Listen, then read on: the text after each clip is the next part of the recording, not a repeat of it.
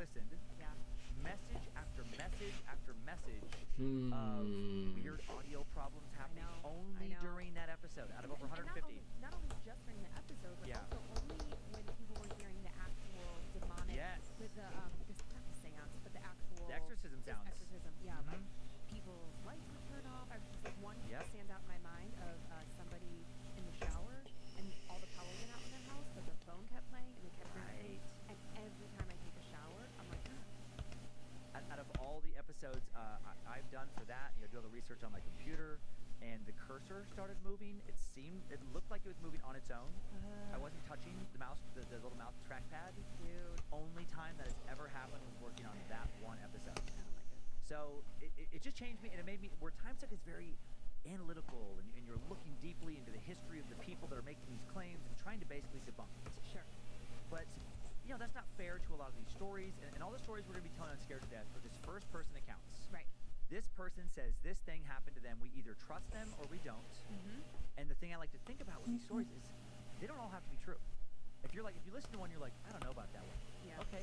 But if 1 in 100 is true, it's a game changer.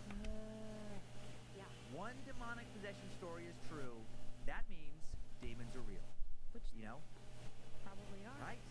To some degree. Yeah. I'm going with probably. Yeah, and a lot of people, and you know what, and I used to be like, no way, but I say that during the day, and then it gets dark, and I think about certain things, and I'm like, I'm not as cynical towards that, and as critical, I guess, as I used to.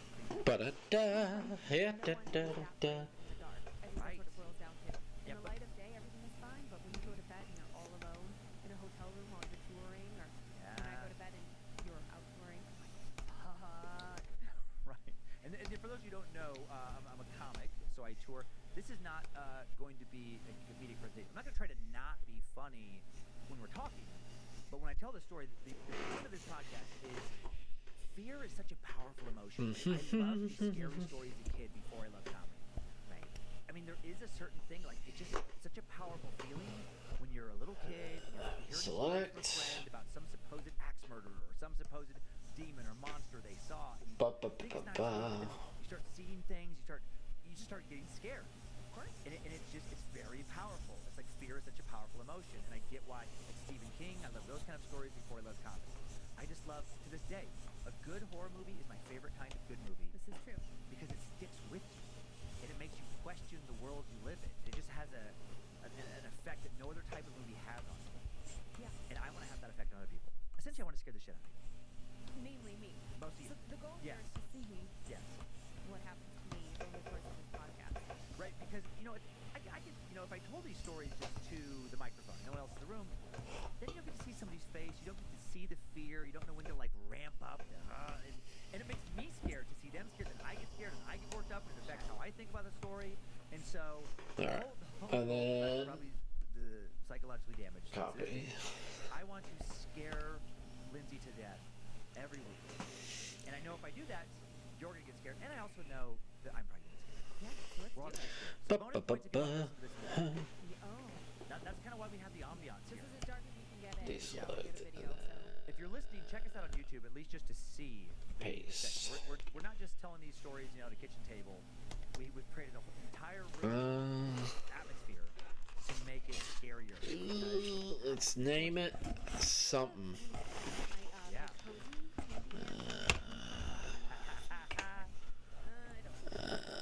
Layer. Which I like to snuggle up with and hide behind. Snake. Yep. Shield. One. And we do have 2 scary tales. Today, we're going to be telling, the first story is going to be Snake. I know that's a huge fear for some people. 2. Yep, I know it's one of yours. Terrified of, aliens when you think of, the weird head and, Right. the googly gum fingers. You don't know what they're going to do. You don't know what they want. Oh, God. Okay. So, story 1. So, All done. and also going to hear Snake. about one of the creepiest, 3. terrifying demonic possession tales I've ever come across. Cool. One that there's a lot of criminal records that are documented about. 4. I'm gonna sleep well tonight. Thank you. Right. So you're scared of both those things, right? Yep. My heart is racing a little bit. Sweaty palms. Snake.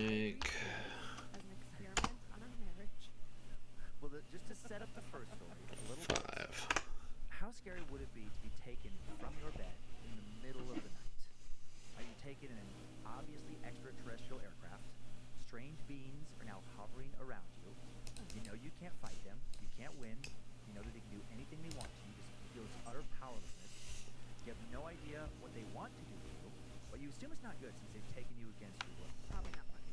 Probably not good. You wake up later, very little memory of what happened. You do remember being on an operating table, Oh, surrounded by dark beings. You don't know what they are. You know they're not human. I thought you said dark beads. Dark beads. Yeah, I was like, I don't like that either. Beads or beans, both bad. Oh, terrible. You have no idea where you are, right? You find out you just woke up 500 miles from home. So- Only a few hours have passed. How could you have gotten there? The stubble on your skin tells you that several days have gone by. You're disorientated, dehydrated, beaten up, you're bruised. Your body is bruised, including your inner thighs. No. Could you ever psychologically recover from something like that? Probably not. Yeah, I don't think I could either. I'm already not feeling psychologically stable, so it's pretty good. I mean, being assaulted on Earth, already terrifying. Terrible. But by strong, intelligent, you know, like extraterrestrials, it does add another layer of fear for a lot of people, right? And also, you have to think then for the rest of your life, they could come back at any time. Well, this is exactly what one Australian woman claims happened to her almost 20 years ago. It is time now for the story of the alien abduction of Amy Ryan. And then deselect. On the eve of October 4th, 2008, in a very small town of Australia, Queensland, 39-year-old Keith Rylance, his wife, 22-year-old Amy, and their business partner, 35-year-old Petra Heller, say they were settling down for the night at the Rylance property, which was in the middle of a development primarily known as the Whispering Winds Winery. The whole area around Cancel. G'day is extremely rural, less than 500 people spread out over many, many miles. Keith and Amy were using an old trailer as temporary housing while the new property was being developed. And on this particular night, just after 9:30 p.m., Keith is asleep in his and Amy's bedroom, and their friend Petra Yeah. is asleep in her bedroom. Amy was in the small living room in between the two bedrooms watching television, listening to a thunderstorm outside that seemed to be growing more intense and coming closer by the second. Sounds like fun. Amy eventually fell asleep on the sofa. Normal so far. Petra would later report that she woke up around 11:15 p.m., left her room, which faced the living room, and then she would struggle to process what she saw next, which was definitely not normal. Directly in front of Petra, coming in through an open window of the lounge, she claims to have seen a rectangular beam of light. Inside of this beam is her friend Amy. Amy is still asleep. Her body is frozen in the position she had presumably fallen asleep in. Several items from a nearby coffee table floating inside of the mysterious light beam. In stunned silence, Petra walks to a living room window looking for the origin of the beam. She could see the light stretch back towards a dish-shaped object hovering at tree level a short distance away, and then she suddenly loses consciousness, overwhelmed and frightened. A few minutes later, she regains consciousness, starts screaming. This wakes up Keith, who immediately runs into the living room. Petra tries to explain what has just happened as Keith notices a tear in the screen at the open window, They sucked her out. exposing the room to the elements outside. He notices an untidy collection of belongings from the coffee table on the floor immediately below the open window. He steps outside, runs around the trailer, searching frantically for Amy. Fucking gone. Of course, yep, he does not find her.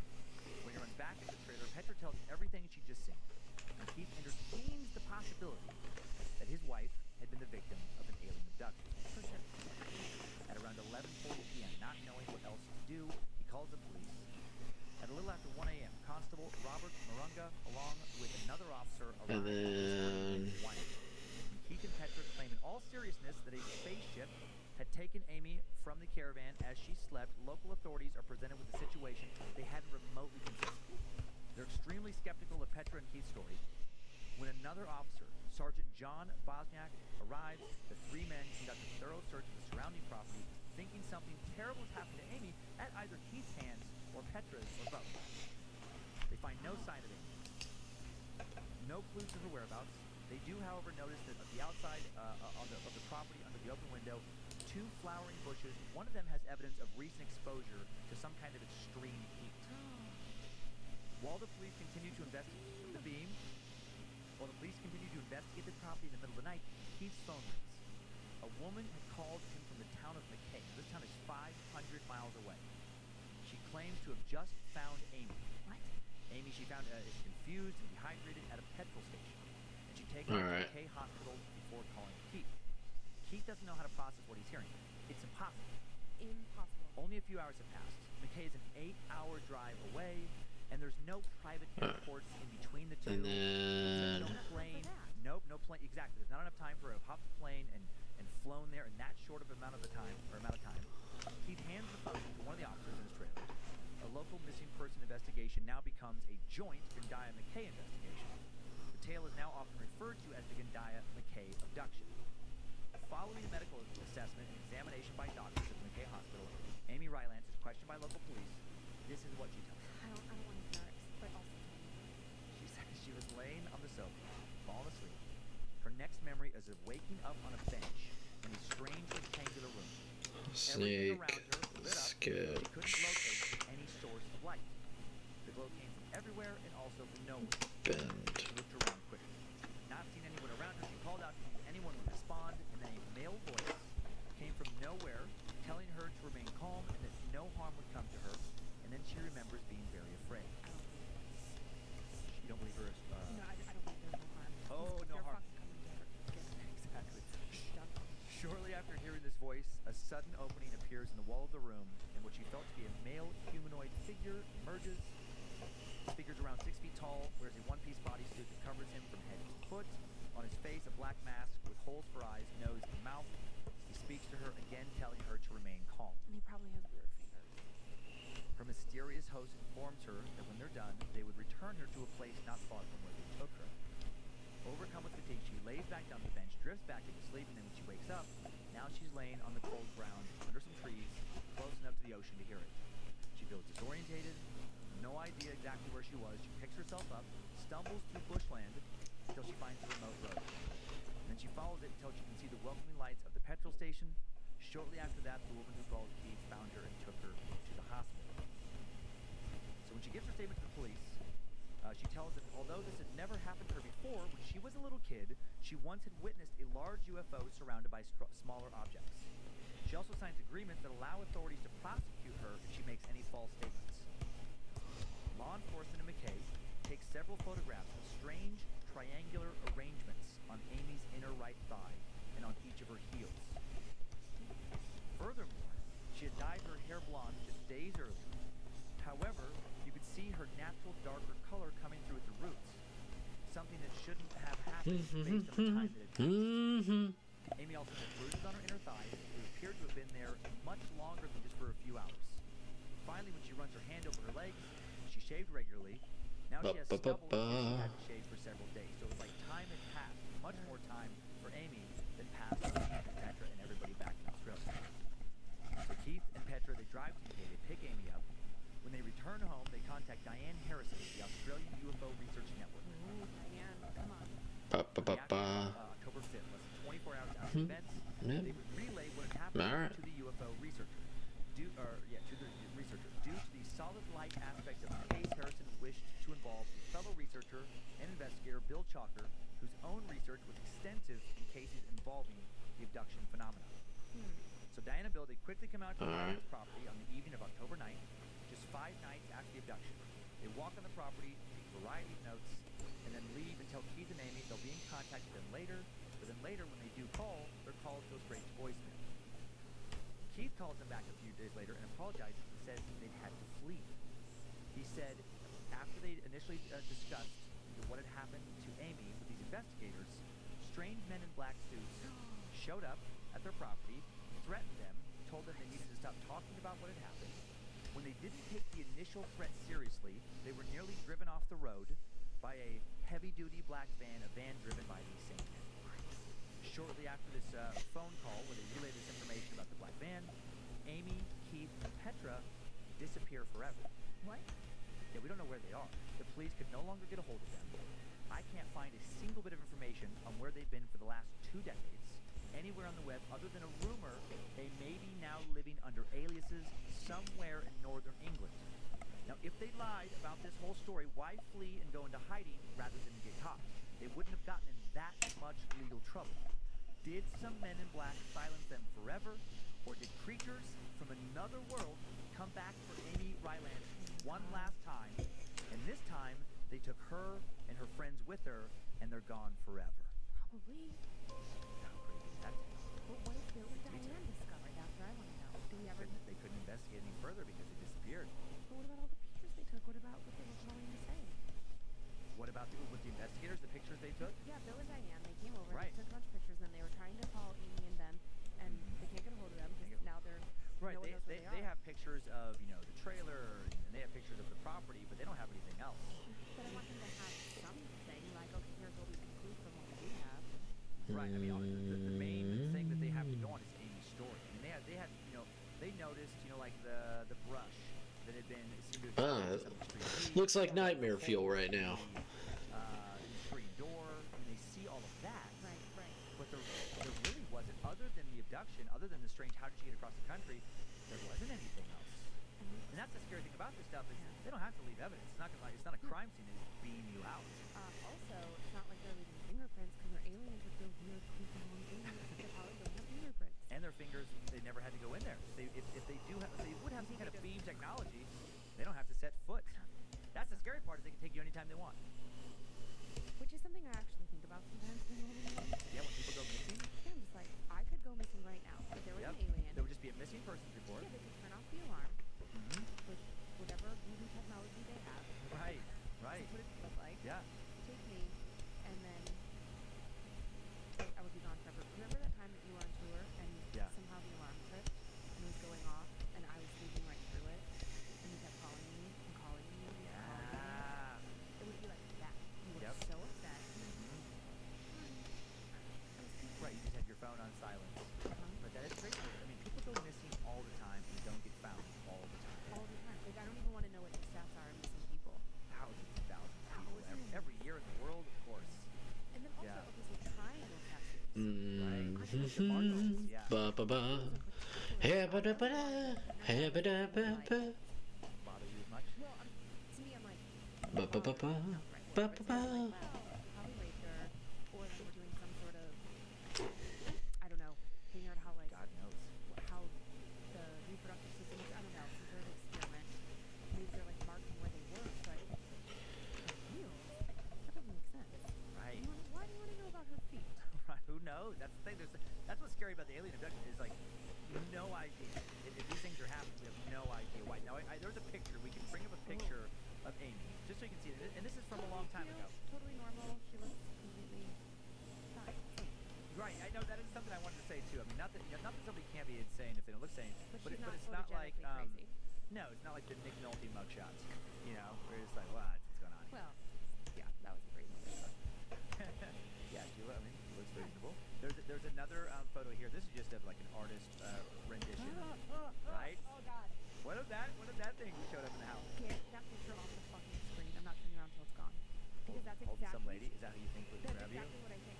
It's like the weird triangle heady, like oval, Yeah. chin point, and the long. I fucking turn it off. You know what's interesting is that That image specifically, I don't know why it really freaks me out. I would love. I think I would love to see an alien. The alien stories don't bother Would me you as want much. to see an alien that looks like that picture? The producer Joe Kinda. just showed us? Kinda.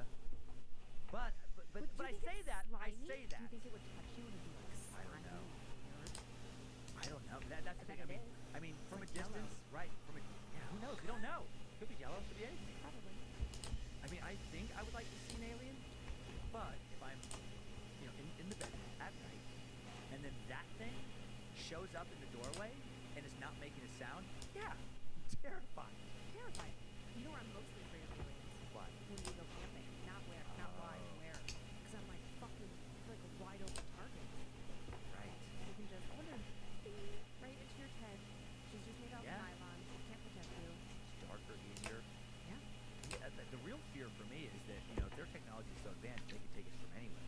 Like right now, oh my god, what if I just disappeared right now? Or they could change their memories and make like to take somebody and also release their memory. I mean, What if I'm not even real? What if I've been abducted and Right. what if Snack. now I'm Snack. I Snack. think you go so far with it. that night you couldn't get a hold of me, I was actually abducted. That's when the woman I married went away, and you're some alien But hybrid you don't know thing. the difference. Right. And I don't have any new tattoos to show you. If I suddenly get like a triangle tattoo on my inner thigh or heel, you should be worried. Okay, that was a good one. And tonight, it's funny because it's like I'm not super freaked out right now, but Right. I'm definitely like my imagination's going. Yeah. Tonight when I'm lying in bed Yeah. and I can't sleep. The ending detail is what makes that one. If it wasn't for the ending, if it wasn't for their like, what the hell happened to them? Yeah, where did all three of them, not just one of them either. Right. People assume that because the police didn't buy their story, Right. and people assume that they were fleeing to avoid authority. You're not going to get in that much You trouble. just made up a story. You didn't actually cause any No. like incite panic in Right. the community. And you're going to hide forever because you're worried about this. Get out. That doesn't make sense. That's an extreme way to get out of your Yeah. emergency room hospital bill. Now, have you ever talked to somebody who has been abducted, claims to have been abducted? No. Have you? I haven't either.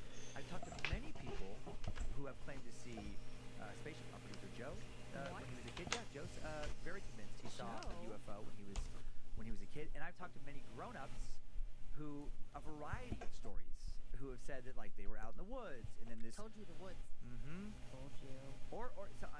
Sometimes, not all of them, sometimes have been like suburbs or more of a popular place where they're like on the porch out back and they see something, or they see like an actual creature in their yard. I mean, there's so many stories, and I just always think, could they all be lying?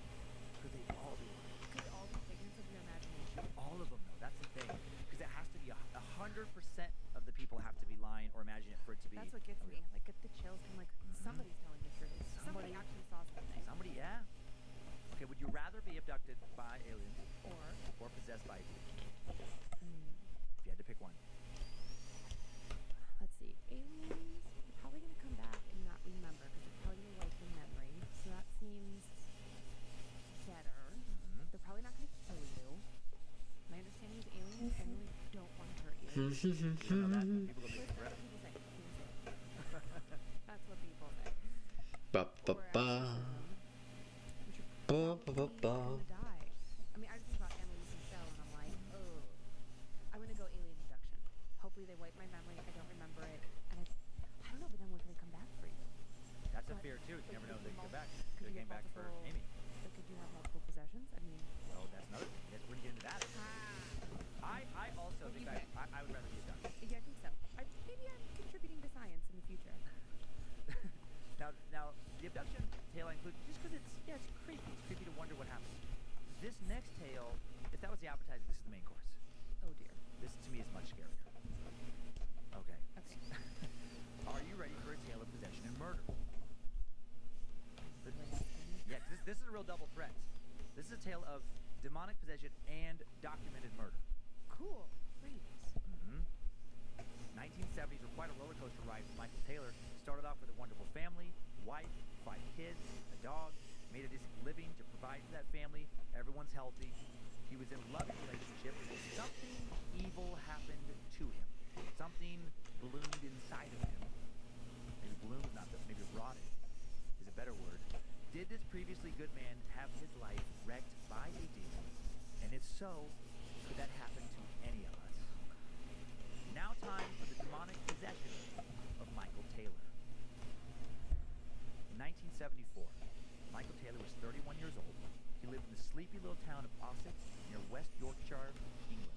It's about 45 miles east and slightly north of Manchester. I love Manchester. It's a small burg of about 20,000 people, most of whom don't seem to be normally infested by demons. Good. It's been around for a long time. When William the Conqueror surveyed his empire in 1086, it was there. Old town. Coal mining was the main industry until just recently.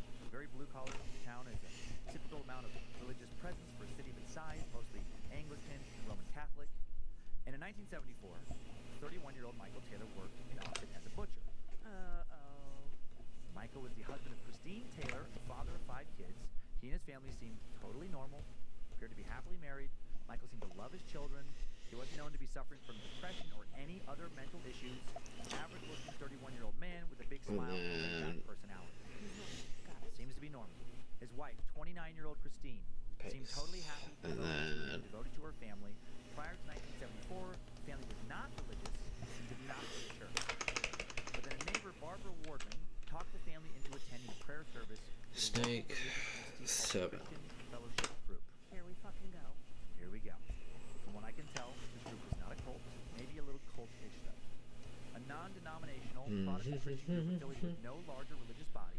No one overseeing how they decide to interpret scripture, and they were a little fire and brimstone-y. Angry God, watch out for demons, that sort of thing. And this group was led by charismatic and very attractive, like 22-year-old Marie Robinson. Ah, female leader. Young female leader of the congregation. The first prayer group the Taylor family attends is led by young Marie. And at some point during the evening, she begins to shake and tremble, a sign that the Holy Spirit is within her. Mary believes she is able to offer healing to the suffering when taken in the Spirit. Knowing that Michael has an injured back, she believes that God wants her to heal him. She prays over him. I know how this works. I was raised Catholic. Okay. Yeah, and I went to some Pentecostal services. Yeah. Yes. When another member of the church Is it working? begins to weep uncontrollably, I just want to make Mary is sure. torn as to who she should help first. Eventually, she kneels before Mavis, begins to speak in tongues in order to exorcise his demons. And then, to everyone's surprise, Taylor joins her. That's my bad. Shit. I didn't hurt the screen though. Yep. Michael immediately becomes obsessed with both the group and with Marie. The group, later described as a cult by some of the other people involved, soon takes up a lot of Michael's time. Michael's all too happy to help Marie with whatever she needs help with, getting the prayer books ready for meetings, setting up the folding chairs, making coffee, setting out the shortbread cookies, giving Marie, a shoulder rub. They're getting very close. Michael begins to attend all the services, including attending personal prayer meetings with Marie, and now he's spending less and less time at home with his family. Yeah, this is not a good direction. His wife, Christine, begins to suspect that there's more to Michael and Marie's relationship than just prayer. She suspects an affair. Me too. Michael said later that he was having an affair with Marie at this time, but only because she used demonic powers to seduce him. Well, Michael would later say that he tried to fight Marie's seduction, Like, I don't but he was like too weak, that. and they did end up sleeping Sounds together. awful. I don't believe him. I get it. Sounds like an ass. Michael also said he felt betrayed by Marie. He'd come to her with the best intentions. He wanted spiritual guidance, and then he was seduced. Marie would later tell a different story. She'd say that once when she was visiting Michael in his home, he tried kissing her when Christine left the room, and that she rejected his advances and reminded him of how much he loved his wife. Marie said Michael agreed that trying to pursue her was wrong, and when Christine came back into the room, Michael told her that he'd achieved a great moral victory. He'd overcome his passion towards her. So who's telling the truth? I just don't want it Michael to or sound Marie? like Not, hot garbage. I think you're correct. What's That's the clear, biggest it's thing. not clear who was telling the truth. What's clear is that something was going on between them. Something that would lead Christine to a dramatic confrontation with Marie in front of her entire congregations. In the weeks leading up to this confrontation, Michael's behavior changes dramatically. He becomes depressed, irritable, sullen. Then he loses his job for reasons that have never been made public. His mood grows darker. Lovely. His wife, Christine, begins to worry about him. And then she begins to suspect that definitely more had happened between Michael and Marie than just an attempted kiss. Okay. During one of Marie's sermons, she stands up in front of everyone else present and accuses Marie of having an affair with her husband. And here's where the story really gets crazy. Here's why I'm telling this story today. Right. Michael's facial features then turn into something downright bestial. He jumps to his feet, Sounds charges not towards better. Marie, What? yelling obscenities, screaming at her in different languages. He is like animalistically enraged. He also then, quote, slaps Marie brutally on the face. Marie would later say that the look in Michael's eyes made her believe that if others hadn't been present, he would have definitely killed her. She feared for her life. Several members of the congregation end up grabbing hold of Michael. Before he can hurt Marie any further, he's so strong, unnaturally strong, it takes several minutes to subdue him. Michael continues to yell and scream at Marie, still switching from language to language. Terrified, both Marie and Christine begin to call on the name of Jesus. As soon as they do, Michael calms down enough to be released. And then after it's all over, Michael insists he has no memory of any of this happening. And then when Michael returns to the next meeting, after all this, he still returns to another meeting. The congregation, including Mary, after he begs for forgiveness, does forgive him. But of course, his story does not end with forgiveness. Michael continues after this incident to become more irritable, angry, sullen. His mood grows darker still. His previously happy, laughing, outgoing family is now sad and quiet. And then Michael starts doing things in public he's never done before. Oh, like what? Outrageous things. Like literally spitting onto strangers. Spits on strangers. Tells them That sounds not okay. it's the milk of human kindness. That's fucking weird. So weird. The milk of human kindness. His behavior tends to become more erratic, and eventually a friend talks to a reference. local Anglican priest, and the priest decides that an exorcism may be needed. Uh-oh. The priest talks to some other local theologians, and in the end, Anglican and Methodist ministers end up getting called in to assist with Michael's exorcism. Michael himself more than willing to participate. Okay, so he definitely thinks He he's wants being possessed. He wants the exorcism. Michael and his young wife meet with the exorcism team, and in the exorcism they perform lasts all night and into the following morning. During the exorcism, Michael is witnessed having violent convulsions along with screaming, biting, scratching, spitting. They end up tying him to the floor to keep him from hurting himself or hurting any of them. Anytime someone gets physically close to Michael during the exorcism, he snarls and snaps like a wild animal. Uh-oh. The prayers, confessions, and Bible readings go on for hours, while Michael growls and screams in a variety of languages, more animal than human. By early the next morning, the exorcism team say they have cast 40 different demons out of Michael, including demons of incest, How do you even know? bestiality, blasphemy, lewdness. Oh, I'm going to tell you. Demons these ministers call out by name.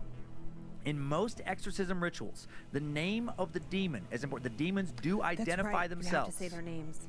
Now, this comes from a story recorded in both the Christian Gospel of Mark and the Gospel of Luke. Yep. Jesus is confronted by a possessed man, and he very specifically asks the name of the demon before driving it out. The passage implies to many that the name has the power over the demon to remove it. And the concept of demons having names goes back way further than Christianity. It goes back to ancient beliefs from within Babylonian, Sumerian, Akkad-related cultures. The world's first civilizations all have a rich history with belief in demons and demon possession. In Sumerian lore, there were 3 distinct types of demons: disembodied human spirits who couldn't rest, Goodness, half-human, Big half-demon Bunny, entities, what is- and demons that were of the same nature as the gods themselves. In ancient Sumer, thousands of years before the Gospels were ever written, one common method of exorcism involved transferring a possessing demon into an animal substitute, often a goat or pig. That's why sometimes pigs are associated with demonic possession. In these rites as well, a powerful component was the demon's true name. Thousands of demons have names. I have books on my desk right now with demonic names. No, thank you. Names such as Acton, a demon of disease that afflicts the ribs and lower backs of mortals, tormenting them with aches and pains. The demon Gadriel, a fallen angel who taught humanity how to craft weapons so we could kill each other. There's Parathashiha, a demon who attacks women during childbirth and kills newborn babies. And on and on and on. Michael Taylor was possessed by over 40 named demons in 1974, because after casting 40 of them out of his body, the Exorcism Council believed that 3 demons remained. A demon related to insanity, another related to murder, and another related to overall violence and mayhem. And based on what would happen next, they may have been right.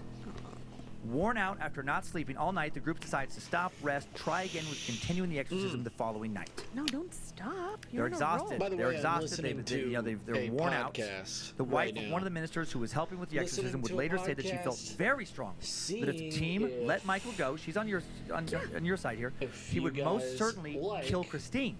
Oh, I was based on the thinking things he gained had more said. Strength. But the group decided they're just too tired to carry on. Michael returns home with his wife Christine to rest up for the rest of his exorcism. No. Roughly 2 hours later, Christine would be dead, Yeah. and so would her mother's dog. Oh, fuck. And this is brutal. Oh, great. Christine would wake up one last time to a terrible vision. Michael, her husband, stands above her, but he's not Michael anymore. Oh, no. She tries to get out of the bed, but he lunges forward and pins her down. She tries to fight him off, free herself from his grip, but he's far too strong. A naked Michael strangles Christine with his bare hands, then with his fingers, possibly while she is still alive, he pries out her eyeballs. Stop it. He's not done. Still with his bare hands, he quite literally rips her tongue out of her head. Then the man who would later swear demons had taken control of his body tears the rest of her face off of her skull. The couple's 5 children, thankfully not home to witness any of this. Later, police would also discover that Michael had strangled his mother-in-law's pet poodle and tore it, quote, limb from limb. Oh, my God. The crime scene was so disturbing, even the most experienced officers on the local police force visibly shooken up. Some of them would still struggle with the memories of what they saw years later. Well, yeah. Yeah, the nightmare they walked into. Fucking bloodbath. Yeah, the officers would describe Christine as being, quote, simply torn to pieces. Michael was quickly caught. He made it pretty easy for law enforcement. Directly everybody's after the having a good killings, night. he walks out into the neighborhood, still naked, wandering aimlessly down the street, covered in human and canine blood. Ugh. As he walks, he screams, "It's the devil's blood! It's the devil's blood!" What the fuck? Covered in blood, walking down the street in the middle of the night like that. Michael tells arresting officers that he realized the demons who had been tormenting him were actually inside of Christine. And when he killed her, he knew he destroyed them. He told officers, "Released. I am released. It You are is not. done. The evil has been destroyed." I don't think so. Michael, of course, tried for murder. Of He course. is not found guilty. He's acquitted on the grounds of insanity. He spends 2 years in Broadmoor Hospital, a high-security psychiatric facility. Then he is transferred to another psychiatric ward in Bradford for 2 more years, then declared sane and released. How is that a thing? He's still alive. He's rumored to have attempted suicide 4 times since he murdered his wife. Sure, I get that. In July of 2005, 61-year-old Michael arrested and tried for inappropriately touching, sexually harassing an underage girl. Oh. A week into this additional incarceration, he begins to exhibit strange, possession-like behavior all over again. It's back. And then, after pleading guilty to 2 charges of sexual assault, he's given 3 years probation, community service, mandatory service, and as far as I know, he's alive, somewhere out in the free world today, and quite possibly still possessed. Definitely still fucking possessed. Holy shit. How intense is that story? I thought for sure he was gonna be dead. Now he's out there somewhere. I can't believe nobody killed him in jail for being a kid diddler. Yeah. Well, a lot of those guys get re-released. I know, A lot, which is a lot whole more, other yeah. thing. But just the brutality, and this is someone with Where no are the prior criminal kids? record. But yeah, I I hope don't you know. guys are I having a didn't good even look. time. I mean, you know, If yeah, you who knows? guys I are mean, I imagine can't with imagine living with relatives that. or Don't Well, I see just it mean on like- there. adopted. Yeah, I mean they're older now, but Do like Oh, apologize. yes, your yes, yes. dad tore your mom's fucking face off. Right. Literally. Like when Literally. I say I'm gonna fucking tear your head off for doing that, I don't Oh, he did actually mean that. I'm gonna. And he knew. I mean, he was a butcher. He knew how to do it, I guess. Not that you would That do it like actually that. never occurred to me in the whole story. Like as you were talking about the demonic possession, the butcher part never came back. Right. Just he's clearly fucking possessed, and floating around in the world. Floating just around the waiting world. for that little thing to tell him to do something. I just think like, because there's no hint of any behavior like this at all prior. No, he's totally normal. And I just think like, what if that is real? How terrible that some entity, theoretically, could take over you, and could ruin your life completely. Like, what if a lot of people are in prison because something took over them? Well, I mean, just hypothetically, how maybe terrible would that be? few people. Hey, But I man. also- No, we don't know. I feel like you would hear about it in the news, like, oh yeah, This this is a guy, different story this woman, they're to come into. claiming Yes, they were possessed. it is most There has been definitely more a- cases. How's I my mean, voice yes, sound? not a lot. Right, By but the you don't way. hear about it often. Okay, No. here's Hopefully, what I was thinking. I'm coming in He Yeah. went to prayer just group. fine. Right. Not too And loud, they're not saying his too prayers, which bad. How about that? Religious or not, it's like you A have to think little of them as bit sort of like higher. chants or whatever. Just to like get they it- conjured up blah, blah, something. blah. So is it like, does that mean that every time Thank a you, group of people Haven, gets so together much. and Love you. recites prayers? Like they open up the door to something. Fucking, I don't know. We say that This is scared to chant death. at the beginning by of the way. this show. Like, It's supposed to be protection, yeah. But yeah. supposed to be, but also someone in my life, I don't want to name them just because like I don't think they want to be called out, but they practice something called Reiki, and when I was telling her that we were doing this, she was like, do not fucking Sounds say all that prayer. good. I was like, no, it's a protection prayer. She's like, I wouldn't do it. I wouldn't fucking Yeah. do it. You are asking for trouble. No, it's Ugh. just So I think it's time for some since it's a sage. I was scary like, time, I and also I already am really nervous. love We have this another little protection podcast. spell at the end that will The carry listeners podcast out. is So do you think that, like if called. we bookend it, we're safe in the middle? Or maybe it's worse. Maybe maybe Scared 2 is twice as bad. Now, death. now here's Michael. Let's get a picture of Michael Okay. Taylor. That's what he looks like. Again, Death. normal guy, Sorry. just like our first story. It's really Normal- fun. How I come like the it. picture is never like somebody who looks crazy. I know, I that's like what a you want it little to bit be, of so it's more. horror. It's not so it doesn't feel as too close to you. scary. Right. It's like, oh, that person. There's something No. different with them. That's not me. That could be my grandpa. And Right. And then the It's next kind of the picture things is that I Marie. This is listen the lady to who just ran to the listen to. congregation. Marie, it's real nice. totally cute, totally normal. But was she the conduit? Was she possessed and then like gave it to him my or something? God. Well, there's that And whole where's like she hiding now? hiding in the light concept, where some people think that evil Right. entities are attracted to places like churches and stuff, where they can, I'm you just know, doing this tail. yeah, seemingly just be, you know, like the most Just undetectable, doing this I guess, tail or right maybe now. that gets them the most thrills. I mean, that's the thing. If these things are real, we don't know. We don't know why they do the things they do. There's no rules. Growing up, so you're on your dad's I'm a side. big kind of horror fan, household so all creature, good with me. grandfather? Right. Now, did you ever Yay! participate We in got a any of those, like, creeper, so they hands, call laying hands on or praying they call over or any of those things? peepers and creepers. I witnessed the laying on of hands. I witnessed the speaking in tongues one time, but I never participated in it. It freaked me out even as a kid, and we didn't have to go. Yeah. You know, that was my grandpa's thing. By the time, you know, my dad was a grown man, he was removed from that. Sure. He spent his whole childhood in it. He witnessed it constantly. I heard about it all the time. And then when I just the one time seen it, I mean, it freaked me out. But I was the kid who got, I was the kid who got permanently banned from a church youth group because I wouldn't stop asking skeptical questions. Which is, you know, whatever. That's like a different story. Yeah. But Yeah.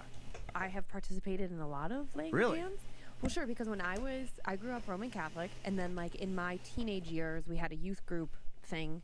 A lot of people probably even know what it's called, Life Teen. It was a program. I think it was based somewhere in Arizona. They like started. It was mostly like the mega church kind of thing. You know, it was like very like loud, happy music, but they were trying to change the way that teenagers saw church. Right? It was like a way to engage us in the church, make it a little bit more approachable instead of so uptight. Okay. So we would go. I'm a go big, to church every Sunday, and then there were retreats I used that to we went not on, and be there were a prayer horror groups, all fan, these things. and then I have slowly but prayed over surely, people. I have people. I've become I've been like a part of like those circles. such Like a when we would horror do it, it was fan. like you would form a circle and you would and all I kind just of like enjoy link it arms so or much hold for hands. no reason. I think you were usually holding hands, saying the same prayer Smick. over and over and over again, and then somebody would, I mean, very much like what you were describing, start speaking in tongues.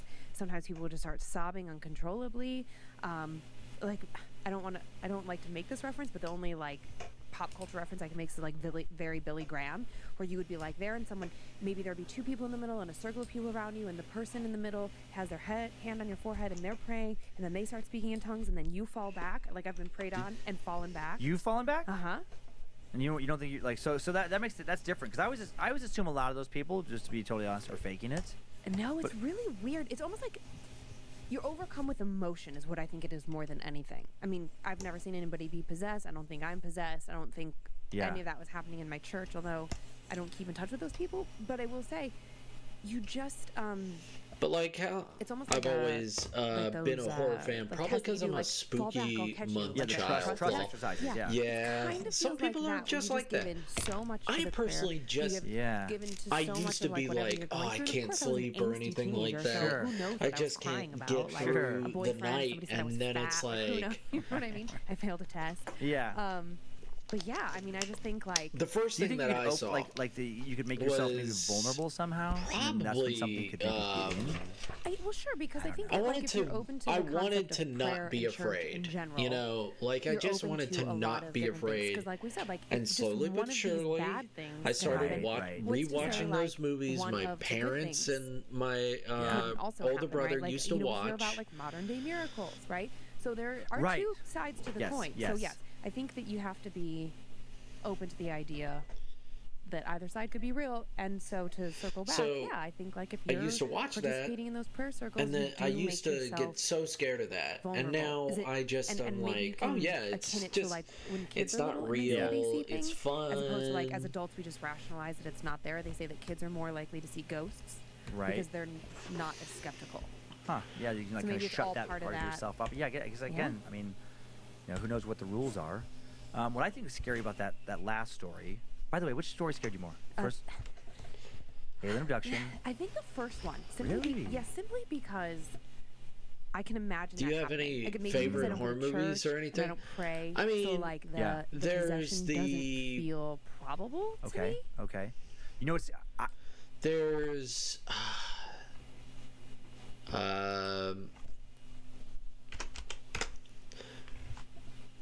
I think my favorite horror movie of all time has got to be abduct us?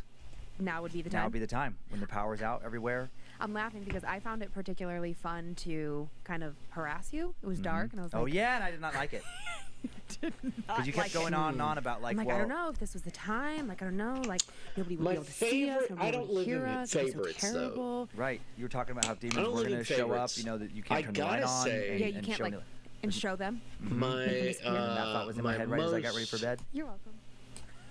my most favorite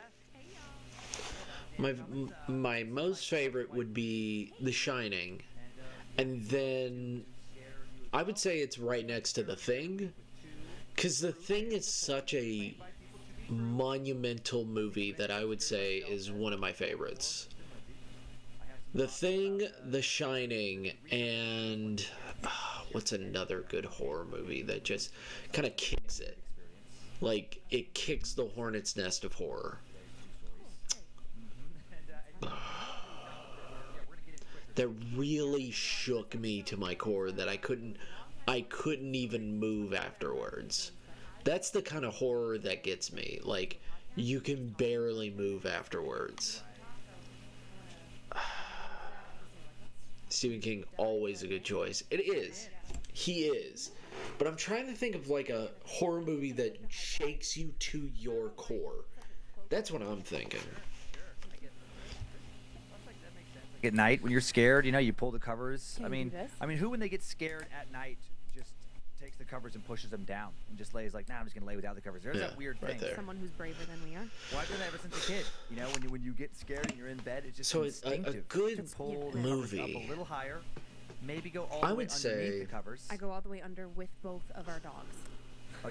Then one movie though ruined that for me, and I believe it was called The Others. It was a Nicole Kidman horror movie. Not Frankenstein. I'm just not Dracula. I can't remember the exact title, but there was a scene where she is under somebody in that movie is under a sheet. Horror movie that got me. Can you not ruin it for me? And then that that's where the evil thing shows up with them under the sheet. Right. So now every time I'm gonna have to go with Stephen King and The Thing because I can't think of anything else. I would say Stephen King's The Shining was a monumental movie. I think it's pretty good. Today we're going to talk about one man's encounter with the black-eyed children. I don't know what the fuck that is, but it already sounds scary. Mm-hmm. I literally cannot think of a fucking horror movie off the fucking top of my head. I know there's Hellraiser. It's not that good. Hellraisers 1 through 4 are kind of garbage. I'm guessing the black-eyed children are not related to the black-eyed peas. To be clear, they're good garbage, but still they're garbage. The haunted house of Union, Missouri. I don't like the look. It just grosses me out. Is the look of Evil Dead. The original, and then Evil Dead 2, and everything after Evil Dead 1 is really good. But I do love the actual atmosphere of Evil Dead, and then the newer movie is not half bad. It's just shitty in a lot of ways, which is good. The whole point of the original movie is that it's kind of shitty. It's not okay. This has been happening since 1996. They resemble children, anywhere from around 6 to 16 years But I'm of age. trying to think of encounters with these creatures, and there are so many reports say that they always appear as pale-skinned children. Trying to think of what's your favorite. That would be a better question if I have to guess. Is what would everybody else's favorite horror movie be? Because that would really sometimes the black-eyed children appear alone. That might kickstart my brain. Well, they look like kids. They don't talk like kids. Because speak like an adult. I'm having a real tough They also seem to possess a type of almost really hypnotic power. Into the horror aspect. I really am, which is really sad. Commands. I want to get into the horror aspect. To let them in the house, even though that they know they shouldn't. John Romero's movies are not bad. I don't like zombie movies. Trying to get back back to the aliens. Do like the Hellraiser movies. Well, Dean Koontz Watchers is probably my favorite. Watchers. Ghost hunters think that, of course, they're ghosts. I can't remember Watchers off the top of my head. The devil himself. And if you were visited by one and let them inside your home, then you have let the devil into your life. Awesome. So kick all the kids That's out. the lore. That is the lore of the black-eyed children. So now that we know what these things might be, I'd like to tell you the tale of one man's encounter with some of these creatures. This tale was sent in by someone who only identified himself as Keith IMDb 5.4 out of 10. Ooh, that's by Joseph Exton. Are you ready? Oh yeah, and also there's a movie I didn't want to watch because it seems too disgusting for me, which is several years ago on a hot summer which afternoon, is a man named Pet Keith headed Sematary. outside to mow his I lawn really did. Between his lawn and the road in front of his house. I have wanted to watch that movie, but it's kind of gross. Kind of looks gross. Roses, and he wasn't happy. Doesn't look scary. It looks grody. Next day, he sees two kids who looked around 14, 15 years old, walking down the road in front of his home. He lived far from town, only has a few neighbors. But, I mean, that lived along the same everybody's desolate different. stretch of road, and he knew all of them. And he knew immediately that these two kids were not from the area. Ooh, the black-eyed children. It's rare for anyone not from the neighborhood to be walking around in front of his property. It's not an area or a neighborhood where people are commonly just kind of walking around because it is a ways outside of town. So two creepy kids you've never seen before. Right, show up right after these rose bushes have been kind of walked all over. So now you're pissed at them. Exactly. Keith, who I assume is retired, spending a lot of time at the house, caring about things around his house like only the retired generally seem to have time to do. True. Still upset about the roses.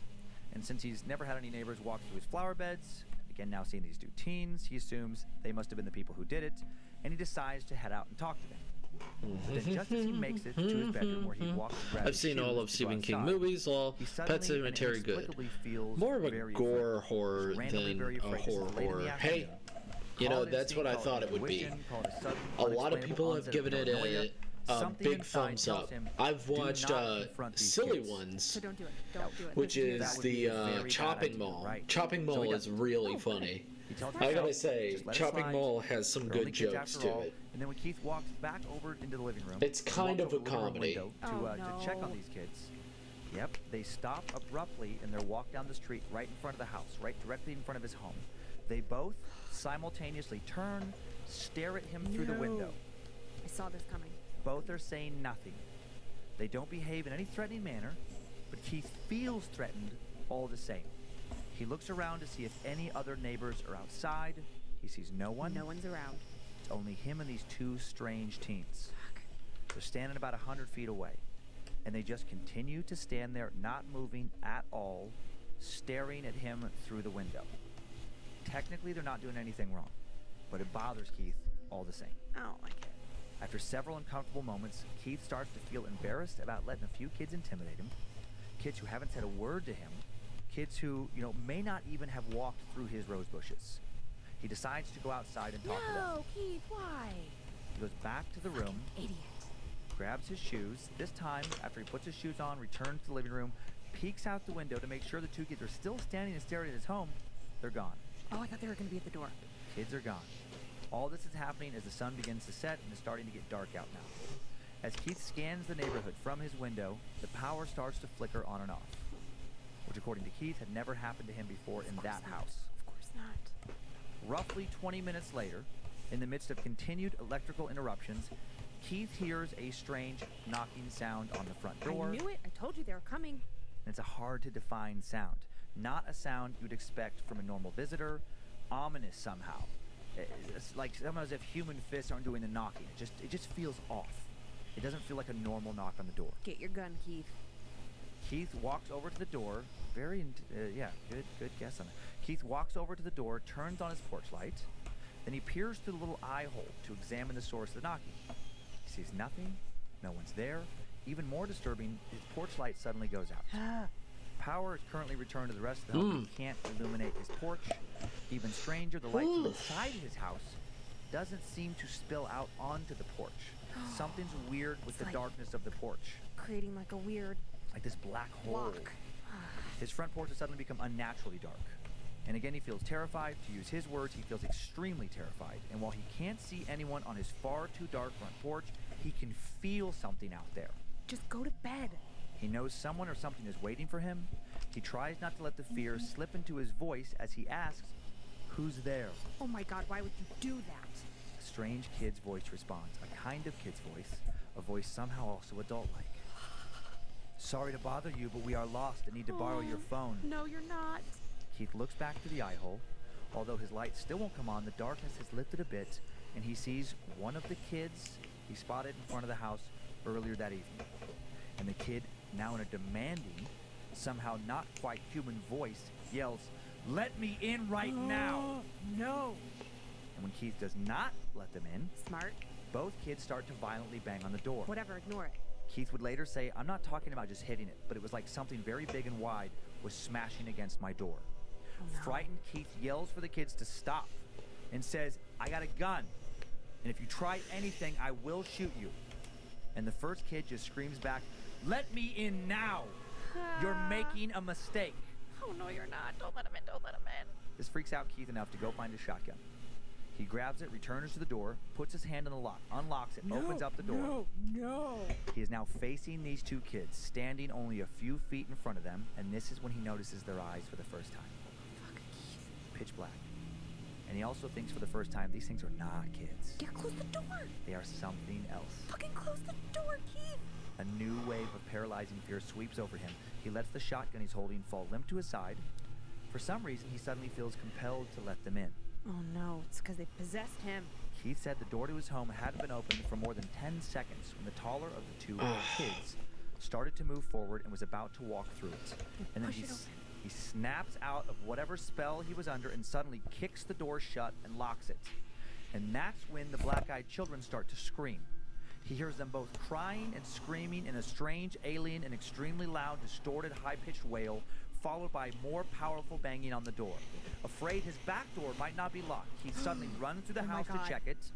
Reassured that it is locked, shotgun still in hand, he runs back to the front door. Just before making it to the door, the banging and wailing suddenly and abruptly stop, and his home is eerily silent. He makes sure his shotgun is loaded, opens the door, expecting to see the black-eyed children. They vanished. I don't care. Why would you open that fucking door again? He then hears some fast-approaching footsteps. Yeah? It's his next-door neighbor running towards him. His neighbor told him he heard some strange, weird screams, came by to see what the hell was happening. Keith let his neighbor inside his home, told him everything that had just happened. The neighbor told him to call the cops, but Keith never did. He knew they wouldn't believe him.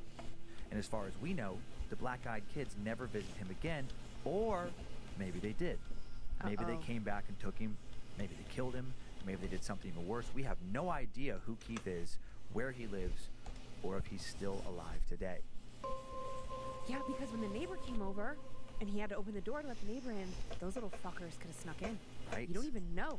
Right, you don't. Because it sounds like they transition from being visible to not visible. Because if they were able to like create sort of like a vortex on the front porch where you couldn't see them, and then all of a sudden they were there. Yeah, who knows? Fuck, I did not like that, especially because of like where we live. Oh man. People do walk down the street, even though it's like a busier street. Sure. Right? It's a thoroughfare that connects you to other things. Mm-hmm.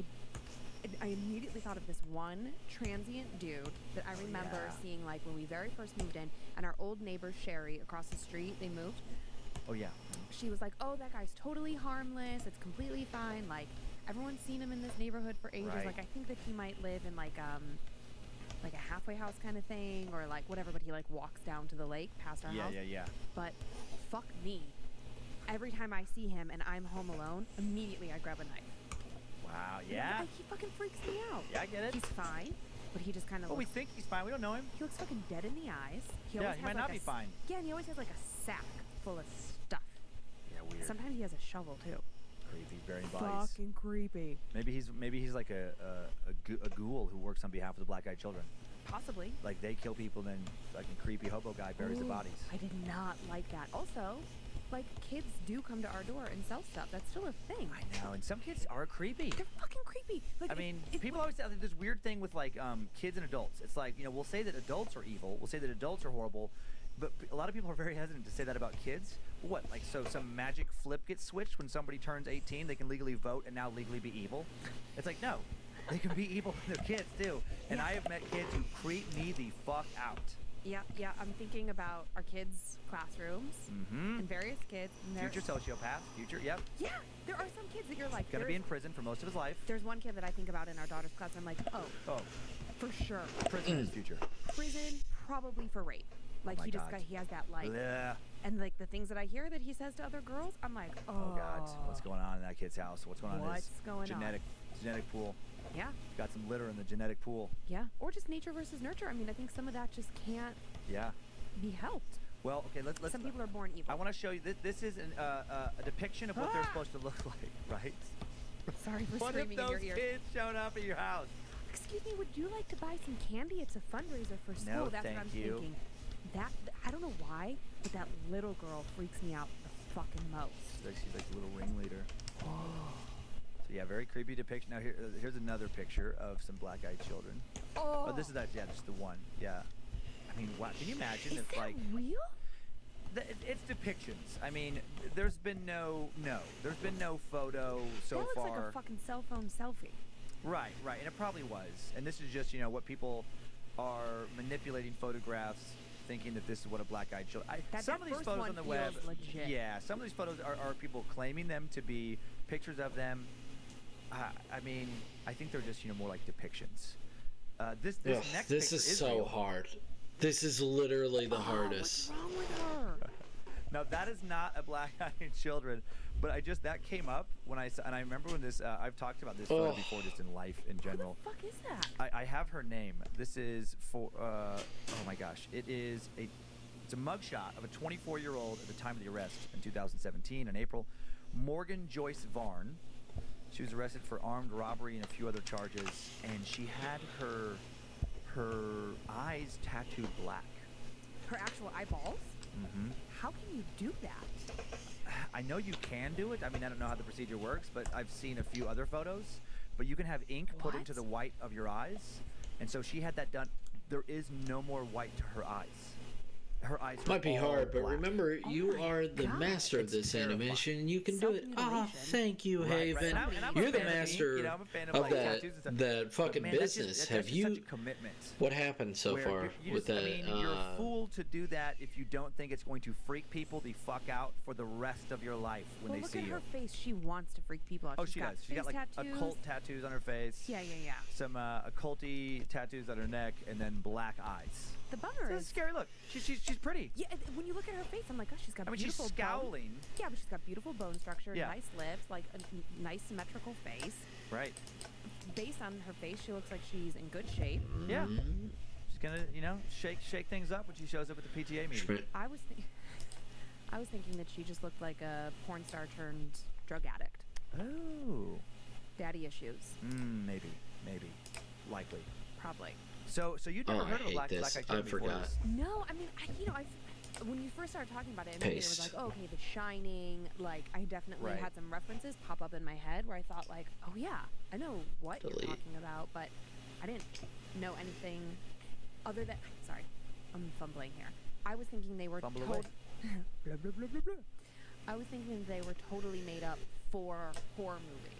I didn't think that it had any basis in truth. Yeah, I mean, like, you know, like, like all these things, you know, it's just what people claim. And of course, you know, for any of the stories we tell here, there's going to be people. I haven't heard like, anything back from the complaint. The manager actually came back yesterday, so but, I'm taking 2 days off paid. A lot of different people are saying hell yeah. There's a lot of stories online of various encounters. There's, you know, a variety of books that are just, you know, which is where I got that story. You know, one of the several books that are out there about a variety of encounters. Yeah. And like I always am going to say on the show, just one has to be right. Only one has to be true. All of them can be liars except for one, and then it's terrifying. I'm already terrified. I'm just thinking just about waiting for one of these to show up at your door. Yeah, I'm just thinking about like our front door is incredibly accessible.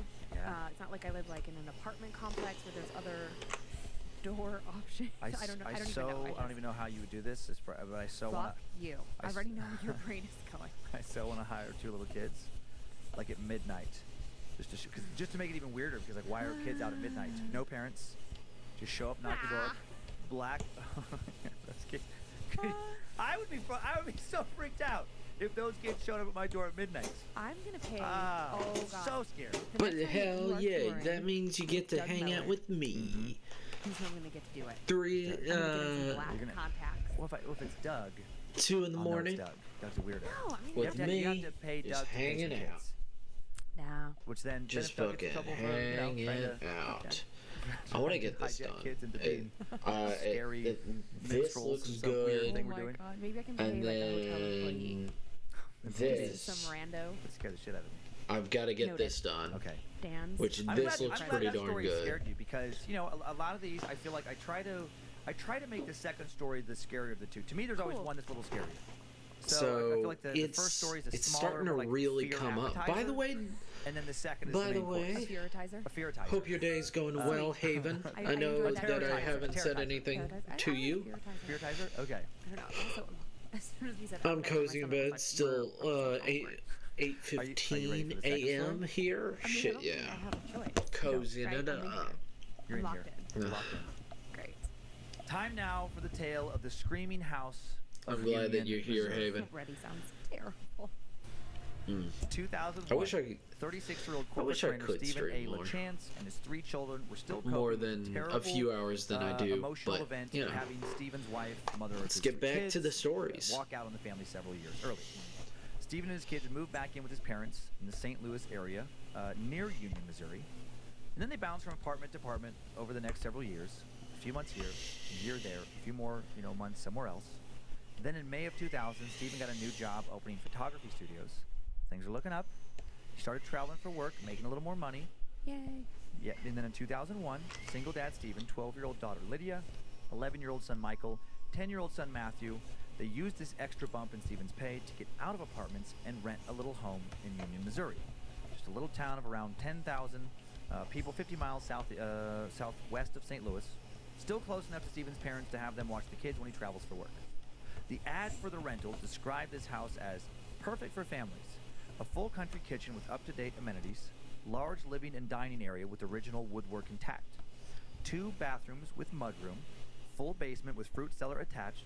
By the way, a mudroom is like perfect for children. we love the right time house we get at the with right you, price Goat. for the right family. It's That good. sounds too good to be true. That's Correct. good. That and just seller immediately not into it. Yeah. Fucking out. Well, and especially this price is unusually low. Oh, The rent was way more than affordable at $600 a month. In what year? This was 2001. Yeah. So this That's would have been insane. before the 2008 bubble. So that's a really cheap price. And the bubble crash of 2008. So yeah, really cheap price. Stephen immediately sets up a tour of the place, brings his kids. 2 large oak trees spread and shade the front of an old 1930s 2-story house. The house was white with a large front porch. I'll show you pictures later of this house. 2 No, upstairs thank you. windows peek out of the foliage, jut out onto the roof. Oh, as God dormers. damn it. The house looked I fresh and hate painted, this. well taken care of. Set of concrete steps that led up to a walkway that ended at the wooden stairs of the porch. Large back and front yards for the kids to play. All probably on a street all by itself.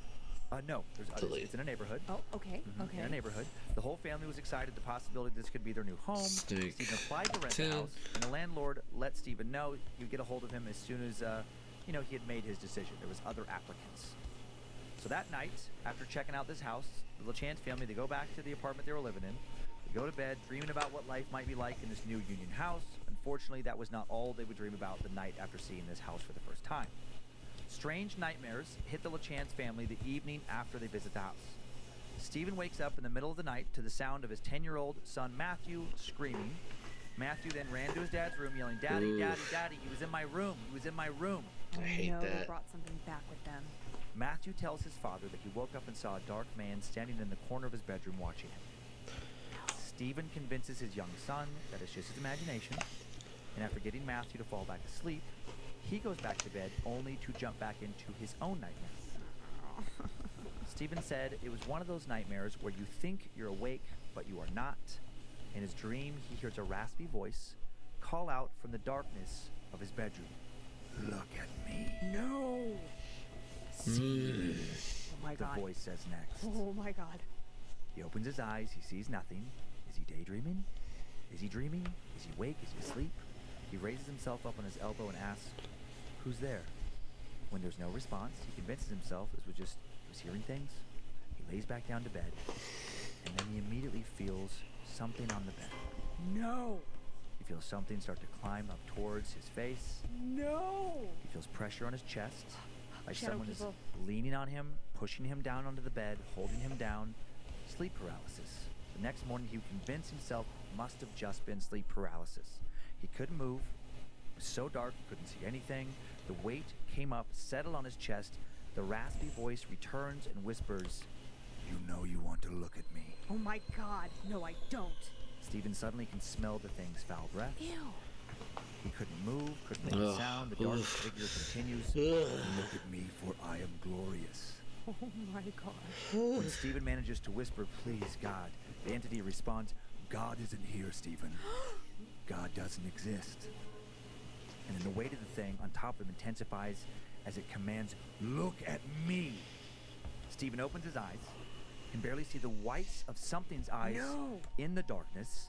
He still can't move. He watches white ghostly hands come up before his face, wrap around his neck, God isn't here.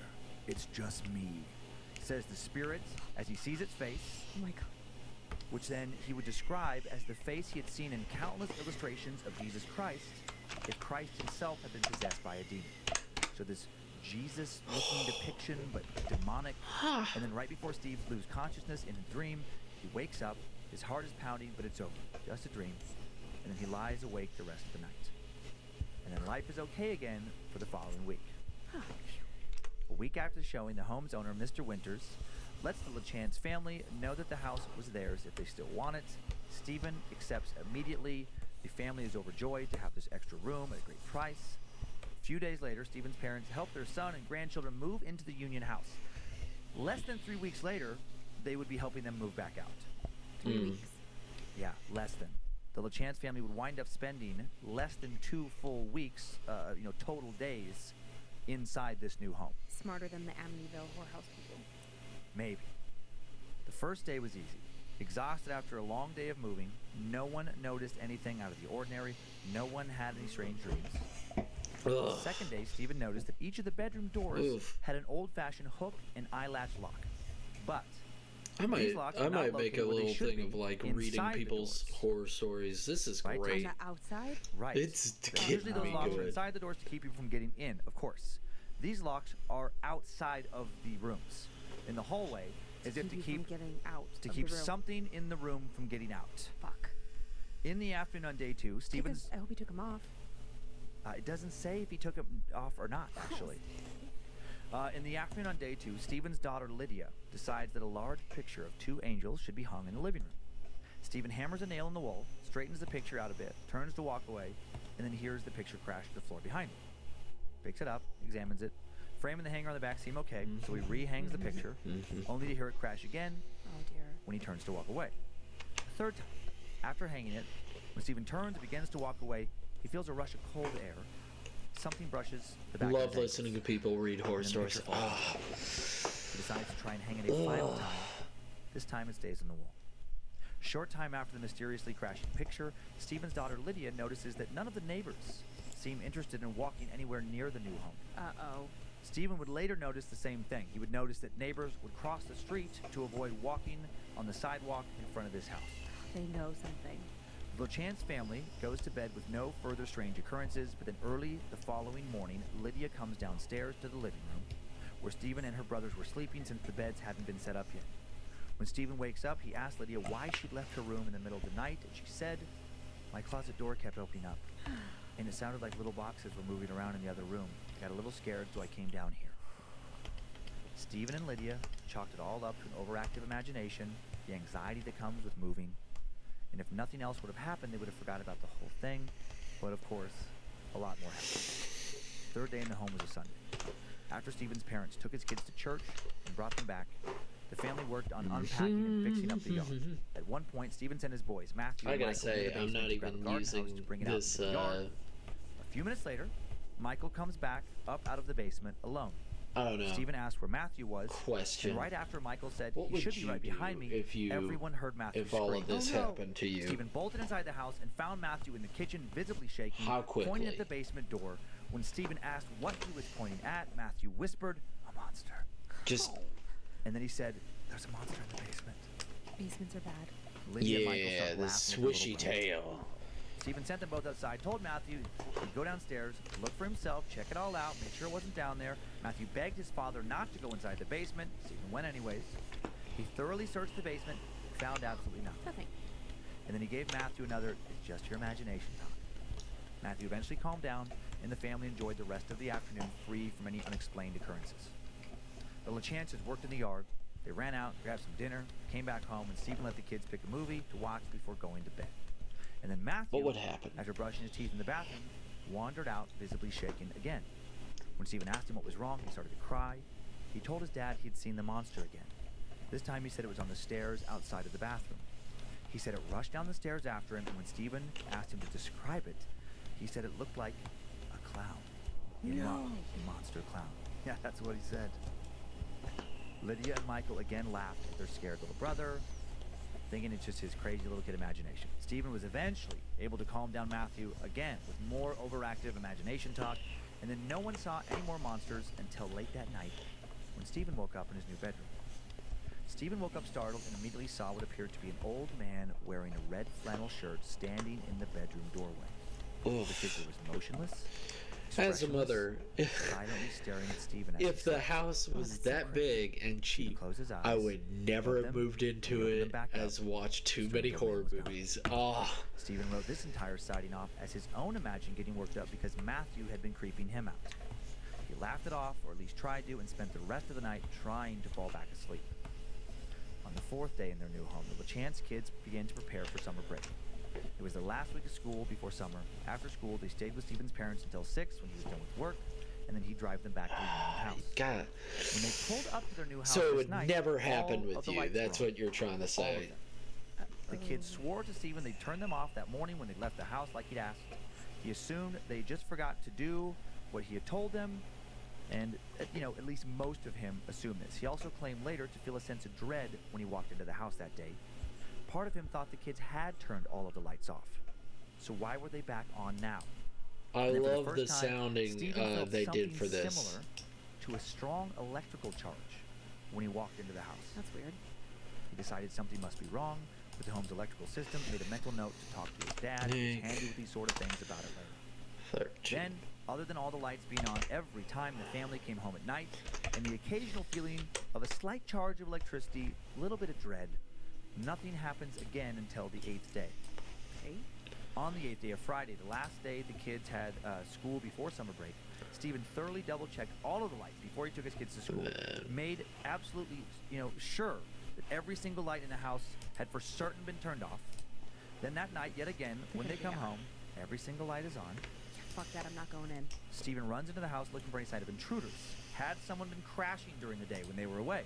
Some transient local kids, didn't appear so. The house was locked when he got home, there was no sign of a break-in, and nothing was taken or disturbed. He called the landlord, Mr. Winters, to ask if he'd swung through for any reason. Nope, nothing. Nope. Stephen's dad agreed to come over the next morning and check the wiring. Lights don't just turn themselves on. Exactly. Fuck. The next day, Stephen's dad finds nothing unusual when he checks the electrical box in the basement. Of course not. But he does find what's known as a butcher's shower in the basement. What the fuck is that? He explained to Stephen that a random shower head that popped out from one of the basement walls was called a butcher shower because farmers used to use these showers to clean the blood off of themselves after slaughtering some barnyard creature so they wouldn't bring the blood upstairs and into the rest of the house. Logical, but fucking creepy. Yeah. Yep. I firmly believe if something sounds too good to be true, it is. You just creep me out. Oh, yeah. Okay, so then Stephen's dad grabs his arm. If it's too good, it is too good. They feel another strange electrical charge type sensation. They run upstairs, are unable to figure out what had fallen, unable to figure out why they felt a charge of current. Stephen's dad promises to think more about it when he can, or when he'll think more about it and try to do something later, and then he returns home. On the following morning, a Sunday, the LaChance family spends most of the day with Stephen's parents. Stephen's dad, still thinking about the strange electrical sensation he felt the day before, asks Stephen if he thinks the place might be haunted. Yes, the answer is yes. Stephen insists it's just an old house with some sort of electrical problem, and he asks his dad to continue to investigate. And then when Stephen and his kids return home, of course, all the lights are on. This time, when Stephen walks up towards the front door, he gets a distinct feeling that there was someone standing in an upstairs window watching him. Oh my god. When he looks directly at where he thought this entity may be... The butcher guy. You're creeping me out with all your butcher guy talk. And he doesn't see anything. He just feels that presence. It's a red flannel shirt, God, dude. Look at my arm. Red flannel shirt, dude. He's a butcher. He's gonna get you. Stephen and the kids then have an uneventful dinner, clean up, and get ready to play a family board game. Then the intensity of the haunting that they hadn't yet accepted they were experiencing begins to, shall we say, escalate substantially. Oh, God.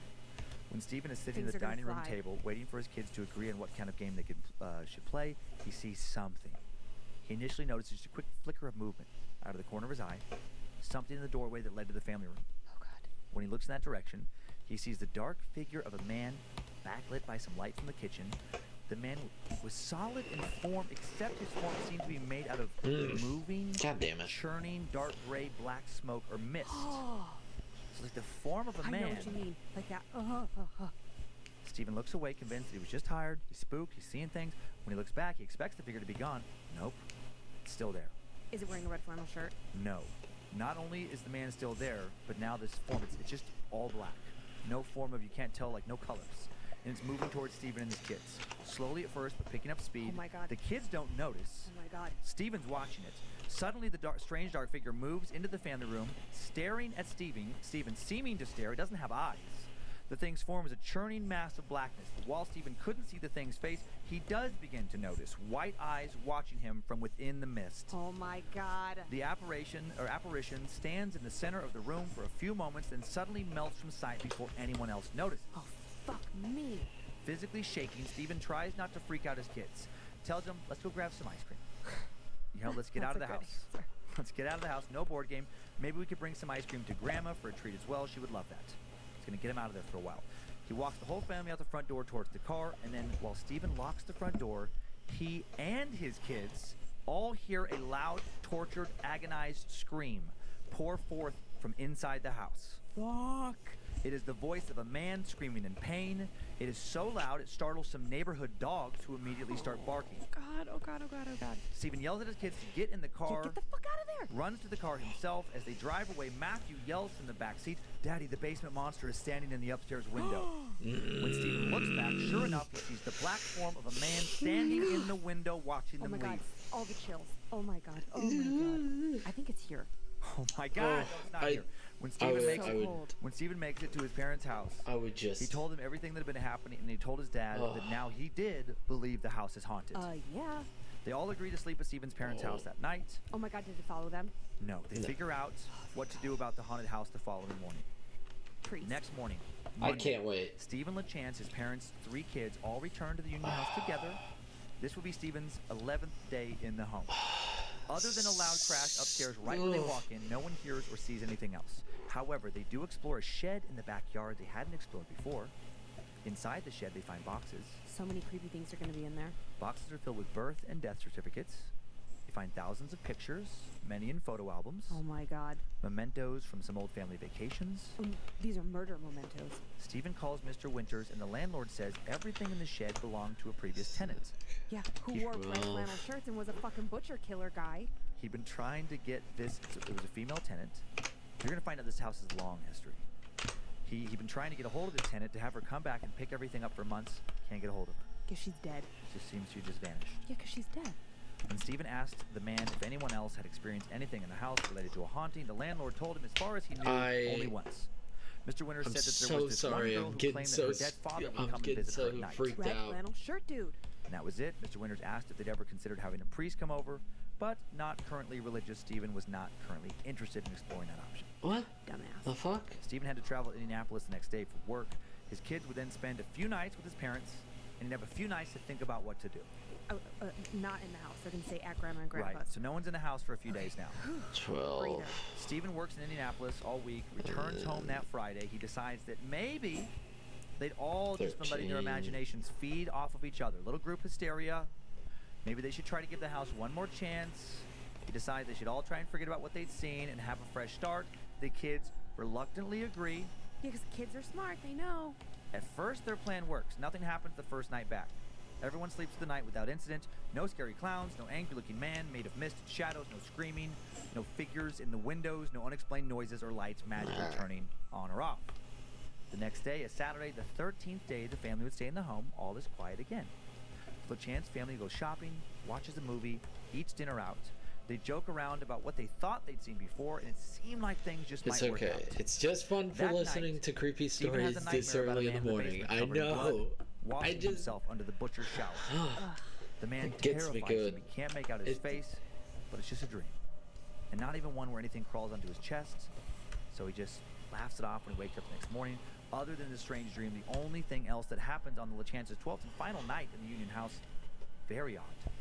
The entire family sleeps in until 5 p.m. the next day. The entire family slept over 18 hours. There was some sort of spell on them. On the Fucking 14th day, trance. the LaChance family race over to Stephen's parents' house, barely make it in time for Sunday dinner with the parents. Yeah. They didn't mention how long they'd slept, and they took a bunch of leftovers back home. That's weird. Then things got real fucking crazy. Why didn't he tell his parents they slept that long? I don't like that. After the family settles in, Michael and Matthew race off to their room, and then Stephen and his daughter Lydia hear something start to rattle. The rattling grows louder. Stephen and Lydia both feel the temperature in the house drop dramatically and instantly. Oh, God. Stephen feels another bolt of electricity shoot through his body, accompanied by a horrible stench. Suddenly, the screaming starts again. It starts softly, then builds to unbearable decibels. Stephen hears the bedroom door slam shut. He runs to go find his boys. The house By the way, immediately begins to feel if you alive. guys are getting scared, it's okay. Slamming down to the you ground can let in the me know. can be heard all throughout the house. Boom, boom, boom. No the screaming fucking way. continues. Get out! Get out! The floor shakes beneath Stephen as he makes his way to the boys' bedroom door. He can feel something behind him. He knows he does not want to turn around and look at it. Boom! More slamming, more screaming. Run, run. The screams of a child now accompany the screams of a man. God. Boom! Screams. Boom! Slamming. My God. Steve tries opening the bedroom door, can't budge it, even though he can see that it wasn't locked. No! The screams continue as Stephen throws himself against the door that will not budge. Again and again, he pounds his body against the bedroom door. He can't move it. Finally, Stephen shouts, "God, please, help me." So spooky. The door releases, falls open. Then the LaChance family runs back toward the front of the house to get out and get to the car. The door closes to the stairs, slams open behind them as they run, and Stephen feels something start to chase them. No! While the house continues to emanate the sounds of screaming and large, heavy objects crashing, the LaChance family makes it out the front door, down the driveway to the car, and speeds away. From the street and the relative safety of the car, they still hear the house alive with noise. Oh my God. Stephen drives to the top of the hill just down the street, stops for a moment to look back at the house. Whatever was inside was still searching for them. He and his kids see a black shape moving from room to room to room. Stephen calls his parents. Josh, his brother, was at his parents' house, and his brother and his parents all come over to meet with them near the house. Stephen decides to leave the kids in the car, head back inside, and try to figure out what the fuck is going on. What the fuck? Why would you go back inside? Stephen's mother enters the home. When they come back, she feels the same strange electrical sensation Stephen and his father had felt before. She too decides something sinister, something insidious is in this house. She begs Stephen to not send her grandkids back inside ever again. Stephen agrees. He just wants to gather some of the kids' clothes, some of their things, before heading out to their parents' house. No way. Where they could work on then getting out of the lease. Stephen starts gathering the children's clothes, hears movement, and whispers from above him. Oh my God. Stephen, his dad, and his brother Josh all run up the steps to the source of the sound. It's all coming from the boys' room. Stephen opens the door, and there's no one there. There's nothing moving. The room was completely silent, but then he and his father and brother are overcome by a putrid smell that causes them to cover their mouths and noses. The smell of death. Oh God. Then they hear the voice of Stephen's sister-in-law, Rita, who'd come to the house, a little bit later than the rest of them. She's coming from the living room. "Are you guys in here?" she asks. Rita tells them Stephen's mother has taken the kids to her house. Stephen's dad starts to say, "Things seem pretty quiet right now. We heard some movement and whispering from upstairs." And then his voice is cut off by the sound of a young girl screaming. Stephen makes it downstairs to Rita. Then the two of them suddenly hear heavy, labored breathing coming from the air in between them. Something is right between them they cannot see. That's it for Stephen's father. He tells everyone, "Get out now." They all make it out to the front porch, and then Stephen, when he goes to lock the door, his brother Josh hears something in the tree above them outside.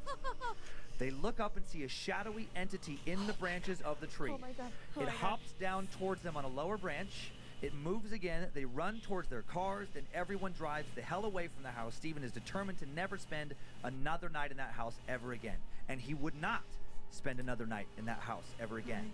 God. But this story's not over. Oh, God damn it. Stephen and his kids end up moving into a duplex. Stephen rents a moving truck, returns to clean out all of their stuff.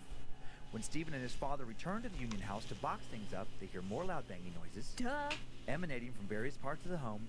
Stephen yells, "You've won," at the source of the sound before taking the last of his stuff, putting it in the moving van, and moving on with his life.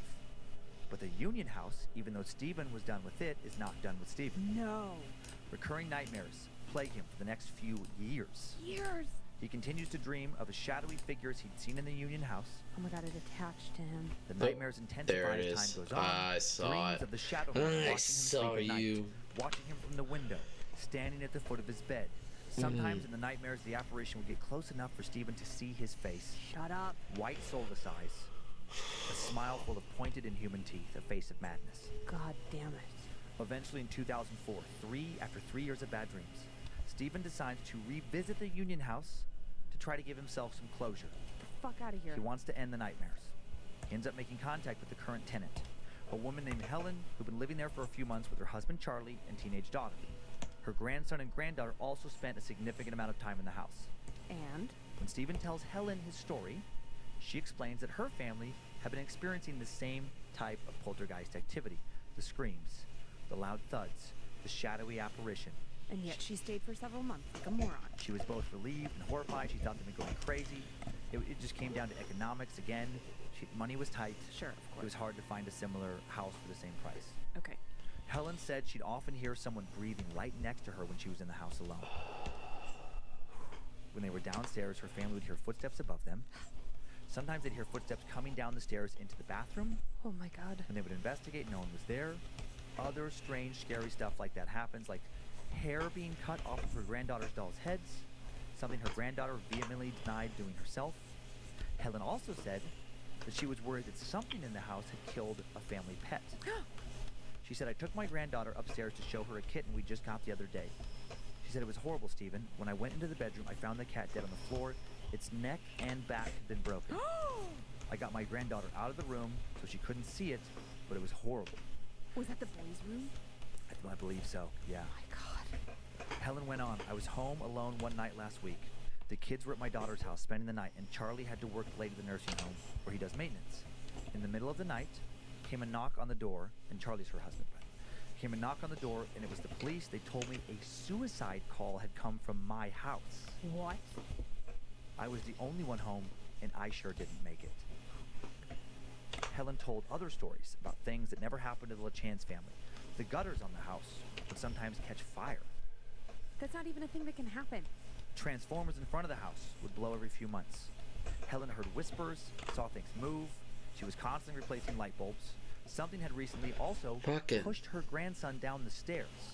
She said, my grandson said something pushed him down the steps. Done. I found him at the bottom of the stairs, pretty beat up and bleeding. Oh my God, poor baby. I'm afraid this house is going to hurt one of us or worse if I don't get help soon. Get out. After talking for nearly for several hours, Helen and Steve decide to go to a local library and see what kind of history they could dig up on this house. Oh God. Why would you want to even know? Just get the fuck out. Eventually they learned that the Union House and the neighborhood around it had more than its fair share of darkness in the past. The home was originally built from a Sears home kit, which is so interesting to me. Yeah, Sears home kit. Yeah. Through the company's catalog, a kit the railroad dropped off at its current location in 1936. The land had been the property of an Army officer, Captain John T. Crow, and the Union House stood right where Captain Crow's slave quarters had once been located. Another house directly across from the Union House on the next street had once been known as the Murder House. No. In 1971, a woman murdered her husband there, then took her own life. On another corner near the house was a big gray house where a man had shot himself to death in front of his young son recently, in 1999. Oh, wow. A nursing home on top of the hill connected to the land Captain John T. Crow owned had actually been an infirmary during the Civil War. Many had died on the property. Oh, so after the war, it became the county poorhouse. So it just keeps Many more died again. going. When people died there, often from tuberculosis or another horrific disease, they would be buried somewhere on the property in unmarked grave. Oh my God, the so whole many area, dead bodies. Yeah, the whole area, including the land underneath the Union House, was essentially one giant unmarked gravesite. Fuck. Also rumored that a tunnel system ran from somewhere on the Crow property to a location at the bottom of the hill. Some speculated that it might have run to some train tracks where slaves had once been shipped in for sale. People whispered about Crow himself being involved with voodoo. Others claimed he had made a deal with the devil, sold his soul. There were other whispered rumors about a hanging that took place on the Crow estate and numerous other murders. It seemed that more than a few people that Cook had, or that Crow had good problems morning with scary stories. Then there was a story of an Indian chief who lived on the Crow land before Crow bought it, and it was rumored that Crow had him executed in order to free up the land for him to purchase. And then there was even more wild rumors about Crow. One was that a friend of his provided abortions for local prostitutes. I think I've heard this story before on another story thing with different names. Hey, it's still scary. I know. Not knowing what to do with the new backstory and continued paranormal activity and continued nightmares, Helen and Stephen decided to go on a ghost tour of a former brewery and mansion in St. Louis that was supposedly haunted Oh, how is this turning into like a weird bonding experience? What the fuck are these two doing? No, when it's over, they tell the tour guide about the Union House. The tour guide's also the owner of this haunted home, a woman named Betty, who agrees to come check out the Union House. This is someone who's experienced in these matters. Enough. Get the fuck out for good. Oh, it is going to get worse. Betty and her friend Lee. What's wrong with people? They bring all kinds of Ghostbustery type gear like electromagnetic field, EMF readers. Right away, Betty meets the Shadow Man, who, according to Stephen, whooshed across the room in front of them. Betty later said she felt the apparition communicate with her, told her that the house was his, and that he did not like having company.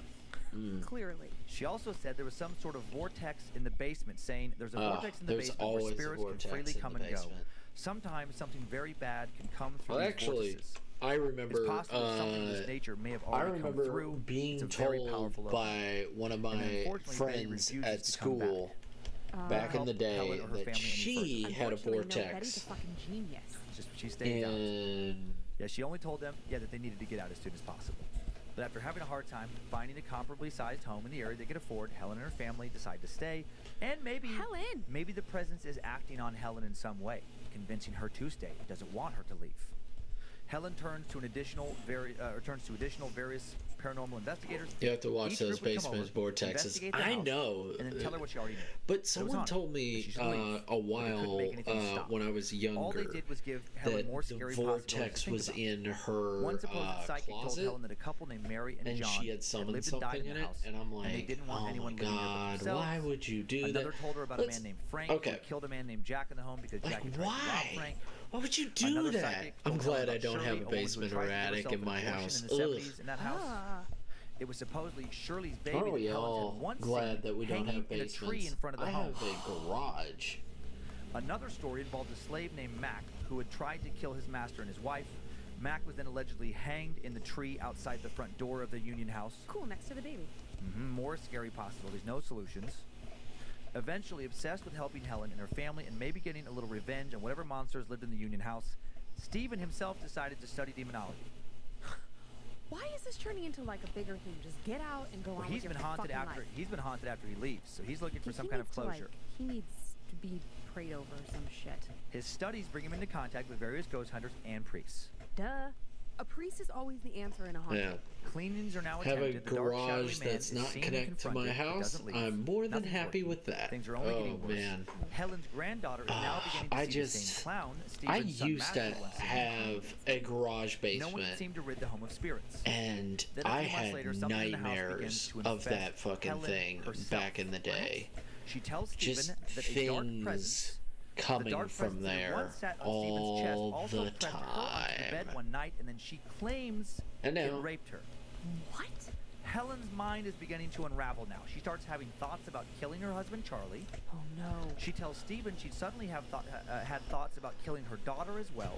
Get the fuck out. I used to have dreams, just nightmares of things coming out. Tries to stab him when he visits her on his lunch break. He leaves. Charlie moves out. Helen is placed in a psychiatric ward and evaluated. Where are you, big bunny? Then shortly after being released, on Halloween night in 2005, Helen shows up at Stephen's home with a gun, demanding to be let inside, yelling things like, "Stephen, let me in, you fucking cunt-ass motherfucker." Jesus, Helen. Stephen and Helen's daughter call the priest. They attempt an exorcism. Yeah. They also get her to agree to meet with a psychiatrist. More importantly, Helen and her family finally move out of the Union House. I mean, how long has it been? A year? 2 years? I mean, it's been a long fucking time, Helen.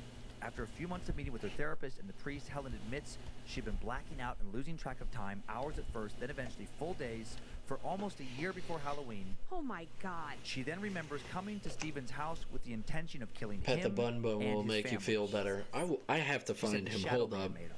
The Shadow Man at the Union House didn't appreciate Stephen continuing to fuck with him. Yes. Once removed from the home, he was under me the whole time. Go away, but you SOB, I love you. In that home today. Thank you for being Stephen, here after Helen with moved me. out in late 2005, he found the following classified ad: 3-bedroom house for rent in Union, full in-town living, near most schools in the city park, perfect for families. Please contact Mr. Winters. Are the new people hearing children's screams, feeling electrical charges? Are they being pinned down to their beds and infected with some sort of evil that science can't explain? Is the dark man watching them? And will anything now be watching you after hearing this story? Oh, it's here. It is fucking here. I was getting chills, like, it just didn't even make sense.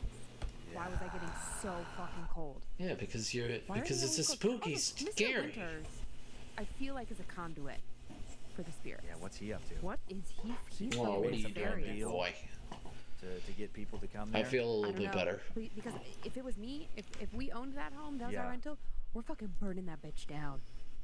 Like immediately. We're gonna no, we're not gonna start over on that land. Are you insane? What do you do with it? Nothing, we're gonna burn it down and then just sell the land and somebody else's problem. Lots of priests. Like all the priests. Maybe the Pope will come. I want you to see a picture of this house. So here's the picture of the house in the daylight. Okay, fine. No, I'm looking out. But I think that's the last of that stories. And now, let's go back. And then back here. If you don't get chills when the story is being told, then it's not a good story. I know. I'm just a spooked boy. Into our house enter thou not. Through our fence break through thou not. We are protected, though we may be frightened. Our life you may not steal, though we may be scared to death. Still freaked out by the intro. Third episode, still weirded out. I know, I was looking at the girl crawling, and I was thinking about our horror house, our haunted house from last week. Oh, yes. And I was like, oh my god, kids crawling out of the house, things crawling out of the basement. Like, my mind just crawling immediately. things very creepy. That's why part of why the Ring scared me so much when I first saw it. I don't think I saw the Ring, to be quite honest. Ringu, the original, and then the Ring, Japanese, the American version. I believe it was Japanese. Japanese, Japan and Korea kick out some really good horror flicks. But it's just that stilted movement, crawling.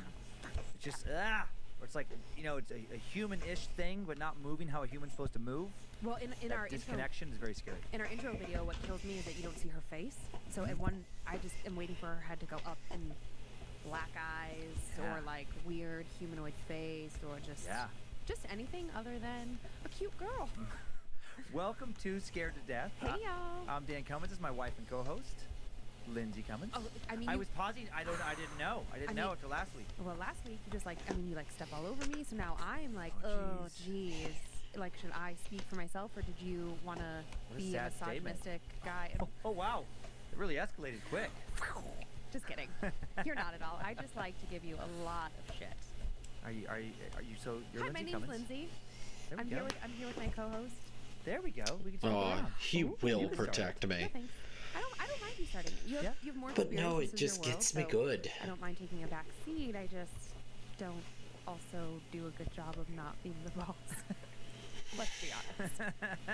I know that is the thing in our relationship for sure. Lindsay likes me to pick the restaurants, likes me to drive, likes me to make a lot of decisions. And then it needs to go back what she really likes to that. To do is be able to second guess somebody else's decisions.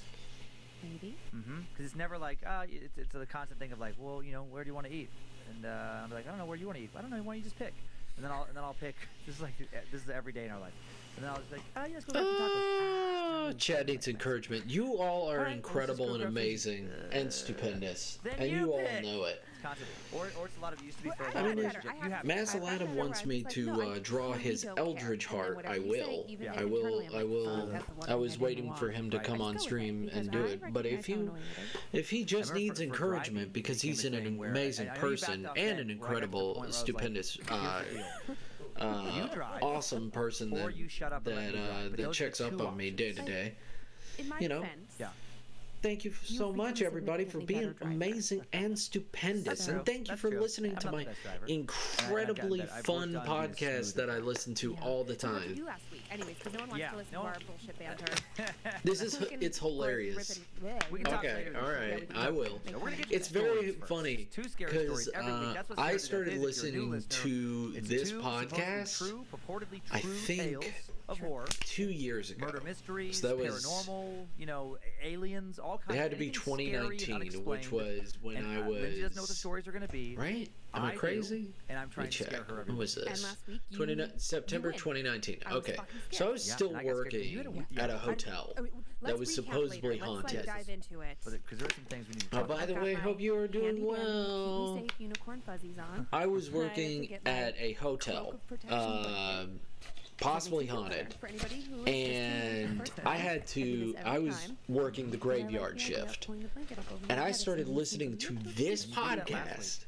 I think there was a full, and all of his other podcasts that he has. I didn't watch the video afterwards because I didn't want to hear while walking around. Here's this week's tale. Doing my rounds, basically. Today's first story. And it was just so scary, but still very spooky. The story of various spirits that may haunt Madison, Mississippi's Gothic chapel, the Chapel of the Cross. Okay. I'm holding up. I hope you guys are having a lovely day. I'm doing good. I hope your day only gets better and better. Thank you for coming in. Kisses and hugs. Deeply disturbing. Really not into the thought of being murdered on a farm. Or anywhere, really. Right, but something about farm, because immediately I'm just thinking about all the weird farm equipment and every strange. Give the hug. Movie you've Everybody got murdered on this farm. Well, and all of them. Yeah, probably tortured. Oh, we both had the same idea. We were both like, we gotta hug that boy. We have to hug that boy. That sounds so much fun. Take me there. So let's get to the first story. Time for today's first tale. Madison, Mississippi's But I have been growing quite a bit lately. The word Gothic goes hand in hand with haunting. Gloomy medieval architecture. I think this I'll have just like a moving up and down, and then the flick right here. Reveal a strange face peering out of them.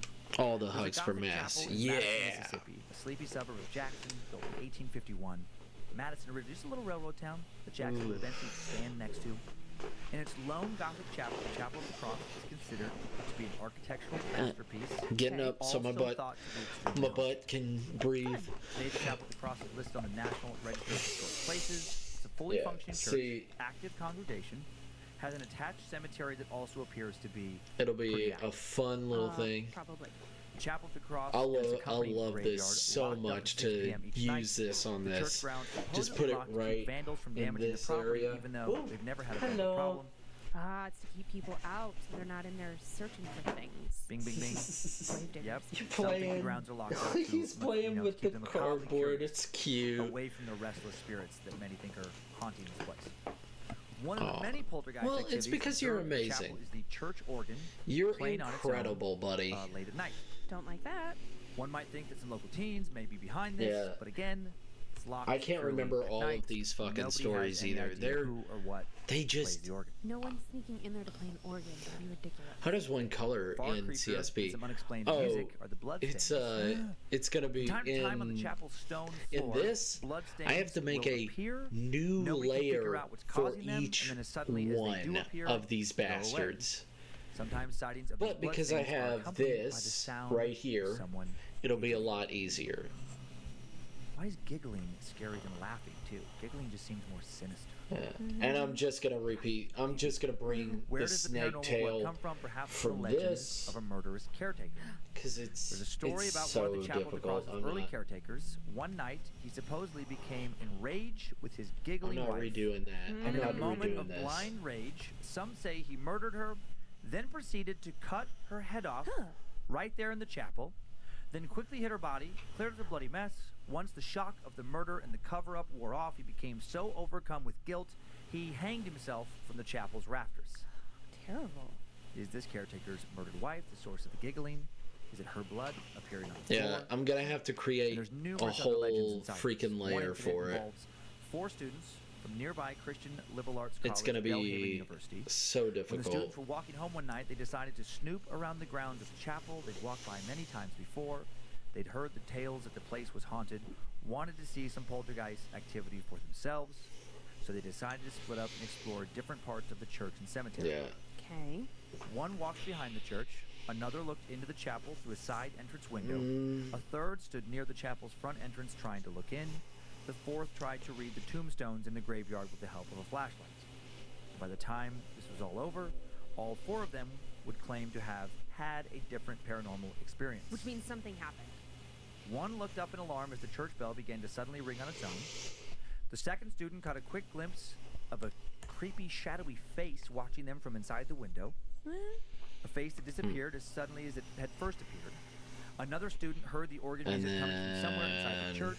And then the fourth caught a glimpse of a shadowy figure emerging directly out of a wooden door, passing through a gate, and walking into the cemetery. That seems probable. When they ran to get another glimpse of this ghost, it had vanished. Ghost. So who was this mysterious ghost? Some ghost hunters familiar with the Chapel of the Cross lore think it might have been the ghost of Annie Devlin. Many, many years ago, in the late 19th century, Margaret Johnstone had the chapel built after her husband died. The church was originally conceived to be, prior to the end of the Civil War, a family house of worship for everyone living at the Johnstones' Annandale plantation, which Margaret's husband John T. Johnstone had began in 1819. And then when John died in 1848, Margaret had this chapel built in his memory.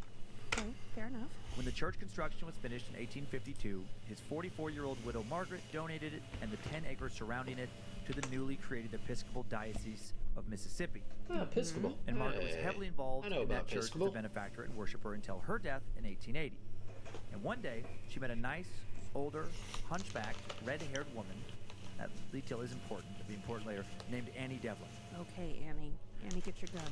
Margaret and her daughter Helen took a liking to Annie, invited her to visit their nearby plantation mansion. Annie then stayed at the mansion for quite some time as a guest of the Johnstone family, and she became such a close friend of the family that she ended up assuming that she would be offered some kind of permanent place in the family home. Uh-oh. But then one day, Margaret told her that I guess she had outstayed her welcome, that her and her daughter Helen were planning to take an extended vacation, and that when they left, Annie would also have to leave. Annie's not happy. Annie didn't take it well. Annie began to think that the Johnstone mansion, thought of it as her home. She took the news that she had to leave very hard. She began to have health problems. She became bedridden. And then right before she was supposed to officially leave, she killed herself by overdosing on opium. And Annie's now, very dramatic. Annie's very dramatic, and Annie may still be there today. So now Annie would never have to leave. Oh. She was buried east of the old iron fence that surrounds the chapel cemetery. At the time, it was common practice not to bury those who had committed suicide inside the boundaries of the church cemetery. Oh, yeah, I think I did know that. And she has been spotted around that cemetery ever since. Many years later, after Margaret died, another guest came to stay at the Johnston family home. One day, this guest asked Margaret's daughter Helen if her mother was a short, hunchback woman with red hair. Oh, no. Helen was confused. It was definitely not her mother, but the description sounded exactly like the deceased Annie Devlin. Where did you see her? Helen asked, wondering if there was a photograph of Annie somewhere in the house that she'd forgotten about. The guest told her that she'd ran into the woman on the staircase, and then when she tried to speak to her, she vanished. Oh my God, how terrifying. I know, just to actually think you're talking to a real person, and then just have them poof. This particular spirit has not only been spotted time and time again around the chapel, she's even been known to pluck the covers off of guests who stayed in her old bedroom in the Annandale plantation. She's been spotted around the cemetery, and Annie is not the most commonly spotted infamous spirit to haunt Madison's Gothic chapel, though. No spirit has been cited more than a ghost believed to be the spectral remnant of the woman initially shocked to hear about the sighting of Annie's ghost. Oh. Helen Johnstone. Oh, yeah. Helen, daughter of Margaret, the woman who built the chapel after her husband died. When Helen was only 16 years old, she fell in love with a 20-year-old man named Henry Gray Vick, a descendant of Methodist minister Newitt Vick, founder of Vicksburg, and Henry loved Helen as well. Okay. And Margaret approved of their courtship, even though she felt that 16 was too young to get married. True, but Different times. it's fine. Helen and Henry enjoyed a long engagement, and then finally, Mrs. Johnstone agreed to their wedding. The wedding date was set for Helen's 20th birthday, May 21st, 1859, and it was to be held inside the chapel itself. Okay.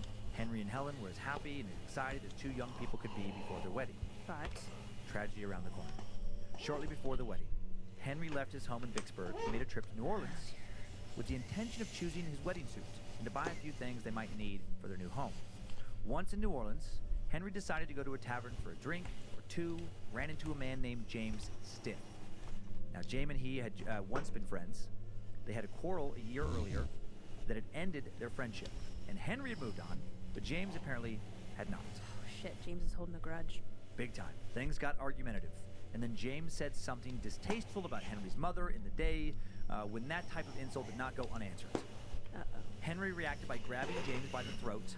James reacted to being grabbed by slapping Henry across the face. And then Vic, furious at having been slapped, challenged James to a duel. No! Gunfight to the death. James accepts. A short time later, Henry calms down, tries to back out of the duel.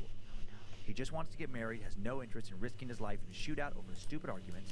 He apologizes to James. James does not accept. Henry feels like now he has to go through with the duel. There's something in here. There's not something in here. I just saw something move. Okay, fun. Okay.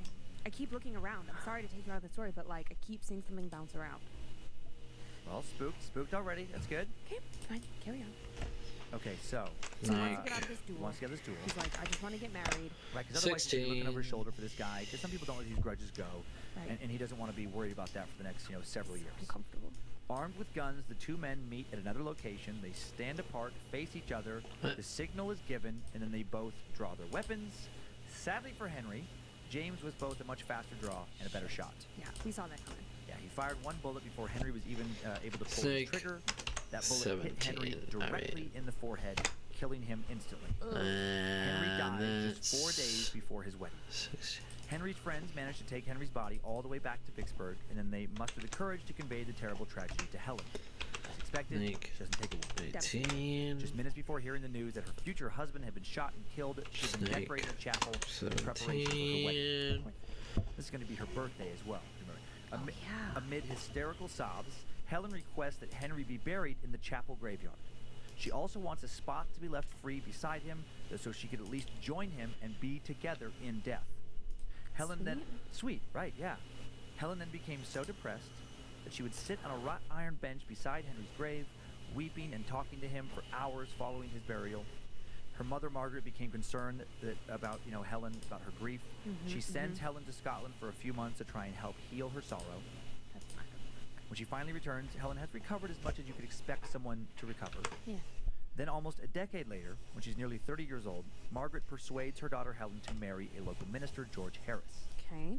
And legend has it that while Helen does agree to marry him, she also tells him that while she will be a good wife to him, that she will have kids with him, she will never love him the way she loved Henry, and when she dies, she still wants to be buried next to Henry. Weird. Hasn't let it go. George accepts these terms. He and Helen would be husband and wife for over 40 years. He would die in 1911. Helen would die 6 years later in 1917 at the age of 78, but she never fully recovered from Henry's death nearly 50 years earlier. And then, against her wishes, her family buries her alongside George Harris's grave. No. She did have 3 kids with him, but this was not next to Henry as she had wished. Right, which means she's coming back. Since her death in 1917, there have been numerous reports of a young woman in an old-fashioned mourning dress drifting through the chapel cemetery. Sometimes this ghost is spotted on a little bench sitting next to another apparition that may be Henry. Love. Is it Helen? Is she still filled with sorrow and grief because she's still not with Henry in death? The spirit has been observed to stop at Henry Vick's grave, weep, touch the moss-covered letters of his name, even gently wipe away the autumn leaves. She's sometimes so real that people have approached her, thinking her to be a human in obvious grief and despair, only to be stunned when her ghost promptly disappears. A few eyewitnesses have even claimed to see 2 apparitions pass straight through the wooden door and the unlike iron most gate of the chapel cemetery, ghost stories, this is a sad they story. supposedly sit together for a few moments before vanishing completely. It's weirdly sweet. One can only hope these spirits are none other than Helen and Henry finally spending time together in death, fulfilling each other's deep desire to be the couple that weren't meant to be in life. Okay, so all the apparitions, it definitely freaks me out. And if I didn't know the context of the story and saw just any fucking ghosty thing, I would lose my mind. But knowing the story, I'm like, oh, I kind of wish I could see that because that sounds real sweet, which is fucking insane. Yeah. Because then Pet it the means baby. that, like, Pet the ghosts boy. are real, which I think that they're real, and I know that's something that we talk about here. Yeah. Like, if the bad things are real, then the good things could be real. So like, I don't know. That actually. Yeah, that last part. I mean, it's creepy to me. I mean, So creepy. I get Yeah. myself to chill just for a second, thinking about like the powers somebody could have that like in death like Yeah. that, Well, and just thinking about This one's sad. seeing I'm not an letting apparition. No. I'm referencing a JonTron video Interesting making and fun sweet of too, the is that- paranormal, This first picture is of this is the where church. okay, so like a standard real old church Chapels ghost, across. would definitely be actual creepy at night. ghosts, Yeah, just a stone structure. Here's another Well, picture. And also, like, and the, you know, almost the all students that went fucking in there, ghost that stories are part of the fucking story kinda got me tragic. more than anything, because if you've got 4 people, You know, Yeah. all on the hunt for this, Baby maybe like needs the shadowy figure pets. in the window, that could Baby you know, needs be pets. a figment Sure. of your imagination. you don't put But- baby The in the apparition corner. walking towards the cemetery. And they also, like, I think they were all back together at that point. He's they all like, "You saw it, better or one of fucking them pet saw it and they this tried to boy." chase It was after it. one and tries to chase. Alright. Yeah, Yeah. might have Hold phrased that up. poorly, but I believe I know, it was Haven, the you're fourth person. you're And the excited. bloody footprint thing, that's the thing that really Oh, Here's the gets blood on me. the stone boy, floor. Let me tell you the a story boy about and footprints in a second. mittens. Okay, this now I didn't. I think you added footprint because of what you're thinking about. There was just blood that magically Big appeared boy from the getting stone Oh, floor. and then all it disappeared. disappeared. Oh, it did. It did. Triggered a memory. It did. Yeah, this is the this most next picture is fucking of the cemetery.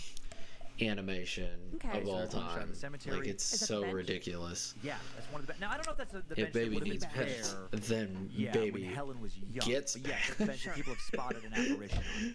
Whoa, one picture, whoa, cemetery. being a This is bit creepy. forceful now. But I love old cemeteries. Baby It- wants okay, this is pets. shot in the Baby daylight. I'm like, gets it's so pretty. It's so Exactly. cool. At At night, night, I would be different. losing my Or shit. goats get, or We have goats a get the cemetery across the whip. street from where we record. Right. And it's fine during the day, but I've never gone there at night. Right, exactly. Yeah, the way exactly we record. I mean, right now we're what, 40, 50, 60 feet from that cemetery? Yeah, right there. Yeah, directly across the streets. Seems fine. Don't know if I'd be hanging out there at night. No, but maybe we should take a scared to death field trip one night. Ooh, okay. I mean, it is right there. It's right there. Oh, there's one more quick. You motherfucker! That's some gift. That's so stupid. That is from Dolly Dearest. But This is in Dolly my Dearest. mind, I was like, brace yourself. You know he's gonna play tricks on you. Now this is Dolly Dearest. All right, enough. We got it. It's from a 19. No, she can stay. She can No, stay. she can't. She's from a 1991 comedy horror film. It's not funny. It's about a demon possessing a little doll, kind of Child's Play-esque. Or Denise Baby Crappie, Secret. Rip Torn, kind of like Baby Secret. Denise, yeah, kind of like somewhat unknown Producer actors. Joe, please remove the GIF. Otherwise, tonight when I close my eyes, that's all I'm gonna see. Thank you. Thank you, Internet, for providing. Oh, she She's popped back. back up for us. Oh, there Yeah. she is. Oh, there she is. Sorry, I was ready now. Okay, can I tell you about my footprint Yeah, thing? so I want to hear what this triggered in you as far as what okay, memory. so my childhood best friend, her whole family and like spending time with her definitely opened me up to the possibility of various like spirits and ideas and things that could happen that, you know, Yeah. when you're young, you definitely entertain those ideas more anyways. But Right. things constantly happened when I was with her or around her. Right, so like I'll reference her a lot. I I'm know, sure, I in know, this I show. know, I Yeah. know, I And know, so big boy. I remember her telling me a story about He's like, I need you. a cousin's kid, so like a I second need you cousin. right now. They were all at said cousin's house and playing, and there was a pool table, and somebody had like a young child, like 2 or 3 or 5, like Sure. okay, and the kid, maybe the kid was even a little bit older than that, and they were hanging on the edge of the pool table. You know, Okay. like you know how like the base is here, but then the table goes longer. Sure. The kid weighed enough or was pulling down on it enough that the pool table came down and killed the Oh my God, and killed him. killed the child. I can't remember if it was a boy or a girl. Really tragic, obviously. Jesus, yeah. But creepy fucking crazy. After funeral, the whole thing, the family would occasionally find little footprints walking up to the pool table, and when they took out the baby's shoes to measure it, it was exactly the same size. Like it was an exact match. Is that fucking insane? That's And so when she told creepy. me, I remember being like, bull fucking shit. And her whole family was like, oh no, that's a thing. Now, that could be like a family legend, a family myth. Like, I don't. Interesting that they all corroborated it, though. Right, and I don't know if this was like a twice removed, because like it was someone that I never met. But Right. yeah. So the bloody footprints immediately. Yeah. I gotta pet you. I mean, Ooh, you spooked me on that one. I would haunt you. Yeah, you would haunt me? For sure, I would come back. You're gonna hang around? Yeah. Now, would you marry someone if they told you, look, I love you, you're great, but when I die, I'm gonna be buried next to this other person I used to love? It depends. If you died first, and like I was young enough that I didn't want to be alone, right? Because at a certain point you're like, I'm cool, I got this. I'm like 85, I'm going soon anyways. Yeah. If we're kind of from the younger side and you pass away, and then maybe I meet somebody else who's also widowed, and we both are kind of like, listen, I love you, you're great, but you're never going to be the great love of my life like my Okay, so in a significant certain other was. situation you can do Yeah, that. and if you have children with those other people, like, yeah, I guess, honestly, I'd probably be cremated and have my ashes split between the two of you. That seems fair. That's an interesting compromise. Very politically correct. Yeah. Okay. Now. What about you? Are you coming to be buried with me? Yeah. But I'll be buried with you. What if I die first and you marry someone else? Yeah. I mean, I think I would want to. I mean, yeah, I would still want to be buried with you. I mean, but what I if don't you love her. You love her now. There's not a wrong answer. You're not going to be I for this know. later. It's I weird. mean, it's one of those weird things with love where it's like, you can't. Well, it's like when you're in a relationship with somebody, like, there's no way, this is it, and then later you're like, oh God, what was I thinking? And then but I don't think that would happen with us. I don't know. I would hope not. I would hope not. Considering that we got married later in life. I mean, not later, but like we were adults. Yeah. I don't have any plans to get buried next to somebody else. That's all right. I just want you to die after I die. I would like to go first. No, we both are trying to claim that. Okay. We're gonna move away from our own deaths. All right. Which is interesting, and we're gonna get. I'm gonna get into the next story if you're ready. This is the story. This is Look at that. I think this is actually the first story I found for Scared to Death. Let me go I pee initially started looking first. for stories.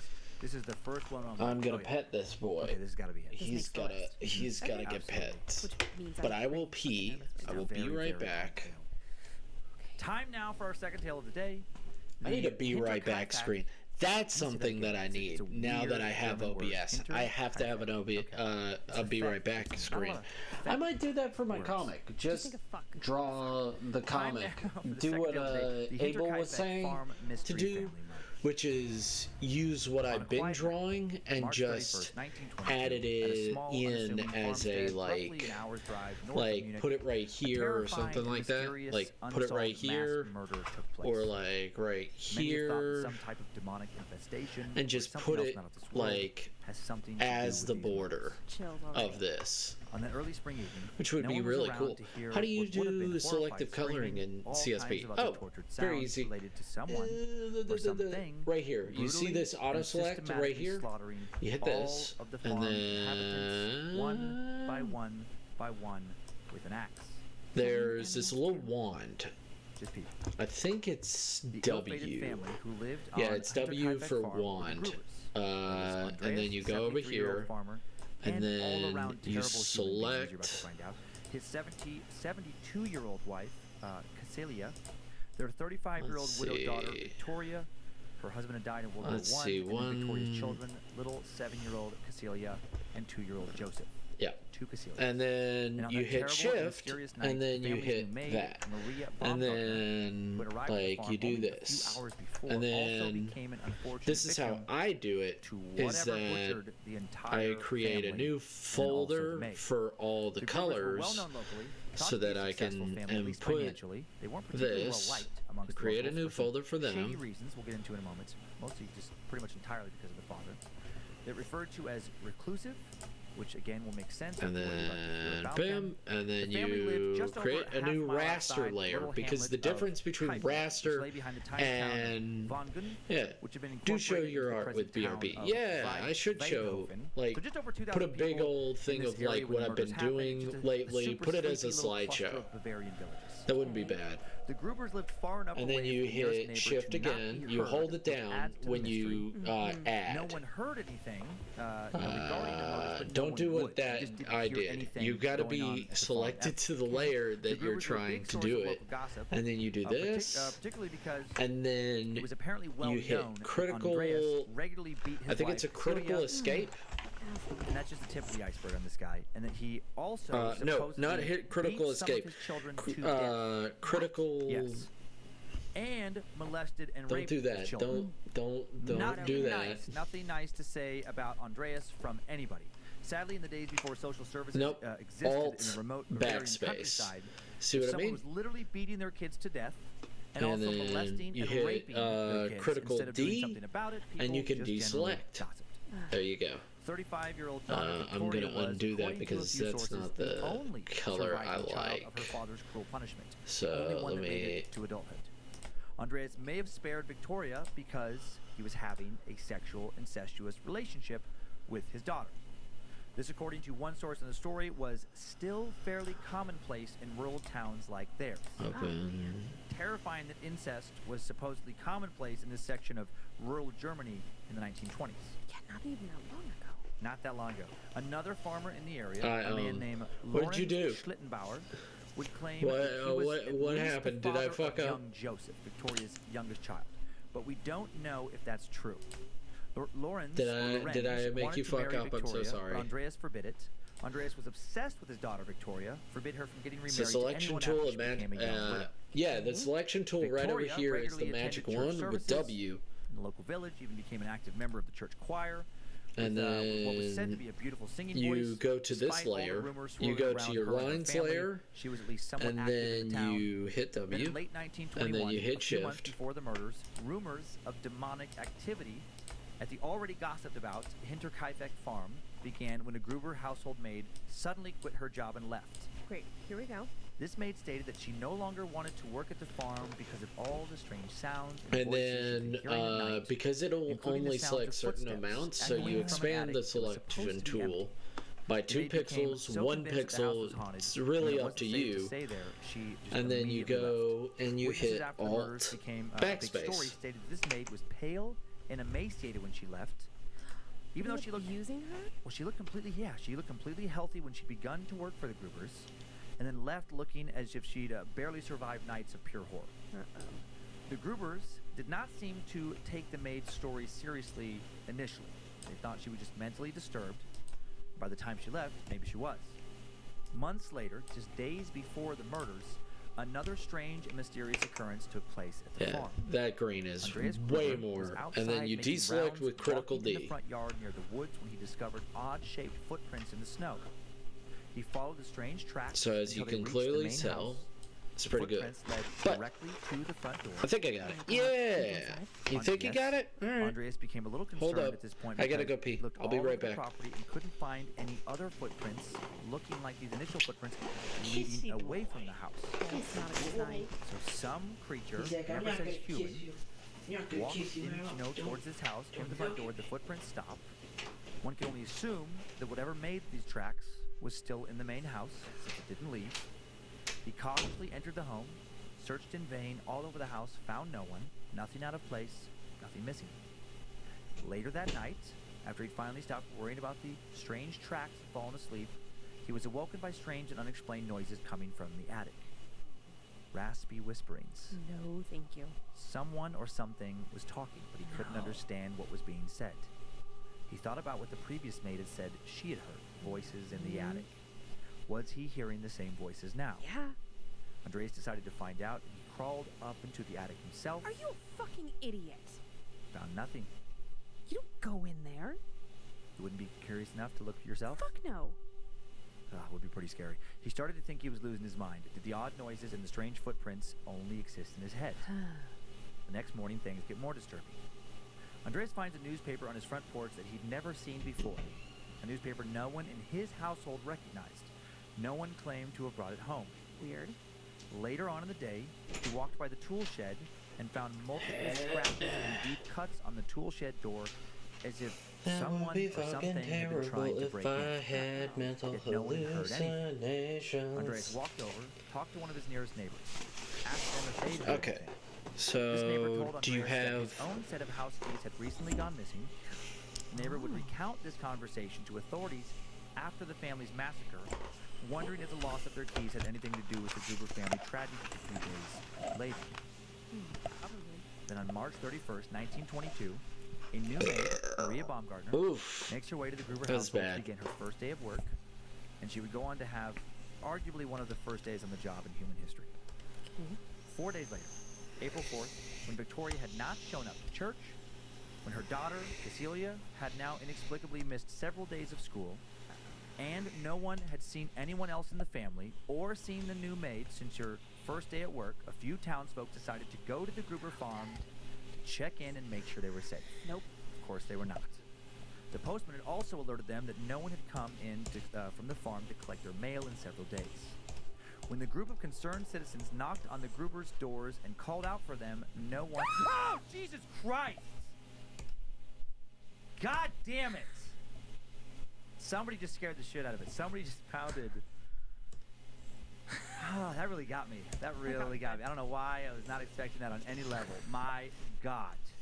What you're hearing. Should I get up or stay in bed, lol? Somebody in the building depends on what you need. And pounded on the walls. Oh depends my God, on what you want to do. Okay. That was really good timing. Okay, that was good timing during the build. Thank you. Do you feel like you want to stay in bed? Do you feel like you get it? Okay. Oh my God. Okay. So with the group, right when I say knocked on the Gruber's doors, called out no one. That would be jumpy the rest. Okay, search of the property around the house and the nearby forest doesn't find any of the Grubers either. The townsfolk also note that it's eerily quiet on the farm.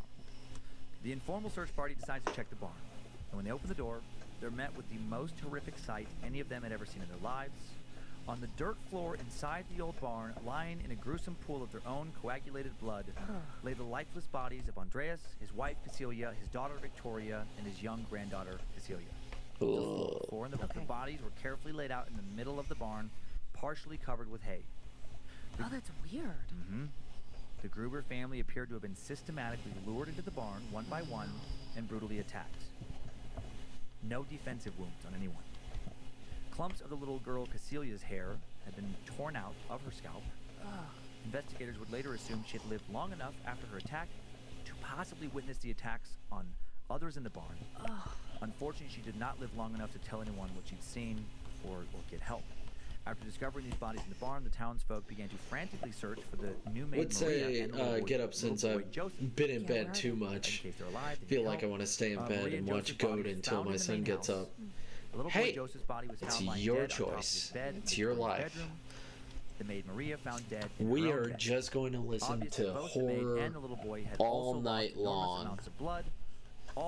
I should put that in the tagline of like, I'm going to see if I get a copyright claim, which I don't think I will because I don't think. Was the lead of the team in charge of the murder investigation. He initially suspected that the real motive for the Heinrich Heibeck murders was a robbery. That's what I was thinking. And they proceeded to interrogate, quote, suspicious-looking people from the nearby villages. Funny the way they did it back. As well as transient merchants and even beggars in the vicinity. No credible suspect was found, and then the robbery theory was soon abandoned when a big sum of money, easily discoverable, was discovered inside the house. During the investigation, all the other family valuables were found to have been remaining. They were intact. Nothing was taken. 6 people murdered, nothing taken from the farm.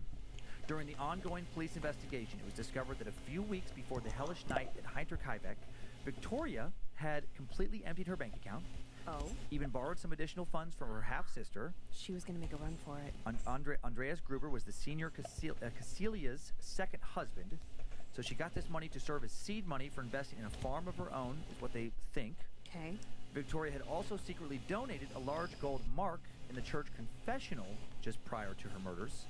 When the parish priest traced the sizable amount back to her, Victoria told the police to keep the money for missionary work. So odd. Weird. That she took all this money out, borrowed money, gave some valuables away in the days leading up to her and her family's death. She was going to die. Or knew she was going to do something. Knew her father might do something. Maybe she was going to make a run for it and got stopped. A lot of questions. Another theory and criminal motive that the investigators played around with extensively was that the Heinrich Heibeck murders were done as a crime of passion. The police felt that Victoria's former suitor, Lorenz Schlittenbauer, had a plausible motive to want the Gruber family dead. If he really was young Joseph's real father, if he really was forbidden to marry Victoria or spend time with his son, he had a legitimate grudge. When the police interrogated Schlittenbauer, he confessed that he indeed did know about Andreas and Victoria's illicit and illegal incestuous relationship and was disgusted by it. The police then wondered if this incestuous relationship had enraged the love-struck Schlittenbauer, and he retaliated by killing the entire family, even his alleged son, young Joseph. Crazy, sure, but people have done crazier things in moments of passion. Right. The police pursued Lorenz as a suspect, but were not able to find enough evidence to charge him with the murders. They pursued various other leads in the weeks following the murders, but none of them came up with anything promising. So no suspects. A day after the discovery of the murders, April 5th, 1922, the court physician, Dr. Johann Baptist Müller, performed all the medical autopsies in the barn of the farmstead. He established that a farm tool, such as a mattock, aka a German pickaxe, was the murder weapon. And this is very interesting to me. Each murder victim had been killed in the same way, with a single powerful blow to the head with this axe. Weird. One blow for every person. Who would be precise enough with this axe to kill each person one blow? The exact same thing over and over. One blow to the head, over and over. The autopsy showed that all the victims died instantly except for the little girl and daughter of Victoria Casilia. The doctor speculated that the terrified little girl survived for several hours after the single blow. I'm so spooked. Determined that the little girl herself had quite possibly pulled out her own hair while the life seeped out of her little body on the barn floor. She was understandably in a pure panic and shock. The police spent days investigating the crime scene, concluding that an intruder must have figured out a way to lure Andreas, Casilia, her daughter Victoria, young Casilia, into the barn one at a time over a series of hours, hitting each of them again with that axe a single time. The first two victims were thought to be Victoria and her mother Casilia because they weren't dressed in bedclothes and their deaths had probably occurred earlier in the day than most.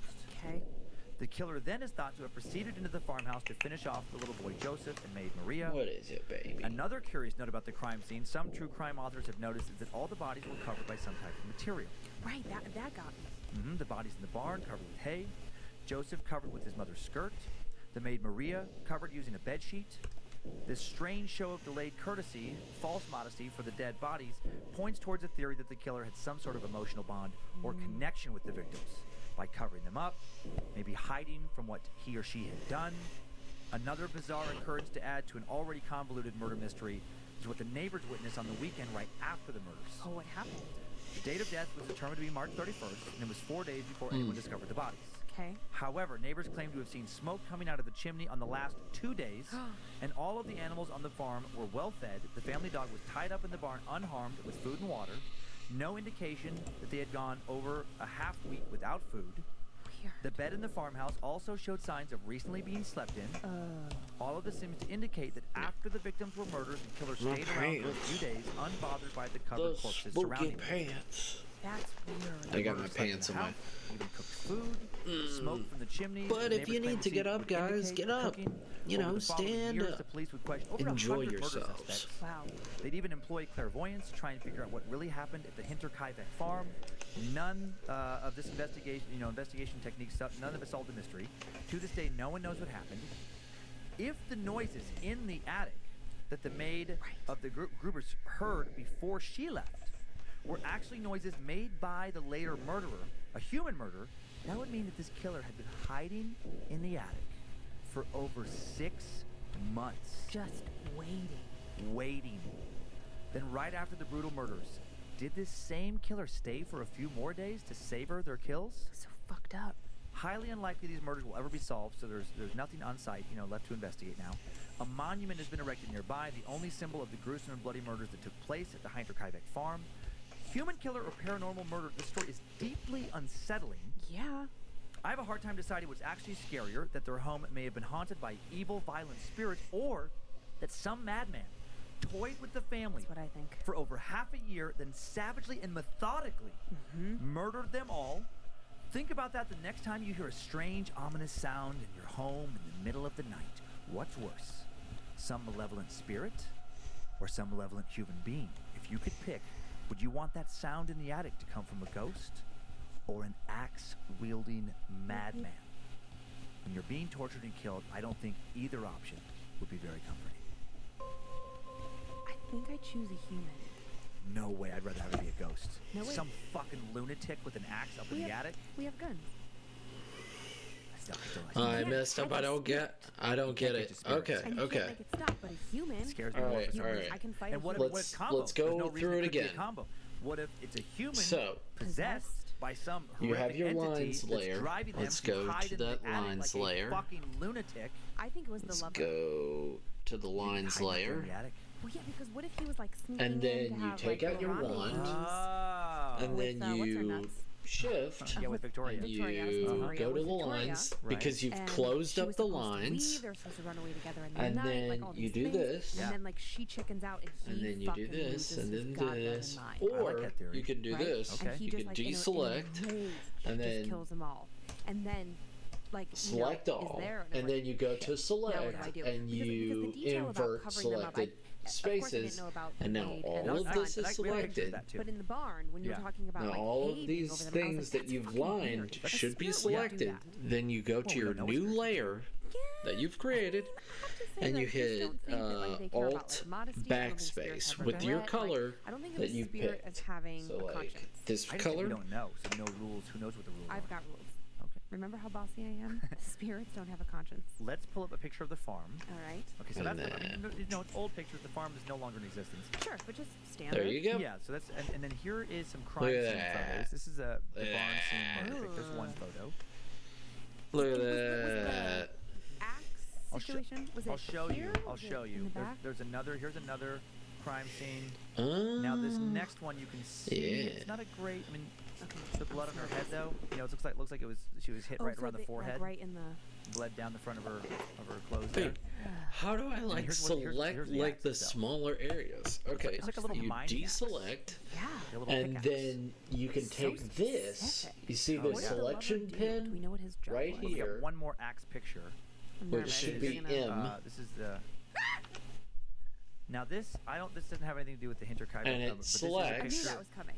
of a and then you weird. can change If it. every time we do demon this, lady the with the last axe. photo is know, I gotta mix it a up. joke photo, I gotta mix them up. I would like to tell you that I told them to bang on the window. Oh, you did that. I did. That scared the shit out of me. I knew it would. It scared you though too. Yeah, I know. I knew it was You coming. forgot? And I even told no. I mean, yes, I was in the story and I forgot. But also, I told them I was like, you know, I'm gonna fucking scream too because I don't know when it's coming because I don't know Right. the story, so it's not like it's. Well, you know what? Good job because I wasn't Thank you. expecting it on any level. Yeah, well.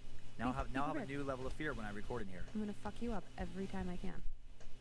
Perfect. So you can perfect. select That's like Love this. is Yeah. scaring the shit out of the person that you. Yeah, share you a can bed do with. that. You know, this particular story, when I said the reason I like, I mean, it's a little different. It's not a traditional ghost story, but there's elements of possible because of the whisperings in the attic. Yeah. There's the possibility of something, and it just reminds me of like a campfire tale. Right. Right. You know, like you're sitting around a campfire and like, Once did you hear upon about the a time. Hinterkaifeck, you know, farm murders? Because what's disturbing about the story to me is they never did figure out what happened. I And the human thing, okay, I get what you're saying. I don't think it was a spirit. I really don't. Okay, but here's my devil's advocate on the human thing. It's just interesting that like so methodical and one hit per person. That's just so Bless you. weird to me. Not Thank that you. That couldn't be done. But that's very different than like a normal crime scene you would hear about, where it's just like more Right. like chaotic. Well, to me, I feel like okay. Again, going back to Loverboy. Ugh. If I'm picturing a weird little monster oh no, luring people out I'm of the barn. picturing Psycho Pants. Lover, Yeah. Loverboy, because in order to lure 4 people into that barn, I feel like if someone you know and trusted was like, come here, Okay. you could like, you would have to get the first person out there. So who's the first person murdered? Do we know? We don't know who the first Bless person was. It seems to have been, Thank if you. I'm remembering, like- Victoria You guys and are her so mother. sweet. Right. So in my The You way guys they are were the dressed. sweetest. In my mind, I have the sweetest Victoria's followers. first, Loverboy gets her out there. Which, by the way, And thank then you he for knows so that many people come looking follows. for them Thank you, to find the everybody, rest. for coming Well, no, in I just- and I checking figured me he gets her out. there You because guys have been they're slowly gonna talk about trickling how she in, can't and rendezvous anymore, Right. or whatever. Like they're I'm having getting some bigger. secret trick Slowly meeting getting kind of bigger. thing. Yeah. And then he goes back and gets to the mother and says like, "Oh my God, she's sick. She's fallen. Like I need your help. Hurry, come." Gets the mother in there, kills her, and then Okay. you know kids are trusting, Right. so he could be like, "Come help me do this thing." I just feel like if that murder was committed in present day. Yeah. With forensics and fingerprints and all of the advanced technology that we Right. have, I feel like there would be, without a doubt, somebody arrested. Okay. So part of this mystery might just be the time that it happened. Yeah, it just doesn't feel like. And it was Victoria and the mother who were the first two. Yeah, I remember you saying that. Yeah, and also I just think like, it feels too clean and neat and precise for a spirit to do it. To But me, see, again, that goes to like, why do we have these expectations that the spirit has to do it this way? I don't know. How'd you do last week after our stories? You know, just nothing big happened. Just a lot of like goosebumps. Yeah. A lot But of yes, just a you lot of, guys have been thinking about nothing it but and being like, incredible. oh my God. Yeah. Like looking over I've your been shoulder kind of growing stuff. as a Just stuff- creator always just, like, and stuff spooks like me. that. Always at It's night. so good. I'm always fine during And then the I day, have such but then it's at great night where people. it's just like, I just have nice you people walk, here. It's just like weird moments of like walking, like past the stairs and then having like a flash memory of like the clown ghost thing on the stairs. Why did it have to be a clown? Or waking up to go to the bathroom and be like, don't fucking see a dude in a flannel shirt. My thing is always the mirror. I'm like, don't look in the mirror. Don't look in the mirror. Right. Even though that story had nothing to do with mirrors, it's like Doesn't that's matter. where I think like I would see. Yeah, go. You Yeah. deserve it. Well, I Thank kept thinking you. about because and I forgot to mention this, I think last time. This mirror reminded me when they had that power outage. Oh yeah. I don't know why, but when I'm in bathrooms, especially like in situations like that where there's not good lighting, what I don't like is when the shower curtain is pulled all the way closed. Oh. My mind won't stop thinking about what's in the Psycho? tub. Oh yeah, like the Hitchcock. But in that one, that's when you're in the shower. I know, but it's still just Still the kinda, same principle. Yeah, I don't. Yeah, it like. I just it don't like. evokes the same I don't feeling. want. I don't want. Part of me wants to pull back the shower curtain, but I won't. Because get I'm it. like, well, if there's something back there, if it's not bothering me, I want to stay back there. But I go as fast as I can and I get the hell out of there. Sometimes when I'm home alone, like if you're out on the road or whatever, and the kids are with their mom and stepdad, and I come home, let's say like I've gone out to dinner with girlfriends, and it's like that twilighty hour where it's like not dark, but it's also not dark. Right. I will check every fucking room, every closet, under every bed in our house like a lunatic. Because I don't know. And if I found something, hi, I'm boned. It's not like I'm walking around with like a gun in my hand. Right. I'm not ready. Do you I've ever got 2 Australian Labradoodles. little fluff Like, babies? they would just be like, ruff, ruff. Like that would Oh, be the end of it. if that, Ginger is afraid of I bags. just realized, She's afraid of Go. literally anything that she has. You to don't do. have the entire Behind the CSP person in the either. screen? Oh yeah. would be screwed. No, I Did I tell know. you what happened to me in the bathroom Oh, here? I know. No.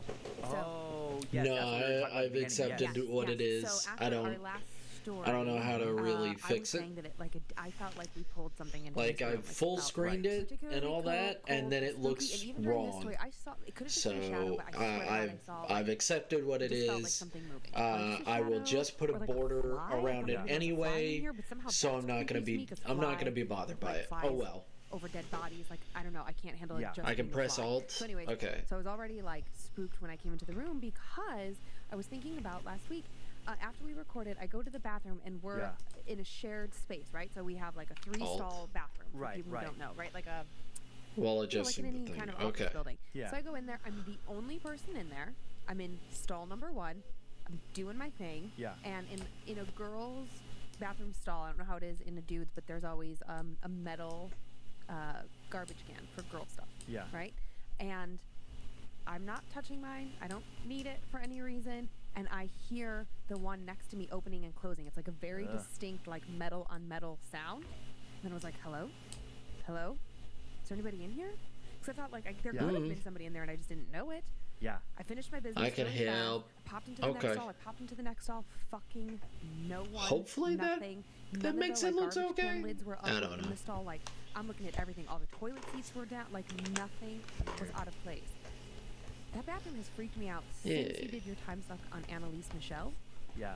Every time I go in that bathroom, I just feel a little like the lights gonna go out, what's gonna happen? I don't know. That Try bathroom shift. concerns me Okay. greatly. It is weird. I mean, you wonder about the power of the mind, this kind of stuff, or if there really is things.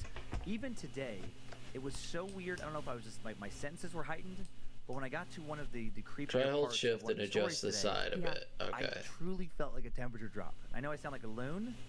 Today? Today, Right now? today, this episode. Which story? Now I'm trying to remember the moment because I didn't want to stop telling it, but I think it was the second story. Oh God. There's just some Okay. some build moment where I just felt like just immediate like temperature drop. I'm like, what is that? Okay. This room, Oh. Yeah, this Oh is my weird. gosh. We're probably going to talk about Oh. this forever and ever, as long as this podcast. Oh, goes. look at that. This room is significantly colder. Holy You know what's shit. creepy is if like the more horror tales Wow. are cold in here, the colder It's it almost gets. like, We're just changing the energy of the room. why is that God, we say a our thing then? prayers. Right, we have the That's little so protection weird. Yeah. That's spell up front, and then at the end is another little protection. yeah. And Spell I'm going to that get some we- sage. Like what the gonna get some fuck? sage? Yeah, What the I think it's fuck? time. It is funny, like with all this. It's so with all this weird. stuff- And I want sage. I want a rosary. I'll take, like, if anybody wants to send us some protection things, I will take it. Well, I don't know about you today. Today, I mean, I didn't get as scared by these stories as last week. I like these stories. They weren't. All right, let's go to the next episode.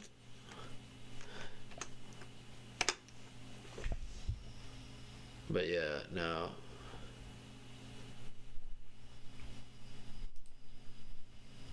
And wife?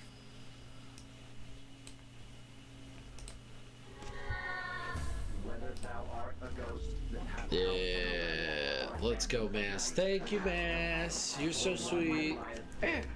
No. or a ghost unburied, or a demon, or a ghoul. Whatever thou be, until thou art removed, thou shalt find here no water to drink. Thou shalt not stretch forth thy hand to our own. Into our house enter thou not. Through our fence break through thou not. We are protected, though we may be frightened. Our life you may not steal, though we may be scared to death. I still like that intro. It's been a while. Well, that's good. It's been a while. Still enjoy it. Be such a bummer if you're like, God, that intro sucks. Welcome to Scared to Death, Creeps, Peepers, Roberts, and Annabelles. I'm Dan. Hey, Dan, it's me, Lindsay. Hello, Lindsay. Hello, Dan. It is almost October, the spookiest season. Spooby month. Spooky month, almost. Last September episode, that time of year when people... I think I messed up. Yeah, I messed up. Let's go. Playlist. Let's go to Scared to Death. And Anyway. Let's go to down, all the way down to 1, 2, 3, 4. There we go. Whether thou art I messed up. that hath come from the Wrong episode. Wrong episode. Oh well. I was like, or a ghost unburied, or a demon, or a ghoul. Whatever thou be, until thou art removed, thou shalt find here no water to drink. Thou shalt not stretch forth thy hand to our own. Into our house enter thou not. Through our fence break through thou not. We are protected, though we may be frightened. Our life you may not steal, though we may be scared to death. Yee! Yee. We're back. Hi. Hello, hello. Welcome to Scared to Death. Hey, y'all. I'm Dan Cummins. This is my co-host and wife. Lindsay. Hi. Hello, hello. Hello, sir. Episode 4. Episode 4. And can I tell you, like, now that we've been doing this for a hot minute, now when I watch that intro, Yeah. the stories are playing in my head, and it is starting to freak me out more and more. It was building.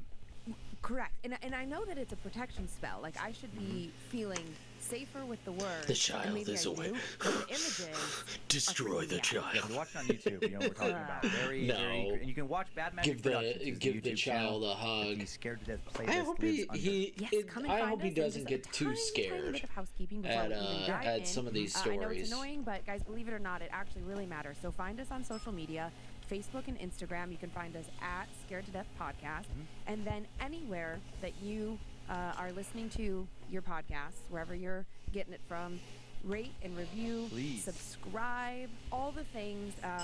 Quite frankly, we just want to keep doing this, and Yes. if you guys can do that one simple little thing by rating and reviewing and subscribing, He says he It will really, come really back helps. and hunt you if Absolutely, you absolutely. destroy It's like, it. You know, I know some of you. No, it's a meme, know buddy. that, we It's do a another little podcast, meme. and that's But where I we don't kind of want go. you to- We want this one to be going too. You won't be destroyed. And, you know, just like when a new restaurant opens, You if won't be people don't leave destroyed. reviews on Yelp, He's too cool then to be people like destroyed. myself generally don't go. He's too Because when I cool. travel a lot, that's the first thing I do. I see, like, what kind of food do I want? He's in the got all area, the and I Fortnite pull bucks up, and you know, the everything. maps, and I look at the Yelp He's like reviews, his mom and I really likes do kind of spooky base where I'm gonna stories. go, pretty much exclusively Yay. off Yelp. I know, me too. And also, it's not even just like the kind of reviews; it's how many reviews. Yeah, I'm like, if there's absolutely. 3 reviews, and It's more of a gamble. I know, You get burned. Ugh.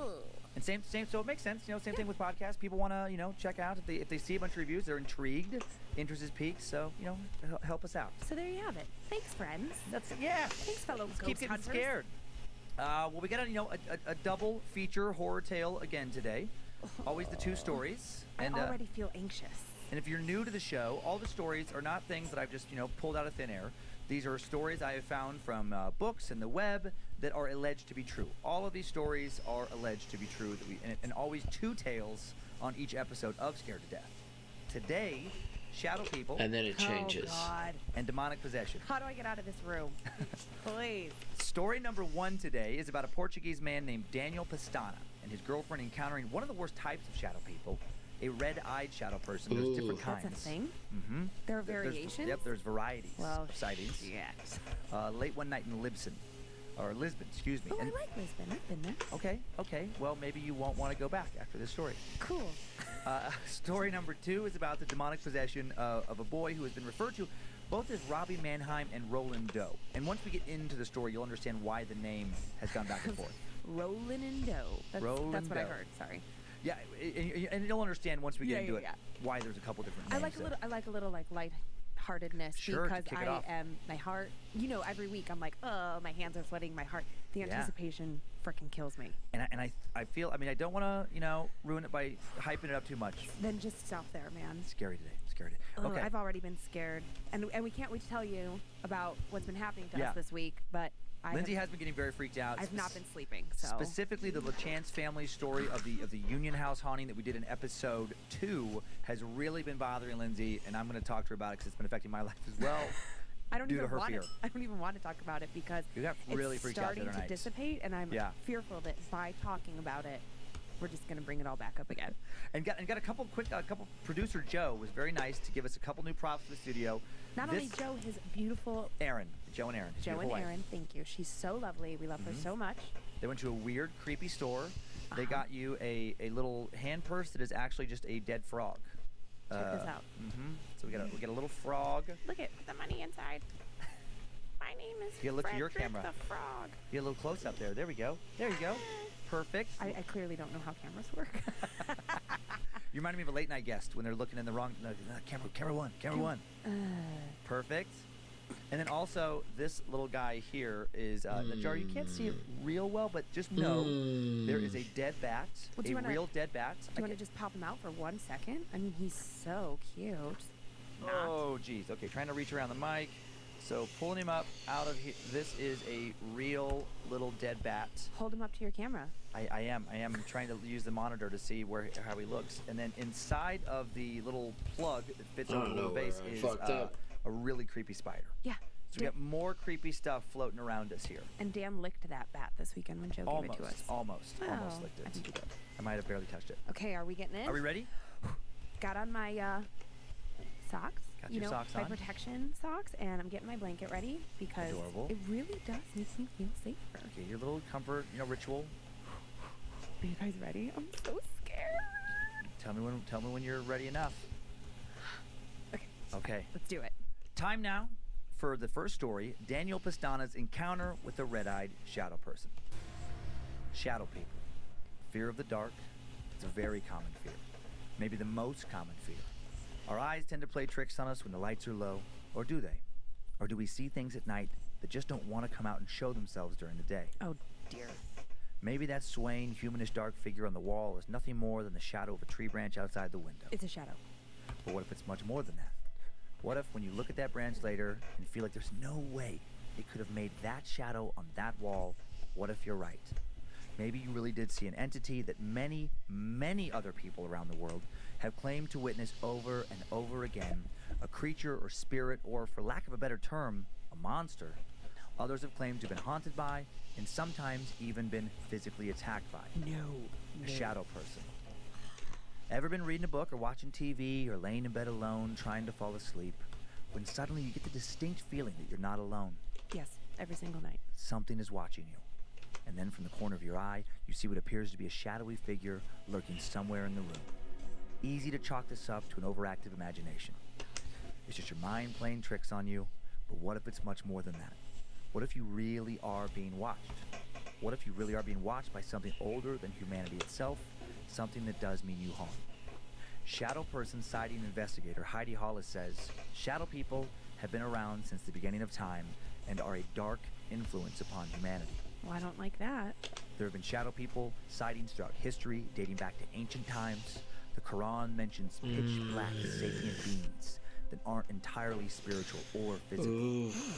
people of ancient Europe believed that shadow beings desired blood, and without it they could not be reborn. I almost forgot. And today, new reports of sightings continually pour in from around the world. Ghosts, demons, never forget extraterrestrials, to say interdimensional beings. What are shadow people? No one knows, but the worst of the shadow people seem to share a specific feature I had outside a of possessing onion dark, today. shadowy bodies. Red eyes. I've never seen that. What is a red-eyed shadow person? Not real, not real, not real. It's an ominous entity that has been consistently described and reported over and over and over by numerous people in numerous different parts of the world. And these red-eyed creatures don't start to show up, or didn't start to show up, after the internet arrived. Please don't be real. They're not the product of creepypasta lore. They are not, born on some online blog or in some chat room. Bishop James Long, pastor of St. Christopher Old Catholic Church in Louisville, Kentucky, has studied these red-eyed creatures for years. Thinks they're demons that literally feed off of our fear. I don't like that a priest is into it. A lot of people are into it. Priest makes it feel so much more. Watch out. Bishop Long believes that fear itself is what these entities are after, and that they will do anything to elicit fear out of their victims. Bloomin' Onion was delicious today. They can take the shape hey of many everybody, what's creatures. up, I've Raiders? seen these shadow entities create a figure of a black dog with red piercing eyes. Long believes that the creatures take the shape of whatever scares you the most. I'm not afraid of anything. Cat. He says, remember, the purpose of demonic entities is to provoke fear within us. It is that fear that it preys on, Cat Von, thank you so much. I think I got the color in this. Oh my god. Thank you for the Raiders. Thank you so much, guys. Were chased by one of Hope you guys are doing good. In Portugal. And he has no doubt listening to horror stories. If you are easily scared, I understand.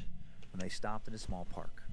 As they said their final words for the evening, or what were supposed to be their final words for the evening, they heard what sounded like something moving high up in a tree nearby. This something sounded much, much larger than a bird or a bat, much larger than a cat or some other small, nighttime tree-crawling creature. I am doing my animations, by the way. Thank you so much, everybody. And the sound Sorry of the to Ray to run. Stay awesome, hun. Like take care. Hey, you take care, Cat. But there's something moved you incredible than person. Would expect a man could. Thank you so much, everybody, for coming in. Violent rustling. Thank you so much, everybody, for the raid. Daniel and his girlfriend heard the loud crack of a large branch breaking. The sound shocked the night. I do appreciate it. Then Pistana heard the sound of a large creature hit the ground just over a wall. Get some rest. Separated the small Thank you for being amazing. Of a nearby home. A feeling of extreme fear filled the you pit guys are of Daniel's awesome. stomach. You guys are great. Say, a strange feeling arose inside me that I still can't explain. For a moment, all was silent. Daniel and his girlfriend stood as still as statues, quietly listening and looking towards the wall, their feet frozen to the ground. No, move! They heard nothing but a light Bloomin' Onion was delicious. Cars driving down a main road off in the distance, the sounds of a city settling in for sleep, their own now racing heartbeats. And then they heard it again. It sounded like something was slowly, steadily walking towards the wall. Get out of there! They could hear the sounds of dry leaves smashing underneath its feet. I hope you guys are enjoying yourselves. I hope you guys are all was quiet. Taking in and then it showed the time and enjoying what you can do. Claw-like fingers of two dark hands grasp the top of the wall in front of them. I am an artist that is trying to learn animation as best they can. As looking like burned paper. This shadow person began to slowly pull itself up and onto the top of the wall. Also shadow they people. Stood frozen as Watch out for shadow people. Dark hands pulled itself up. If you guys up. are Said two at brilliant all and red scared eyes of shadow stared people, directly at us. Go! The creature loosened a roar and then jumped up onto the wall. He said we saw it perfectly. It was human-like in shape and had pitch black Thank you for coming skin in, from head to toes. Neither Pistana nor his girlfriend could make out any other distinct features outside of its fiery red eyes. Don't fucking it's okay. Just get out Thank you for coming in moment, and just checking me out.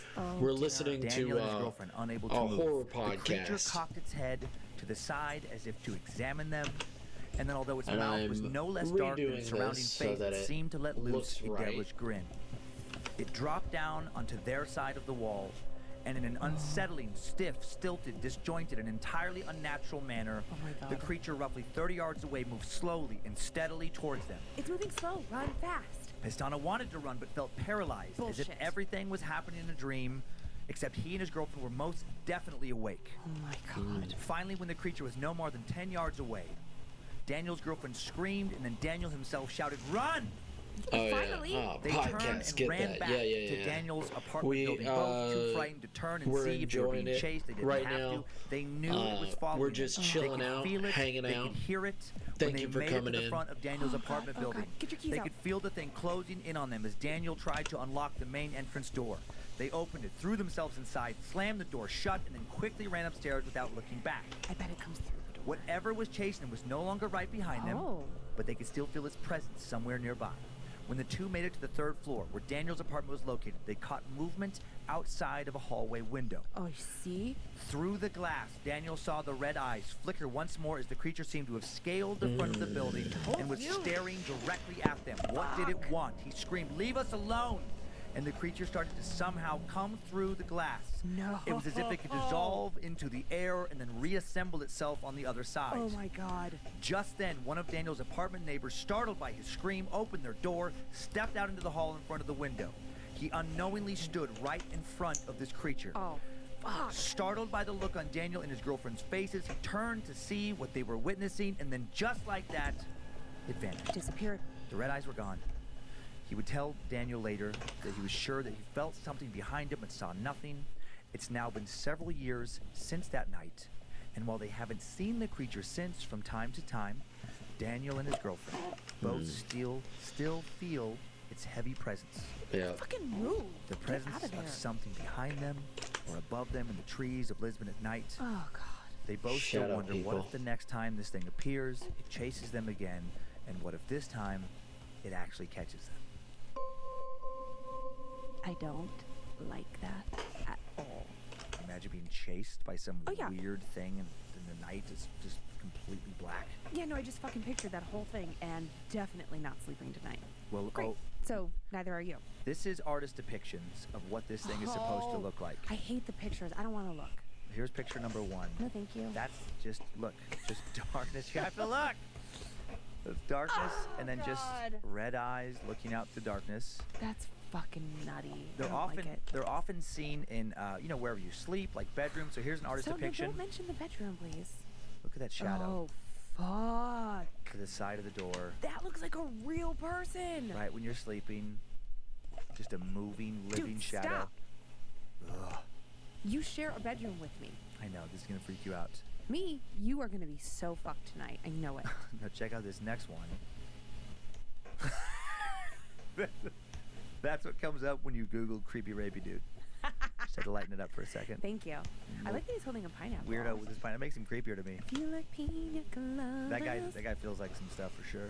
You feel like he wants to do some stuff with some pina coladas. Okay, and then another scary one for real. There's the red-eyed guy. Oh God. Now down the road, we will talk about the worst of the worst. Within the red-eyed shadow people, there is another subset of sightings that has been very specific in what people see across the world, story after story, and it is the Hat Man. He gets called. Hat Man? Yep. People don't know if it's like a specific demon or entity, but it always appears red eyes, like that kind of hat, but it's eerie how it's always described that way. A, I almost wore a hat like that today, Ugh. so that would have been fun. Mm-hmm. B, it is colder in here than it's ever been. I'm telling you, this room is fucking haunted. We're actively haunting it. We're actively bringing things in. That thing is creepy. That hat, the red hat, yeah. Yeah, it somehow like makes me think of Freddy Krueger. Oh yeah. I don't know why. Does Freddy wear that hat? Yeah, I think he does have a hat similar to that. Yeah. Well, now I know where it comes from. Right. Fuck, that was really scary. Yeah. So Because I just feel like, especially you're dating, you go to the right, like you're at the car. I don't want to be gonna try to finish this. Like I could have a lovely rest of the stream. Thank you for teaching me. It's okay. If you need anything else, just let me know. Thank you for coming in, Mass. You're beautiful. That's exactly what it feels like. You're Just amazing. like the leaves dry, in the fall. God damn. I mean, I just want to say that if you. these things ever happen to us, like, if we're frozen, I expect one of us God. to punch the other one and run, run, run, run. Don't be stupid. Well, I'm sure that there is, if this is actually happening to you, I'm sure there's a part of you that's trying to process, like, if it's real But or you not. can process it later. But I can't actually see how you would be frozen and just, like, waiting for someone to be like, just kidding. I don't know. I've never been frozen with fear or anxiety or anything. Like, that's not my Well, hopefully it doesn't happen. Because in a fight or flight situation, Yeah. I'm a massive flight. So I will be running with or without you. So if these shadow people do indeed exist, what do you think they are? I don't Any know. thoughts? They might be Yeah, good people luck who are with stuck it. in between. That's Like I don't like it. God damn it. Well, to me, this is probably somebody who has died and is in that limbo sort of place. Like, right? If you're religious at all, you definitely believe in that limbo place. Yeah. And I mean, it's not like I've died and come back. So none of us know what happens when we die. Right, that's the whole basis for all of this is the unknown. Right. So it's like if your spirit can take on another form, and if you were a nefarious person, or even if you were, a good a sheep in wolf's clothing, is that how it goes? A wolf in sheep's clothing. Yeah. Right. Like, if you seem good on the outside, but you're Right. naughty on the inside, let's say. Yeah. I mean, you might come back and be either like reenacting some like horrible fantasies that you had. I mean, Right. you love to scare the shit out of me. Maybe you're going to come back as a red-eyed shadow person and scare Oh my people. God. And it's fun for the shadow person. If it feeds off of fear, that's interesting. Like it's like Yeah. some weird, almost in between prankster. Yeah. But only fun for them. Only fun for them. I imagine him like going back to his friend like, ha ha, high five, I got His him. shadow buddies. Yeah, that somehow gives me a little like, Okay, lighten him up a little. Yeah. If they're real, I doubt they're just like jovial like that. But okay. I know, but can we just pretend? I'm still thinking about your sheep in wolf's clothing. I like that personality. Where somebody who like appears like a horrible murderous person, but then they're like super warm and fuzzy. Yeah. But don't you know those people that look creepy and then you Sure. talk to them? I and am one of they're those like, people, "Oh, I you're so think. nice." I think I am one of those people. I wasn't gonna mention it. Okay. Are you ready for the next I'll story? save it. I mean, define ready. I'm probably gonna fuck with it 'cause a I'm little bit already more actually just to Okay, fucking pretty spooked. tripped Good, out. make it good. work. Now, before we get into this next story, I want to acknowledge this is a Oh different my that a gosh. lot has already been written about Oh it, my just that we know that. God. This is the most famous story that we've shared thus far, and it might be the most famous story we'll ever share because Like, this is one of the most just gonna famous make horror tales sense in in my American history. head. But it's a It's lesser gonna known make version sense of it. in I'll my explain what I mean by It's that. gonna. This is the quote unquote true just story follow behind the the blue 1971 line. horror novel The Exorcist. Okay. So this is the story it's just- based on that we'll be telling today. That book was written by William Peter Blatty. Then William wrote the screenplay for the movie of the same name that was hugely successful. The first horror movie to be nominated for an Academy Award for Best Picture that was released 2 years later, December 26, 1973. And that movie terrified people. I didn't realize how bad The Exorcist scared people when it came out, the movie. People I don't remember vomited. if I've ever seen it. I've seen it. I've seen I feel it. like I did when I was younger, but now I'm not really remembering it, which is good because Yeah. this will be a whole new scare. Well, and people vomited, fainted in the theater when the movie came out. There were reports of people dying of heart attacks. No way. Yeah, watching the movie. Women suffering miscarriages watching this movie. It was so sacrilegious and downright scary. It was boycotted in some cities, banned in other cities. Wow. Random tidbit about it. You couldn't legally even rent the home video version of The Exorcist in Britain until 1999. 1999. That's like Yeah. yesterday. Yeah, it's Holy shit. super popular story, but it's not exactly the story I'm going to be telling you today. Okay. The book and the movie version of this tale differ quite a bit from what I'll be telling the original story. The movie's about the demonic possession of a 12-year-old girl. The real story centers around a 14-year-old boy. In the movie, the girl Reagan finds a Ouija board in the basement. Oh my God. Our niece's name is Reagan. Oh, yeah. Yeah.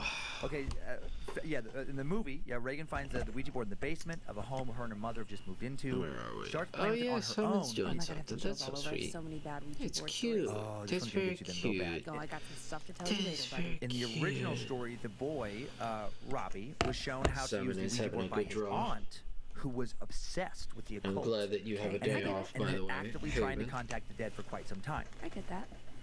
Any other details, I would give now would take away from the story, so I won't give Okay. those. But I just wanted to clarify for listeners that, yes, this story is indeed the basis of The Exorcist, and that there are a variety of differences between it and the movie. Also, the boy who gets possessed, sometimes referred to as Robbie Mannheim, other times as Roland Doe. His real identity has been kept hidden. Oh. So that's why there's these pseudonyms. To be less confusing, I will only refer to him in the story as Robbie Mannheim. Okay. Silly to go back and forth. Absolutely. Last note, I do think this original story is scarier. And then... Cool. Creeped that, out? That sounds great. Are you creeped out yet? I'm gonna get a little sip of water while you soak it in. I'm not scared at all. I was just thinking that I'm glad that you're using the name Robbie because one of our employees... Friends? What? Joe's friend? Is that what you're thinking of? Oh. No, I'm not thinking of Robbie. I'm thinking of Harmony's son, whose name is Roland. Oh. I hope she doesn't mind me disclosing his name. Too dramatic. Just... Okay, ready? Keeping the shape. Time now for Daniel Pastana's encounter with the red-eye. 3D object. Oh gosh, what am I talking about? Oh, good. We're gonna go back to that story. Not time for that. Not time. Not time for that. Not time to do that again. Time now for the exorcism of Robbie Mannheim. In 1948, 13-year-old Robbie Mannheim lived in the roughly 1,300-person town of Cottage City, Maryland. Cottage City, quaint little burg full of old cottage-style homes that sits on a well-manicured tree-lined streets. It was sandwiched in between Washington, D.C. and the Anacostia River. Little Robbie was only a child, was an only child, raised in a happy German Lutheran household, quiet, studious, introverted, didn't have a lot of playmates, doted on by his family, especially by his Aunt Harriet, a woman who, in addition to spending a lot of time with her nephew, also spent a lot of time dabbling in occult spiritualism. Okay. His aunt, possessed numerous occult objects, including her Ouija, I'll say Ouija board. And one day, when Robbie expressed an interest in the Ouija board, of course, all kids do. Of course, his Aunt Harriet showed him how to use it. Okay. And then the two of them began to use it all of the time. They'd spent hours trying to make contact with the other side, the land of the no longer living. And Robbie soon became obsessed with the Ouija board. How exciting it must have been to think you could hear back from the great beyond. Roughly a year later, Robbie's Aunt Harriet died suddenly in January of 1949 due to what has possibly cryptically been described as natural causes. Maybe she did die of natural causes. Or maybe she made very unnatural contact with something she should have never looked for in the first place and died because of it. probably. Before we move forward, just to make sure everyone is rightfully creeped out, let me describe what a Ouija board actually is. A Ouija board, also known as a spirit board or talking board, is a flat board marked with the letters of the alphabet, numbers, yes, no, hello, sometimes goodbye. It also has a few occult iconography symbols, comes with a small heart-shaped piece of wood or plastic called a planchette, and when you and a friend lightly touch the planchette, many believe the spirits move it around to spell out messages something is sharing with you from the other side. Most people think it's just a harmless board game, one that has been sold off and on in major department stores across the world next to games like Scrabble and Monopoly, a game sold by Parker Brothers, the same people who make Monopoly and Clue and many other games. Most think it's nothing more than people's minds and imaginations moving the planchette across the board, but I disagree. There are others who think it's far from harmless. It is not harmless. People who think that sometimes something much more than just your imagination moves the planchette, something sinister. One Christian website warns against its use, saying that, most of the time it probably is a harmless game. But They say that 50 people could play it, nothing more than their imagination might move the planchette across the board each and every time. But then, what if the first person uses it and opens a door to a place they're not ready for? What if they use it to make contact with a deceased loved one and then do make contact, but not with their loved one? Instead, they make contact with something masquerading as that loved one. Some manipulative, demonic entity, something that can use our belief in the power of the board as a conduit to gain access to our world. That's exactly what many witnesses think happened to Robbie Mannheim. In 1949, after his aunt passed, the now 14-year-old boy became convinced he could reach her with the Ouija board. not a good idea, Robbie. And according to his family, he did reach something. Uh-huh. According to priests and other witnesses who would try to help him in the coming months, he reached a whole lot of somethings. Oh, God. And none of them were his aunt. Shortly after Aunt Harriet's death, Robbie and his family began experiencing an escalating series of strange and hard-to-explain events while Robbie continued to reach out with his Ouija board. Things started out innocently enough with the sound of dripping water. Okay. Robbie, his mother and father, also his grandmother, who lived with the family, all heard it. Just a steady drip, drip, drip. But it wasn't coming from any faucet. It wasn't coming from any visible section of pipe. It was hard to locate where the sound was even coming from. but they heard it all the same. It seemed to come from both everywhere and nowhere. Drip, drip, Where drip. the fuck was it coming from? It's maddening. And it was just the beginning. Soon after the sounds of dripping water, the family started hearing the far more ominous sounds of animalistic scratching noises coming from within their home's walls. Oh, God. The noises began in the bedroom of Robbie's grandmother, seeming to come up from the floorboards beneath her bed. They thought at first maybe some small animal was trapped, and then the sound moved to other sections of the home. Maybe the little animal was now free. Rats, mice within the walls. Not fun, but something that could be easily remedied. The family also convinced themselves that the sound of dripping water was coming from within the wall. Nothing more than some old leaky pipes and some rodents. It was an old house after all. Fair enough. Robbie's dad hired someone to check the plumbing and take care of it. Nothing. The plumber couldn't find the source of the sound. Of course he couldn't. When he was there, no one heard it. Oh, shit. And then it started again when he left. Oh, no. The family then hired an exterminator to find the source of the scratching. Again, nothing. Robbie's dad got so frustrated, he tore out a few sections of the interior walls to find the source of the relentless noise. Nothing. No plumbing problems, no signs of mice, or any other creatures living in the walls. Yet the noises continued. Soon, the sounds of scratching and dripping water were joined by the sounds of marching and stomping feet. Oh, no. Loudly stomping feet. Loud enough to awake the entire family in the middle of the night on multiple occasions. Fuck that. Get out of that house. The Mannheims also started to hear what sounded like someone or something pounding on the walls from the inside of the walls. Once the pounding and knocking came from within a wall behind a framed depiction of Jesus Christ, knocking that picture to the ground. Oh, God. Hang it back up. You need Jesus. Dripping, scratching, stomping, pounding. You need Jesus. The Mannheim home was becoming an unbearable place to live in. And while all this goes on, unbeknownst to the family, young Robbie continues to use the Ouija board. You need to burn that fucking board. And also unbeknownst to his family, he'd recently made contact with the other side. He thought he'd began talking to his aunt. He did not. But he communicated with whatever was masquerading as his aunt, hour after hour, day after day. It is suddenly really cold in So here. fucking cold. As Robbie began to communicate daily with first one dark entity and then soon many others, new noises filled the family home. Tapping, knocking, banging sounds could and would start to break out at any point, day and night. And then, if it wasn't already apparent enough that the Mannheim home was swarming with poltergeist activity, it soon became apparent when household items and furniture began to fly around on their own. No way. That's what they report. It also soon became obvious to the family that Robbie himself, not the home they lived in, was the source of their paranormal problems. Because whenever Robbie left the home, the strange occurrences left with him. Oh my God, it attached to him. Several classmates witnessed objects begin to levitate around Robbie at school.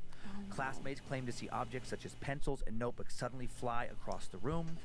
On one occasion, his desk was witnessed sliding across the floor, seemingly on its own and smashing into other desks. This is not good for Robbie. And Robbie's personality and behavior began to deteriorate. Well, yeah. He's possessed. The formerly quiet and timid boy became more aggressive, prone to angry outbursts and profane tantrums. Oh, dear. He became physically violent towards his parents and towards inanimate objects as well. He began getting into fights at school. Robbie's parents became concerned enough to seek medical and psychiatric advice. Despite visiting a variety of doctors and therapists, their son's strange behavior grew increasingly menacing and dark. Life was quickly spiraling out of control for the Mannheims. Between the scratching, dripping, and stomping noises, their son's outbursts, the objects actually moving on their own around their home, sleep was getting harder and harder to come by. Their collective grip on sanity began to loosen. That's a lot better. Not knowing what else to do, the couple decided to seek the assistance of the family pastor, Reverend Luther Miles Schultz. Good idea. Lutheran pastor, they all agreed that Robbie should spend the night at the pastor's house for further observation and evaluation. They wanted to see if the pastor heard or saw anything when removed from their home. They also wanted to see if they themselves continued to hear or see anything when Robbie was out of the house at night. Okay, fair. Before commencing on any sort of exorcism, the pastor needed to be absolutely certain that some sort of demonic influence did exist within Robbie. It would take just one night for the pastor to feel that certainty. Strange sounds such as loud scratching and rattling emanated from Robbie's bedroom the one and only night he stayed in the pastor's care. Reverend Schultz also reported that objects and furniture around his home began to vibrate and seem to move on their own. Oh my God. Worst of all, Reverend Schultz felt deeply, deeply afraid. He quickly decided that he was not properly trained to help free Robbie from whatever demonic forces had attached themselves to him. He advised the family to turn to a local Catholic priest for further help. Meanwhile, Robbie continued to use the Ouija board. Oh my God, somebody stop this kid. It was a board he now hid from his family that he used to talk to his Aunt Harriet and her new friends. Fucking ransack his room, my God.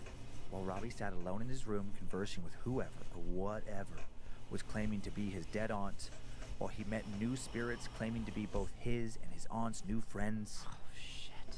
His parents met a Catholic priest by the name of Edward Hughes, Father Hughes, who was trained in exorcism rituals. When Father Hughes arrived at the house and saw Robbie, like he was immediately unnerved by the boy's dark, sinister gaze.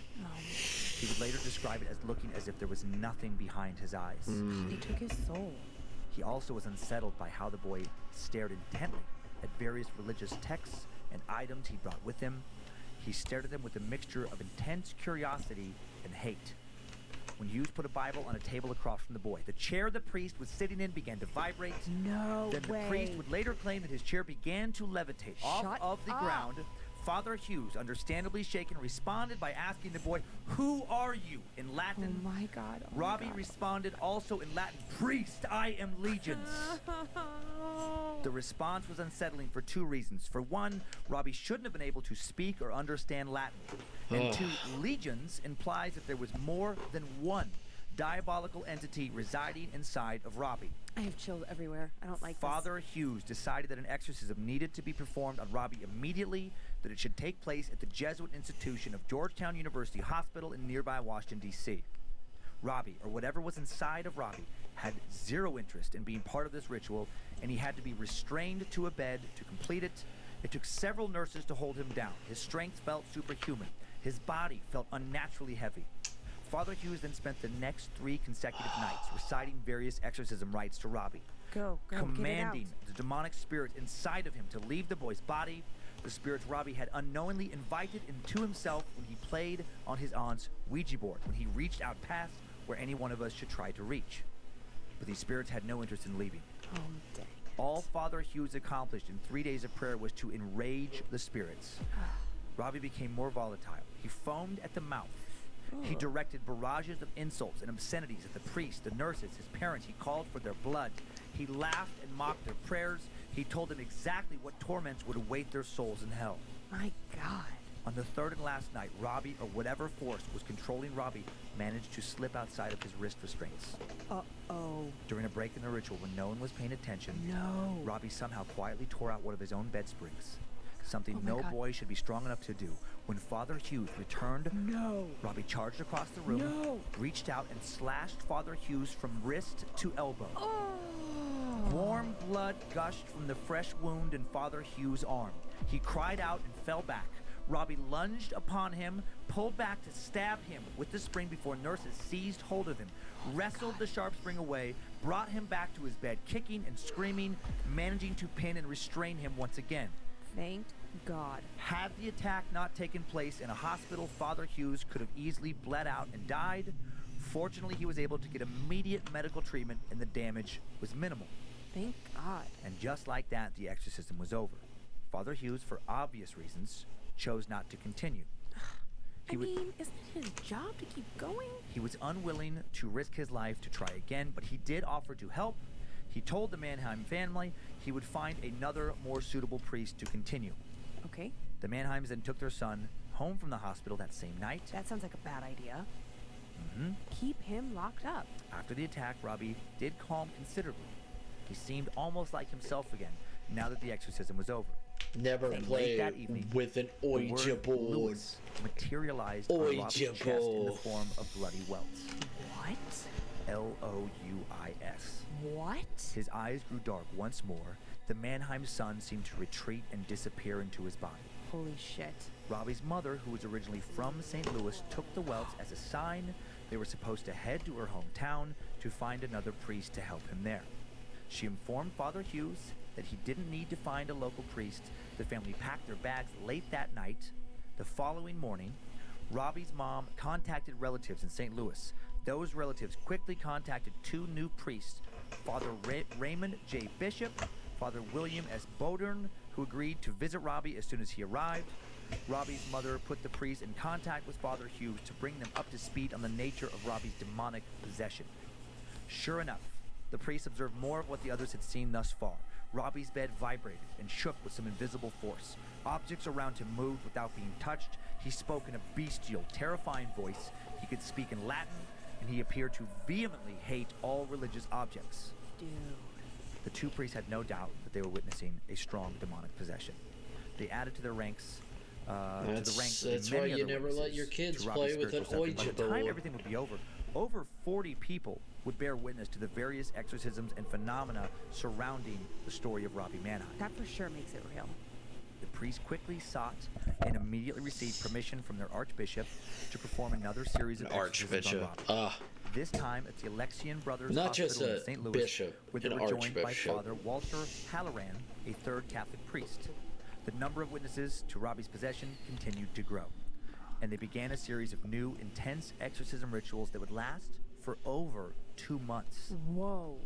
What transpired during these exorcisms was recorded in the diaries of the priests.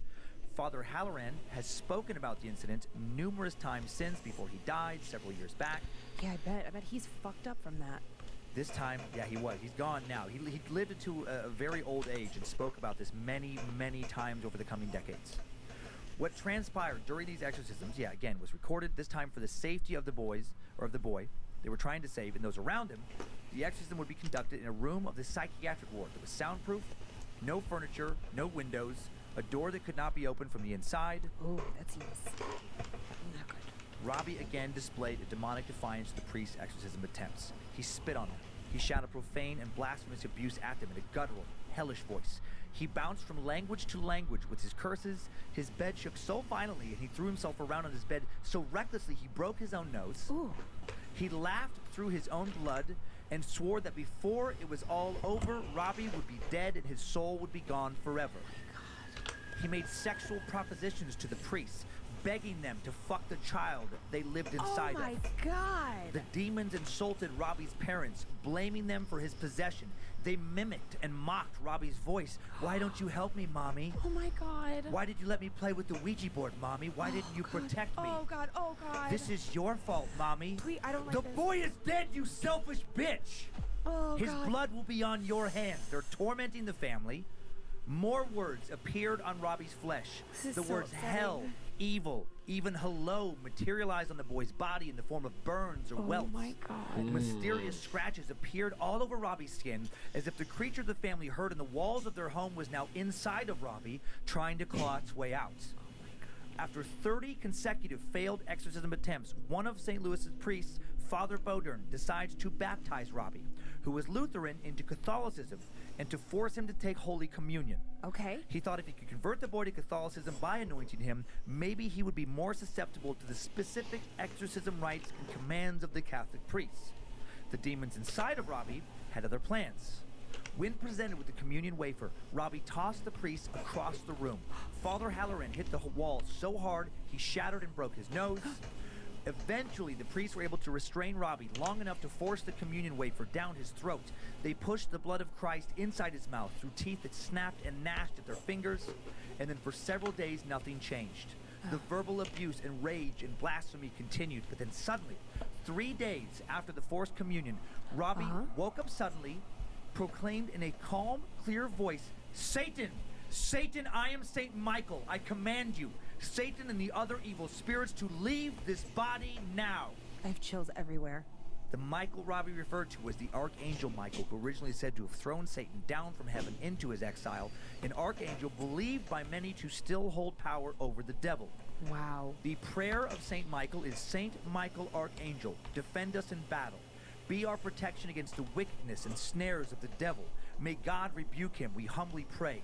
And do thou, O Prince of the heavenly host, by the power of God, cast into hell Satan and all the evil spirits who prowl through the world seeking the ruin of souls. Amen. Amen. After Robbie's sudden announcement, whatever dark forces had been holding his body hostage suddenly and totally disappeared. Robbie would never again exhibit another sign of possession. No way, it worked. He also had very little recollection of anything that had transpired throughout the entire ordeal. I mean, thank God. As far as we know, Robbie went on to have a relatively normal life. Again, this happened in 1949. In order to protect their privacy, the names of his family were never released. His true identity remains a mystery to this day. As for the Ouija board that was in his possession, there's no mention of what happened to it. Maybe Robbie's mother tossed it out. Maybe she put it in the basement and forgot all about it. Maybe it ended up in some box dropped off in front of some Salvation Army donation center. Perhaps after ending up on some thrift store shelf, he traveled to someone's home and brought whatever possessed Robbie with it. And maybe someone's able to talk to dark spirits right now. Oh, shit. Yeah! Why'd you have to say that? How does that tail look? Supposed to be scary. Okay, one thing I have to point out right away before I forget this thought. Do you think that it's just complete? I know. I am like, I got chills. I'm cold. That was fucking creepy. After they gave him the body and blood of Christ, 3 days. And like, listen, I'm a failed Catholic.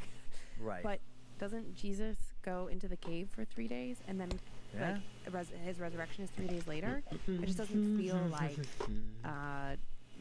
pure happenstance that it happened that way. That doesn't feel like what's the word I want? Coincidence. I am so freaked out right now. Like my brain is not functioning at I mean, it's an capacity. intense story. I mean, there's a reason that story, was turned into such a popular, horror movie and book. I mean, it's unusual in the sense that there were a lot of people who verified that they did see very strange and unnatural things happening. Your pictures. And this is Linda Blair from the. Isn't that intense? Who is that? Linda Blair from the Exorcist movie. Oh my! Oh, so that's fake. That's from the fake. movie. That's fake. I don't know if I ever saw The Exorcist. Just looking at that, I'm like, oh, maybe I didn't. I mean, yeah, maybe. I mean, maybe not. I mean, it's an older horror movie. And then just for people watching, let's get a picture of the Ouija board up there. Now, this is specifically. This is a little more occulty than normal. This is a Baphomet style. Baphomet is this demonic entity that some think has always been around. Some think was kind of invented during the Knights Templar Inquisitions. But that's a more occult. This next picture is more likely similar to the one he used. Oh yeah, that's the standard one. That's what I have played with. Yeah, that's the one you could buy at the store, and that little heart-shaped thing in the center, that is the planchette. That's what you put your finger. I've never used one, but that's what you're supposed to put your finger. You've never Ouija board? No, I never have. Well, you're not going to now. I have to hold this. Oh my god. Nope. I mean, if we ever thought we were gonna fuck around with one, it's not happening now. Not happening. Now, there's another demonic entity. This next picture. This is. Now, this is Charlie Sheen. But why I included Charlie Sheen here, just to lighten it up for a second. This is the 6th picture that came up when I Googled, and I'm not making this up, demonic possession. Charlie Sheen comes up. Didn't he have like a crazy mental breakdown? He did years ago, and he I think why it came up is he said it was akin to being possessed by demons. Now, it's hilarious. We don't have I pictures love that of the he's family. standing in front of a picture. He's at the YMCA. Right. Yeah. Is he at your gym? Yeah, my gym, Connie. This is This is Father Walter Halloran. So that's the priest that was, the lead priest in charge of the exorcism. He passed away, but that's the guy who led the 1949 St. Louis exorcisms. So pretty, And he was the one that was really messed up. He just wrote about it later. No, none of the priests were. I mean, I didn't look into that part of it. Maybe some of them were really haunted by it. I just know that he documented it and talked about it numerous times. Yes, yeah, afterwards. I mean, maybe they found solace and peace in their faith, and that's how they dealt with the aftermath. But what about his parents? What about those nurses? Oh my God, I would be a mess. Yeah. No way. I'd be totally. Now, we don't know for sure who this boy was, so it's some speculation, but some think this next picture is the boy. Oh my God! We think that's Robbie. If you want to take a peek at Robbie. No. Just look at Robbie. That's, I just found that's a demonic possession gift. I just want you to think about that later. At what point are you going to stop putting these ridiculous photos in here? Probably never. That's Sister No Thank You. That's Sister No Thank You? That's Sister Hard No. I'm not looking anymore. Oh my God, it is creepy. Take it down, producer Joe. Take it down. Okay, so I guess, just some questions about this story. I mean, oh man. Now, you have played, let's talk about the Ouija board, because you have played a Ouija board. So do you believe many times that a Ouija board can open some kind of door? Yes. And why do you believe that? Okay, very specifically, one story. So just to I don't know if this is just like all girls, but like junior high, me and my girlfriends got really into scary movies, Ouija boards, and so it was like every Friday night, we were spending the night at somebody's house and busting out the scary movies and the Ouija board. And this particular instance, I remember this like I can still smell it. Oh. 7th or 8th grade, junior high. We were at Kristen Marcinkowski's house. I would love it if like she wrote in and was like, "Hey, it's me." Me, Kristen, Amanda Adler, Sarah McDonald. I think some other people were there too, but those were kind of like the core. Like we would get really into it. Sarah and I specifically were pretty obsessed. So we're at Kristen's house. We're in the basement. I say I can smell it because her parents smoked in the house, and I remember like just such a specific smell and feeling. Right. It's late. We get out the Ouija board. We're in her basement, and we're in like a main room, and then there's like another, like a spare bedroom or something in the basement. In that spare bedroom, there is an alarm clock that is not plugged in and has no batteries in it. No batteries, for sure. For fucking sure. Okay. Okay. Now, my cousin had been killed years prior to this in a tragic car accident. Yeah. And it was something that obviously wrecked my whole family, just like really upsetting to everyone. He was very, very young. So I was sort of weirdly obsessed with the thought that through the Ouija board I could find him. I don't know why I thought I should. Yeah. And we all like all of the girls playing had either lost like a grandparent or somebody. Okay, somebody, so like everyone's trying to contact somebody. Yeah. So we're doing the Ouija board, and it's always like when you're playing it, you're like, you're pushing it. No, you're pushing it. Sure. We all swear to God we're not pushing it. So we're trying to get my cousin, his name is Ross. We're trying to get him, and we believe that we've gotten him because it's moving, it's answering the question, it's really creepy.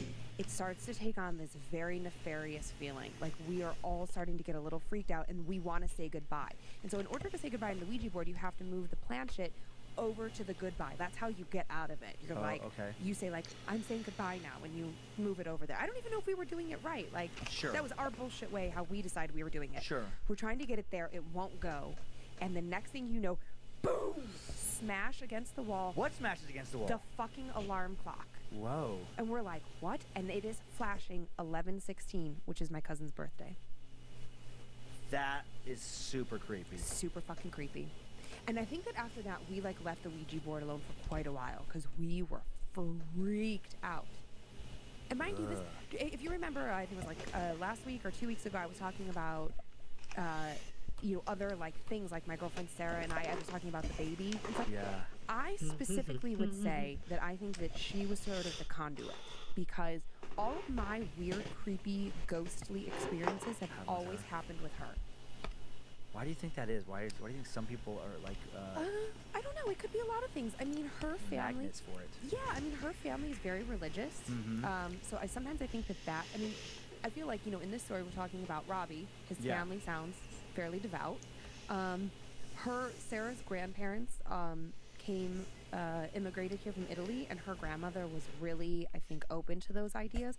So I don't know if it was just like an idea that was passed on to her that like,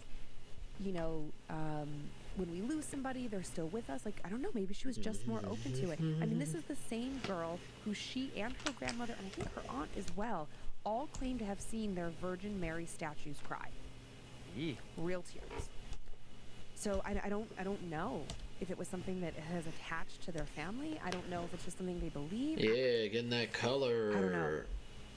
Man, yeah, very, very, very getting creepy. that color. Now, speaking of creepy things, I want to talk about you being freaked out this past week. My God, it's been such a long week. And specifically the night where, I don't know why it hit you this night, but it was a couple nights after the recording of the 3rd episode, but you were still bothered by a little bit by that episode, by the Kinter Kaifek farm, but really bothered by the tale of the LaChance family's Union House haunting in Missouri. The combo of those two, I like mushed them together in my brain. And we're laying there in bed. We're about to go to bed. super tired, and I remember I'm about to fall asleep, and I just remember you asking me, is your face real? So something about my face being real, and I was like, what? And I'm like, and you were like, if I look at your face, am I gonna see your face? And I'm like, yeah, what other face am I gonna have? And you're like, I keep hearing things, and then you started to spook me, and I'm like, it's the dogs. It was Penny, our dog Penny, her face was too close to the pillow, and so she was kind of having a raspy little breath. Was she? That's what I remember. That's what you told me, but I don't know if I believed it. I moved the pillow and it got better. I don't know, dude. But then you kept hearing things I wasn't hearing. You kept getting freaked out, and then you did something that you've only done one time in the history of us being together. 7 years together. We're already laying in bed together, and then for some reason, I don't know why I think it's funny now. It's so like we couldn't be closer. You're already smashed up against me, but you wanted to get out of your side of the bed, walk around the bed, and then I guess you wanted me to hold you from the other side. Yep. And also just be facing a different wall maybe for some reason. I don't know, it just seemed... But it seems safer to you. Well, yeah, because like I sleep on the side of the bed that's closer to the bedroom door. Okay, I get that. I get that. So there was like that, although the other side is where there's like 2 large windows, so that's probably not a great choice either. Right. But I don't know, I just didn't... Obviously I could have rolled over. You were real spooked. I was super, super scared. Yeah. And I remember, I mean, I don't know if you'd had a weed gummy that night, but I had. We both did. So, it's like there's that to add I was to the a story. little bit high. But my theory was I like had 10 milligrams, not like crazy. We were yeah, ripped out of our minds. Yeah. Yeah. It's like I had it and a cocktail because I wanted to pass out. Because as the evening was winding down and it was getting darker outside, my imagination was getting the best of me, and I was not having it. So okay, so we're in bed, and then so I get on the other side of the bed, and I didn't want you to hold me from behind. I didn't want a spoon. I wanted to face you, and so Which you never want to do because you breathe in my face, and then I feel like I'm suffocating. It's like hot breath in my face, and it makes me crazy. No, I have like a complex about like breathing anywhere near your face. Because I don't like it. Right. I would like to say I'm sure I'm not the only person who feels suffocated by hot man breath up their nose. Fair enough. So we're lying there. Now you pass out, and I am pissed that you fall asleep before me. But I can't wake you up. Like, that's not fair. So you're a little bit higher than me. Like my face is a little bit lower. Yeah. But let's go on to the scary stories. Whether thou art a ghost that hath come from the Let's keep going with the scary stories. or one that lieth dead in the desert, or a ghost unburied, or a demon, or a ghoul. Whatever thou be, until thou art removed, thou shalt find here no water to drink. Thou shalt not stretch forth thy hand to our own. Into our house enter thou not. Through our fence break through thou not. We are protected, though we may be frightened. Our life you may not steal, though we may be scared to death. Still creepy. So creepy. I noticed something new still when we watched that. I just saw the little guy's face in the mirror, that intro sequence. Oh yeah. I say it along with the prayer. Like, okay, please keep me safe this week. Welcome to the 5th episode of Scared to Death. I'm Dan. Hi Dan, I'm Lindsay. And hopefully you're about to be terrified. Probably, hopefully. I feel good about terrifying people today. Great. That's awesome for me. Yeah. So before we get started, we just wanted to give a big shout out thank you to all of our fans out there who have been doing such an amazing job of rating and reviewing the podcast. Yes. And I know it's kind of obnoxious, right? But actually it's really, really helpful because when someone is looking for a new creepy podcast and we're in that like top range, they see us pop up and they're like, okay, what's that? So the more ratings and reviews, the higher up in the charts we climb, the bigger the podcast gets. Let me make sure I'm getting the color right. For us to keep doing this. Yeah, we want to keep doing it because it is a lot of fun. So I love doing it. Love telling these stories. It's such a fun challenge. Yeah. And just been having a lot of fun with it. So, and thanks for the subscriptions on YouTube. A lot of people are starting to co-watch it. I see the pictures on Instagram where people are like in bed as a couple watching at night, which I think is awesome and terrifying. And we're gonna get right to it. We don't want to banter too long at the start of the show because we hate when other shows do that. Blah blah blah. So I know you want to do some sage. Yeah, really quick. I gotta burn a little bit of sage because I'm convinced that this studio is haunted. It's 65 degrees in here, while the rest of the studio is about 70. So that's creepy. So I'm just gonna protect us before we get started. Okay, great. Okay, while you do that, a couple thank yous to the Rizzuto Show in St. Louis. Thank you guys for talking about this and turning on so many listeners to our show. We really appreciate that. The Rizzuto Show FM in St. Louis, and also You can find their podcast. And also Heartland Radio 2.0 in Indianapolis. They have also been talking about it. So I was able to come on their show and talk about Scared to Death. And a lot of you Heartland listeners have been checking us out as well and very much appreciate it. And we'll chat more at the end of the show about some recent scary things that have gone on in our lives. Right now we're just going to try to get into these stories a little quickly.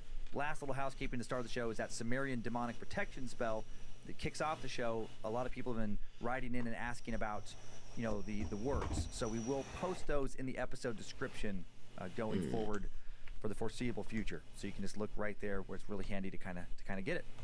And now you're getting your blanket on. You got your socks on. Blanket. Yep, I got on my fuzzy unicorn socks. Okay. We got two tales, as always, today. The first takes us to Northfleet, England, 1962, to a poltergeist terrorizing 3 separate families in the same building. Oh, cool. And then the second and final tale takes us to Brookfield, Connecticut, 1982, a tale of 2 demonic possessions ending in a murder. Sometimes I feel like the first of the 2 stories is a little less scary than the second. I think both of today's tales have equal nightmare potential. Cool. I'm just glad that you don't say, and then this happened in Coeur d'Alene, Idaho. Not yet. Please don't. We'll get there. No, we'll get there. I don't want you to. I would appreciate it if you never did that. Like, maybe that's my limit. Okay, all right. Are you ready? Time now for the tale of the Northfleet Horror. The small city of Northfleet in Kent, England, it's an old town. Goes back at least as far as the days of the Romans, just 25 miles east of London on the banks of the famous River Thames, buttoned up against Gravesend. Having survived numerous wars and plagues, it's seen its fair share of death. And in 1962, it seems as if one of its dead decided to make their presence known to the living. 28-year-old Sidney Maxted and his wife Susan, together with their 3 children, 6-year-old Kevin, 4-year-old Linda, and less than a year-old baby Claire, moved into number 16 Waterdale, a small semi-detached house a short walk from the Northfleet Cemetery. A cemetery opened by the city in 1891 when the local parish's cemeteries simply ran out of real estate for the dead. Prior to the Maxted family taking up residence in this particular home, one of many homes built along a lengthy thoroughfare in the 1930s, there appears to have been no history of paranormal activity at the residence. And then in 1962, something was either brought inside or something was woken up. Uh-oh. Shortly after moving in, Susan started hearing odd noises. Initially, she dismissed them as settling sounds that one could hear in any home, but she gradually became concerned that they got harder and harder to explain as being just typical sounds one would hear in any naturally settling wooden structure because they sounded very much like footsteps. At first, she heard the footsteps here and there for a few seconds during the daytime. They came from her second-floor front bedroom, which was situated directly above the first-floor living room. When she would be downstairs, she'd hear what sounded like someone pacing back and forth across her bedroom floor. Ugh. And at first, only Susan heard the footsteps, always when no one else was around, so initially, somewhat easy for her husband Sidney to write them off as auditory hallucinations. Susan must be hearing something that could be easily explained, maybe just her imagination, but then a few weeks after Susan started to hear the footsteps, Sidney started to hear them as well. Suppose I better get up and do things now. What they now both heard sounded exactly like someone walking in their room, and like his wife, he struggled to find a reasonable explanation. Still here. Whenever he'd head upstairs to investigate, no one was there. Your On several spoopy occasions, goat they both heard the is footsteps still together, here. I hope and you both have a ran good upstairs day, to try though. and catch whoever was in their room. Even if it's Nothing. just you Nothing. hanging It was out mad. with me, it's How could they still a both lovely clearly day. hear someone walking when someone clearly wasn't there? Then after a few weeks, in addition to the noises, Susan started to started to feel a sense of dread in the home. She suddenly wanted to move. The new house just didn't feel, for lack of a better term, right. Acknowledging that she sounded crazy, she told Sidney that it felt like something else was living with them, and that something did not want them to be there. See ya. Sidney tried to set his wife's mind at ease, telling her that there had to be a perfectly reasonable explanation for the footsteps, and that her bad feelings about their new home were probably just based on the two of them not understanding what the explanation for that noise was. Sidney attempted to convince Susan that the footsteps, like noises they were hearing, had to be come from, or the footstep-like noises they were hearing, had to be coming from the adjacent house next door, number 14, where another renter had just moved in. Okay. When their perfectly human and absolutely alive neighbor walks around their home, they must just be hearing them through this shared party wall, as it's called, It's an interior wall shared by both homes. Due to an odd bit of architectural design, one of the bedrooms of the adjoining house actually sat over the top of the entrance hall to the Maxted's home.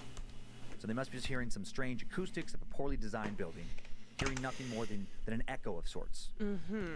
And that explanation worked for a time. They both wanted to believe it was just a neighbor, so they did. For a few days, Susan and Sydney started to feel okay again. But then their two oldest children, the 4 and 6-year-old Kevin and Linda, started complaining about some other new noises. Uh-oh. They started hearing the sound of something scratching in their floor. Oh, no. Something scratching underneath their beds. Something that sounded like it was trying to claw its way into their rooms. Again, It's Susan always was initially freaked scratching. out. That's what Sydney really initially had a perfectly reasonable explanation. Mice. It was just mice. Had to be. Nope. Not fun, but certainly not paranormal or anything to be afraid of. Sydney always called the an exterminator scratching. who would be over in a few days to Is sort it it all like out. the scratching of the Then the kids dead started or complaining about something like else. that? Something no exterminator could help them with. The children told Sydney and Susan that something had begun to pull their blankets off of them in the middle of the night. And one morning, young Kevin walked into his parents' bedroom and told them, "The thing making the scratching sounds wants us to go away." Susan, who'd wanted to move after a few weeks of hearing footsteps, now definitely wanted out. Yeah. Sydney, however, still not ready. Kids hear things, kids say things, kids tell stories. They have dreams and nightmares they start to think are real, and that's all any of this was, just nightmares. Just like how Sydney had thought that Susan's ominous feelings about the house were based on thinking a ghost or some other type of non-human entity was making the footstep sounds when it had to be one of the neighbors, now he felt that Kevin was telling a story about the blankets being pulled off of him and his sister, Linda, because he'd heard the scratching sounds of mice. And now his imagination was getting the best of him. He'd scared himself into some bad dreams, and it probably didn't help that he'd likely overheard his mother and father talking about the ghosts. Susan wasn't totally convinced, but she did see how what Sydney was saying was reasonable, and despite little Kevin and Linda wanting to leave the house, Sydney and Susan agreed to stay. But then the exterminator found no mice. Right. No traces of mice at all. And worse, poor little Kevin Scratch, and Linda not a started good claiming noise. that they were It now is being not. mysteriously pulled and sometimes even hit by invisible hands. This wasn't happening in a dream. This was happening during the middle of the day. The children got so worked up that Sydney and Susan started letting them sleep in their bedroom. A few nights later, something happened that would leave Susan with zero doubt that whatever was going on in their house had nothing to do with strange acoustics, poor construction, or the imagination of children. Late one evening, at approximately 2 a.m., Susan got up and walked down the hall to the nursery to feed baby Claire.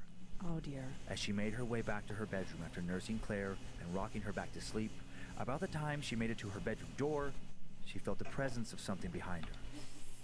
Susan slowly turned around, looked down the hall, and saw the figure of a young child walking towards her. At first, she thought she was looking at her 4-year-old daughter, thinking she must have got up and went to her room for some reason. She called out, "Linda?" At that point, the child-sized figure began to half walk, half float down the hallway towards her. Susan didn't know what she was looking at, but she knew it certainly wasn't her daughter. As the apparition drew near, it also began to rapidly grow in height. It soon became a figure much taller than Susan herself. Its head rose to almost touch the ceiling. It was horrifying. Susan, scared silent, first backed up towards her bed, then climbed onto her bed, never taking her eyes off the entity, crawling back next to her children and husband, still unable to speak, as the creature bent menacingly over her and showed its face. A face she would never forget. Later, she'd have a hard time describing it. It was both very human and not human at all. And she'd never forget how it felt. It felt angry. It was a face made out of shadows and anguish and rage and hate. Susan was finally able to scream, and she woke up Sydney and her kids, who saw nothing, but of course, were terrified nonetheless. The apparition disappeared when Susan screamed, and the next day, she and her family would disappear with it. Susan told Sydney she was done. She couldn't spend another night in that house. Sydney, who'd been trying to rationalize his own growing feelings of dread the past few days, knew there was no point in fighting her, and by this point, he wanted out as well. Good. Between the footsteps and the claims of his wife and the two oldest children, Sydney had had enough. He and his Susan told the landlord they were leaving, left to stay with the family in the area until they could find a new place. Over the next week, Sydney and some friends would return during the day to grab their things and furniture.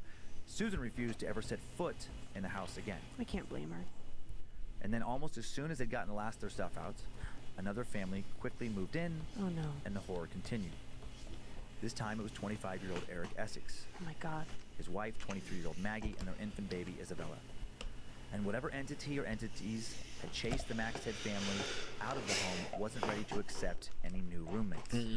One afternoon, just days after getting unpacked, Maggie was sitting with her mother in the living room when they both heard the footsteps. Oh, great. Just like with the Maxteds, the noises came from the upstairs bedroom. Yep. Maggie and her mother cried out to Eric as the footsteps turned to stomps, angry stomps, and the three of them hurried upstairs to see what the source of the noise was. Nothing. They saw nothing, just like before, no sign of any intruder. They all agreed that it would have been impossible for anyone to make the noises they just heard and then escape the house undetected, so what was it? A little more comfortable than the Maxteds with the supernatural, they thought that maybe they indeed had heard ghosts. But oh well. No reason to take off running. Plenty of people lived just fine in homes with a specter or spirit. Over the next few months, She's insane. the Essexes would last longer than the Maxteds. Strange, hard-to-explain noises continued to be heard, and they continued to assume that they did indeed live amongst some members of the spirit world who continued to not bother them because not all spirits are malevolent. But then there were the smells. The family began to be plagued by strange, horrible odors that came and went mysteriously throughout the entire house. Odors that resembled musty or moldy stenches rather than, for example, the smell of chemicals. Ew. Or something that could be easily attributed to household cleaner or something similar. Sometimes the smell of rotten meat hung in the air. Sometimes the smell of sulfur. A smell Looking they could find so no source good. for, no matter how hard they looked. A little color And these smells did on bother it. them. Yeah. Many believe, including the Essexes, that rotten foul odors Animation are a sign cell of a demonic and- manifestation. Great. They brought in a spiritualist who began to cleanse the house with sage, but then stopped abruptly, mumbled, "This will not be enough." Seemed to look at them, seemed to look at something upstairs, and then left and refused to return to the house. Now the Essexes were truly beginning to get frightened. In addition to the new smells, the Essexes also started hearing new sounds. Sounds much more unsettling than footsteps. They would hear a low-pitched hum that would cause their ears to ring, a sound they could feel in addition to hearing. In quiet moments, it almost sounded like something or someone speaking in a low voice that wasn't quite human in a language that wasn't of this world.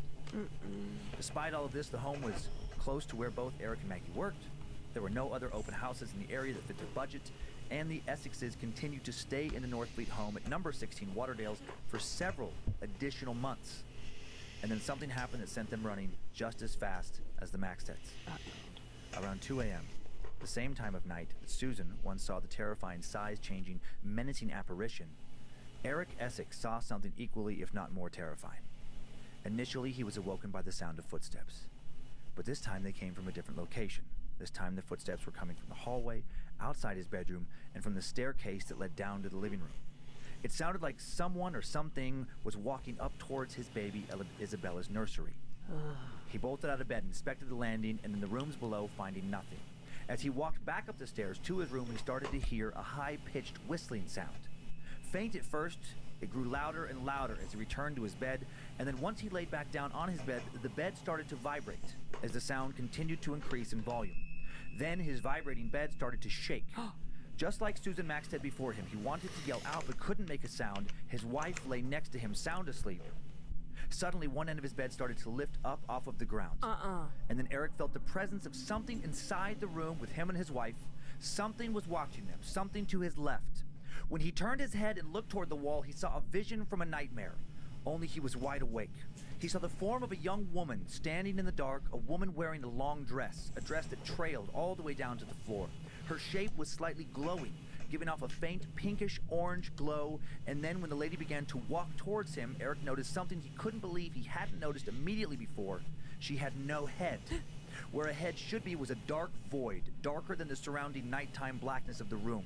And then a pair of eyes opened from within that darkness. Then a mouth could be seen.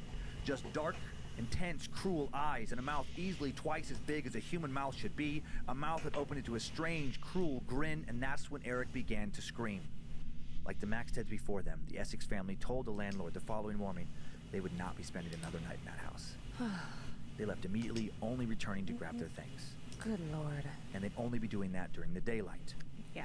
After the Essex family moved out, it would take a long, long time for anyone else to move in. New prospective tenant after tenant complained they just didn't like the way the place felt.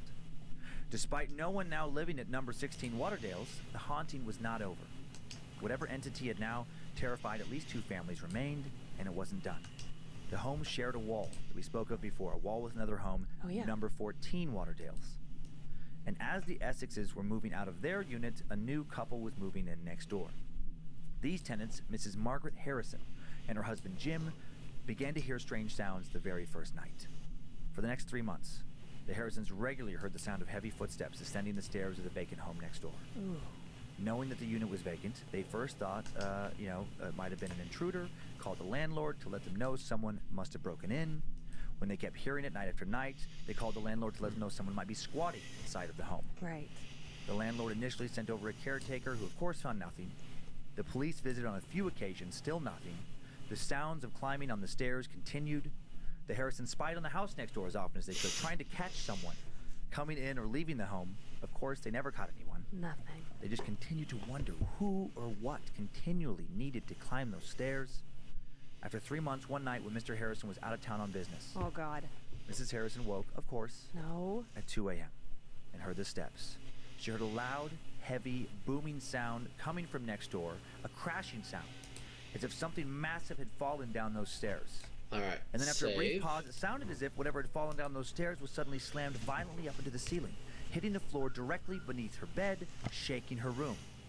Then whatever caused the thud began to move along the ceiling below.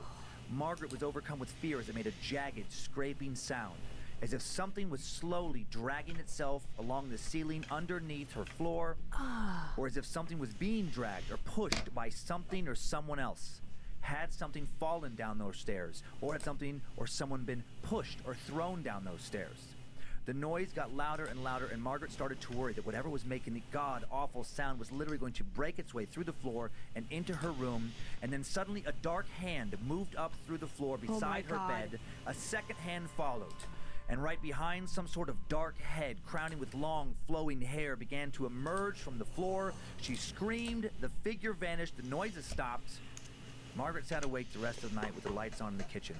Her husband returning home from work the following day, just like the 2 previous sets of neighbors from next door, immediately packed up and left. And as far as I know, that was it. No one else has been haunted at either number 16 or number 14 Waterdales in North Fleet since 1962. I also don't know what happened to any of the families involved. Did the Maxteds bring something with them when they moved in? An unwanted visitor? Something that stayed? Did the Harrisons take it with them when they left? Or is something still there? Something that will show itself when the next family decides to stay too long after hearing those first footsteps. Yikes. Yee. I have so many things. Yeah? Okay. First of all, I just want to say, why don't the husbands listen to the wives the first time? Yes. When we say it's time to fucking go, we're not kidding. It's time to go. I think women tend to be more intuitive, right? So feel that first? Yeah, I mean, maybe it's because we're more sensitive or just, and I don't want to have some gender debate about this, but just in general, I think that women are more in tune with their feelings and more open to these paranormal kind of things. I would agree with that. I feel like, again, not to, obviously there's variations. Oh, yeah. It's so annoying we even have to disclaim that. I have to disclaim everything now. But yeah, I would say that the emotional intelligence of women does seem to be higher. My hands are shaking. Oh, yeah. Well, I have a few pictures just so we can get a feel. This is the worst part for me. It really is, because it's like I can build my own image in my head, but then when you give me an image, that is what I cannot get out of my fucking head. Oh, the shadow people. Mm-hmm. Mr. Hatman is living in my frontal cortex. Well, this isn't too. I mean, this is just the North Fleet home. This first picture. This is recent. This is just from Google Earth. Again, this happened a long time ago. Are people living there right now? As far as I know, it appear to be. Can we please contact them? And so you can see how it's it's 2 units, but built. It's the same building. Oh, it's a duplex. Yeah, I guess it would just be better, just a duplex. But I guess it's like a weird two puzzle units piece. Side by side where 2 separate families live side by side is called a duplex. Well, I was imagining, just because of England, before I saw the picture, which I didn't grab until the end of the thing, I was picturing like row housing, I think it's called. Oh, yeah. Well, because when I stayed with an English family once many years ago, and that was their home. Where it was like a home. You wouldn't call it like a unit. Right. It was their house. What's like a townhouse? Yeah, I where they would share an interior wall with the neighbor. Right. Like their exterior wall was the other. Yeah, it was the same wall. Yeah, it's a house cut in half basically. It's 2 houses, one common wall. Is but what you're we right. would call it. This is more of a duplex. But, well, I think though what's confusing and maybe like what you were expecting something different is the way that the inside is built. Interior, it's weird. Like again, like a puzzle. Like where they kind of overlapping. Yeah. Yeah. Okay. Yeah. Okay. House normal. I'm prepared for the worst. This next image may be what Eric Essex, or may have seen at 2 a.m. Oh. Little headless lady. That's just a random stock image of like a headless lady. And then this next picture is Olga. This is just. Ooh, what is that? I just got fast. This has that nothing like to do with the story. Show something. It is sideshow. It's sideshow from the 1930s. And I don't know what kind of trick with mirrors they used to make it look like that lady didn't have a head, but she could move around.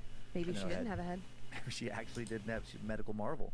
And again, not a lot of photos from this story because it happened in 1962 when it's not like horror websites were popping photos up right away. Right. And this story, for whatever reason, just never got popular enough. It's a little more obscure than a lot of the stories out there. Oh look at that. Sure. Well, and they didn't bring any investigators in. Like they don't have much of anything in the way of proof. Yeah, other than these just brilliant women slowly coming together. I'm building it. I have been waking up every night at 3 a.m. I know that's not 2 a.m. Right. But every night. 3 a.m. is another common time, more common in a lot of these stories. Oh, great. What are they called? That's The witching hour, right around there? Fuck if I know. I'm not a witch. I believe that 4 a.m. slot is the supposed witching hour. I just keep waking up for no reason. Just I wake up at 3. And horror fans. 3:02, 3:07, but never 2:59 or 2:58. Weird. It's always like in that 3 to 3:15 range. Wow. And that's new. That is new since we started doing this podcast. It's in your head. And horror fans. It's not in my head. Don't quote me on the witching hour. Don't be like it's actually 2:50. I don't know exactly. It's not in my head. I roll over and I look at a phone and it says 3 something a.m. That part's not in your head. I'm just saying like the stories have gotten into your head. They're messing with your mind, or an entity. An entity. I have fuzzies in my mouth from my blanket. While you get your fuzzies out, I was thinking would you have wanted to leave after the initial footsteps? Well, you know that I already think that there is something in Kyler's room because we've talked about this. Yeah. I'm 99% sure that I've shared this. Yeah, Kyler, our son.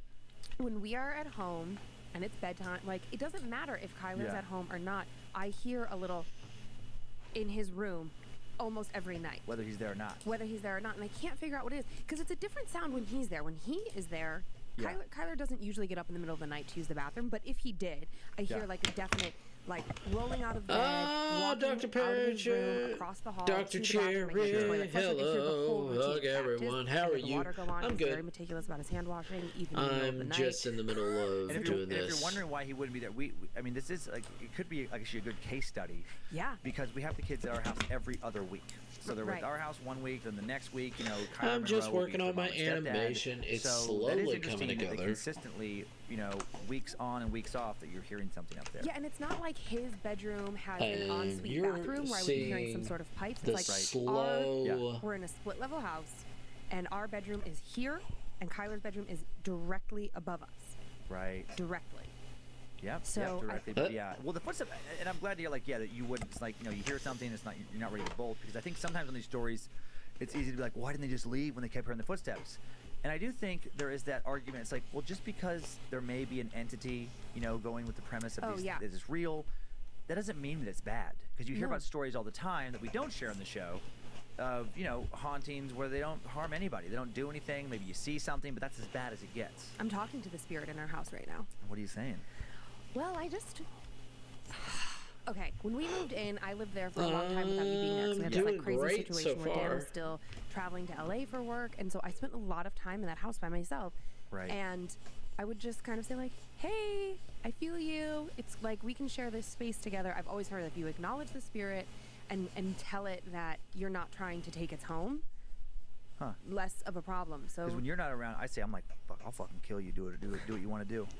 Cool. So you're angering the spirit, and then I like to say that right before I leave town, right before I get on the plane. I'm like, fucking do whatever you want to do this week. Lindsay can handle herself. No, I don't talk to her. Well, I clearly cannot handle myself, which we will tell you guys about later, Oh, yeah, later. after the second Yes, episode, after the about second our, one. our first fight about scared to death Oh, yeah. situation. But no, I mean, I've just been saying to it, like, hey, I know you're here. I feel you. I don't mean you any harm.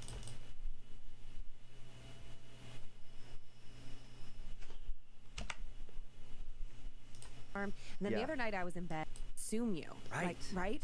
Where Yeah. the headless thing just felt But like... yeah, no, in my mind, she was just slowly. floating. Hey, She didn't seem as Ojima. angry or Oh. nefarious. Okay. Ojima, I'm not gonna pretend I know how to hey. use big words.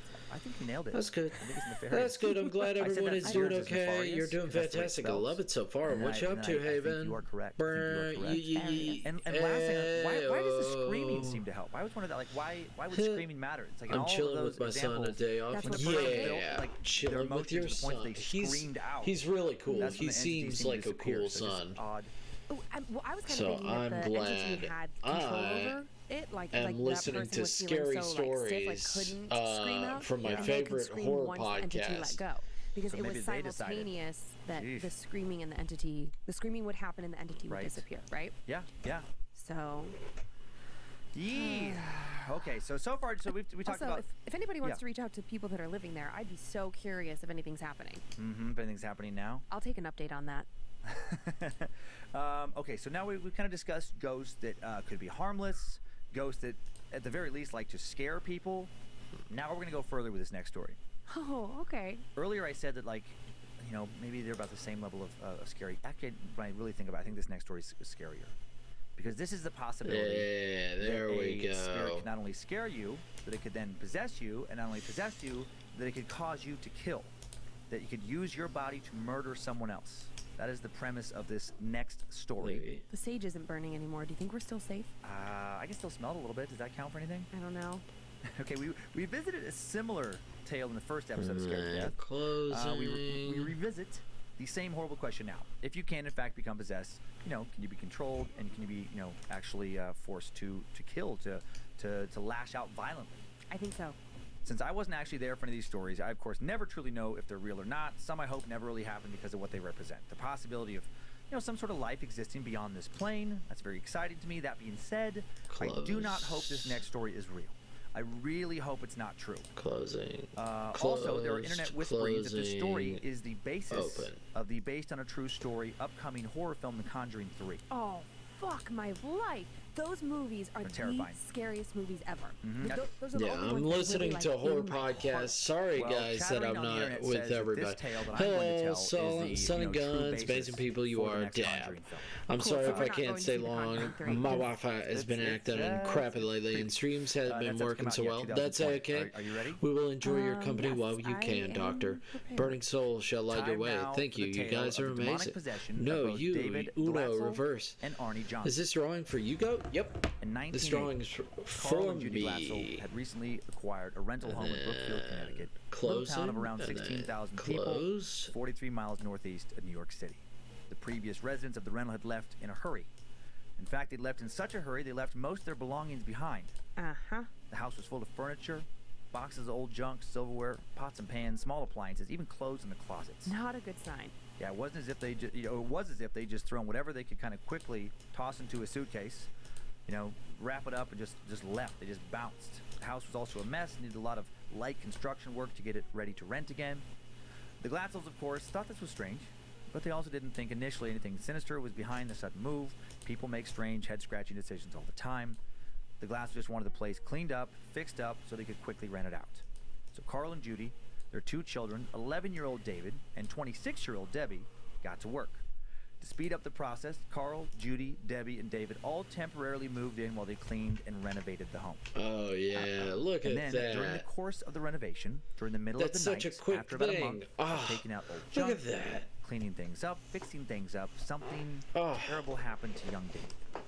He awoke in the middle of the night to what he described as a man with big black eyes, a thin face with animal features, jagged teeth, pointed ears, horns, and hoofs standing above him. The monster stared down into his soul, clearly this relishing seems like the a fear in his eyes. familiar And then character. little David felt a shift inside of him. It felt as if something had entered his chest. Oh, yeah. And then he felt cold. And then no, I Uno reverse. You're Uno reverse, and I agree with him. And I love horror stuff. Yeah, this is a horror podcast. One of my favorite horror podcasts out there right now. It's not small town murder, but it's still good. It all up to a nightmare, and it was just not the dream kind. Regular nightmares don't usually cause a kid to become sullen, irritable, withdrawn the next day, which is what happened to David. And then the following day after that, and then Judy I've got to shade it. What seemed to be an unseen force actually shove her son.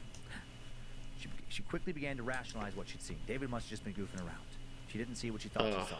She must just be tired from working on the home. But then more strange, hard-to-explain activity followed. Odd scratches and bruises began to appear on David's chest and legs. Oh, no. Injuries that seemed to have occurred while he was sleeping. Odd noises started to come from the attic. Noises everyone heard. Noises the family would talk about at breakfast. Later, as David was helping clean out a back room, he had another paranormal encounter that couldn't just be chalked up to a bad dream, since it happened during the middle of the afternoon. He was wide awake.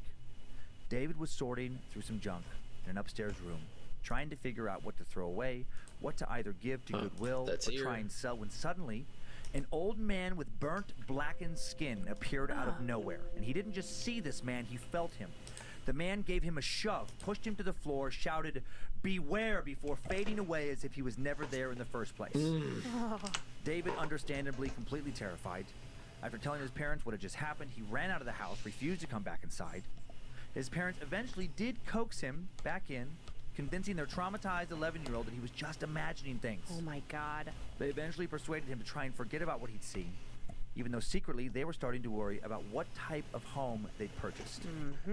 Strange events continue over the next few days. David becomes more withdrawn, lashing out at nothing, not at all like his normal happy-go-lucky self. He starts seeing dark entities all the time now. The man with the burnt skin, who he said had been threatening him to steal his soul. The horned, hoofed beast. David will also claim that sometimes the beast would appear as an old man with a white beard, dressed in a flannel shirt and jeans. Very specific. And then one day, Carl found his son sitting in a trance-like state, staring across the room at a blank wall. When Carl reached out to put his hand on his shoulder and ask him if he was okay, he turned and stared at Carl with eyes that Carl didn't recognize.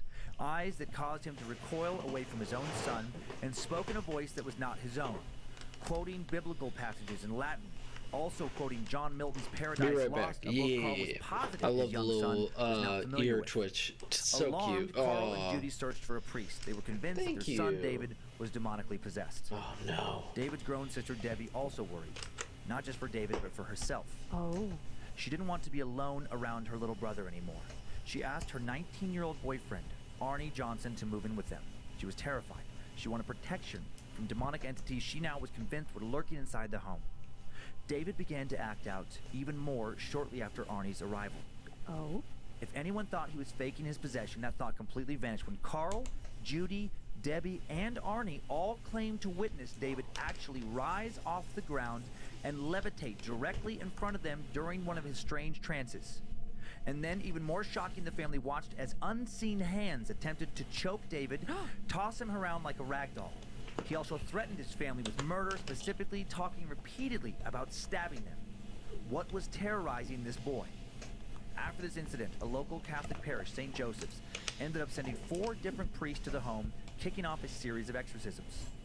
After the first exorcism, Ed and Lorraine Warren, the famed demonologists behind the stories that led to the movies The Conjuring and Annabelle and others, the demonologists happened to live nearby, and they also got involved, attending the remaining exorcisms.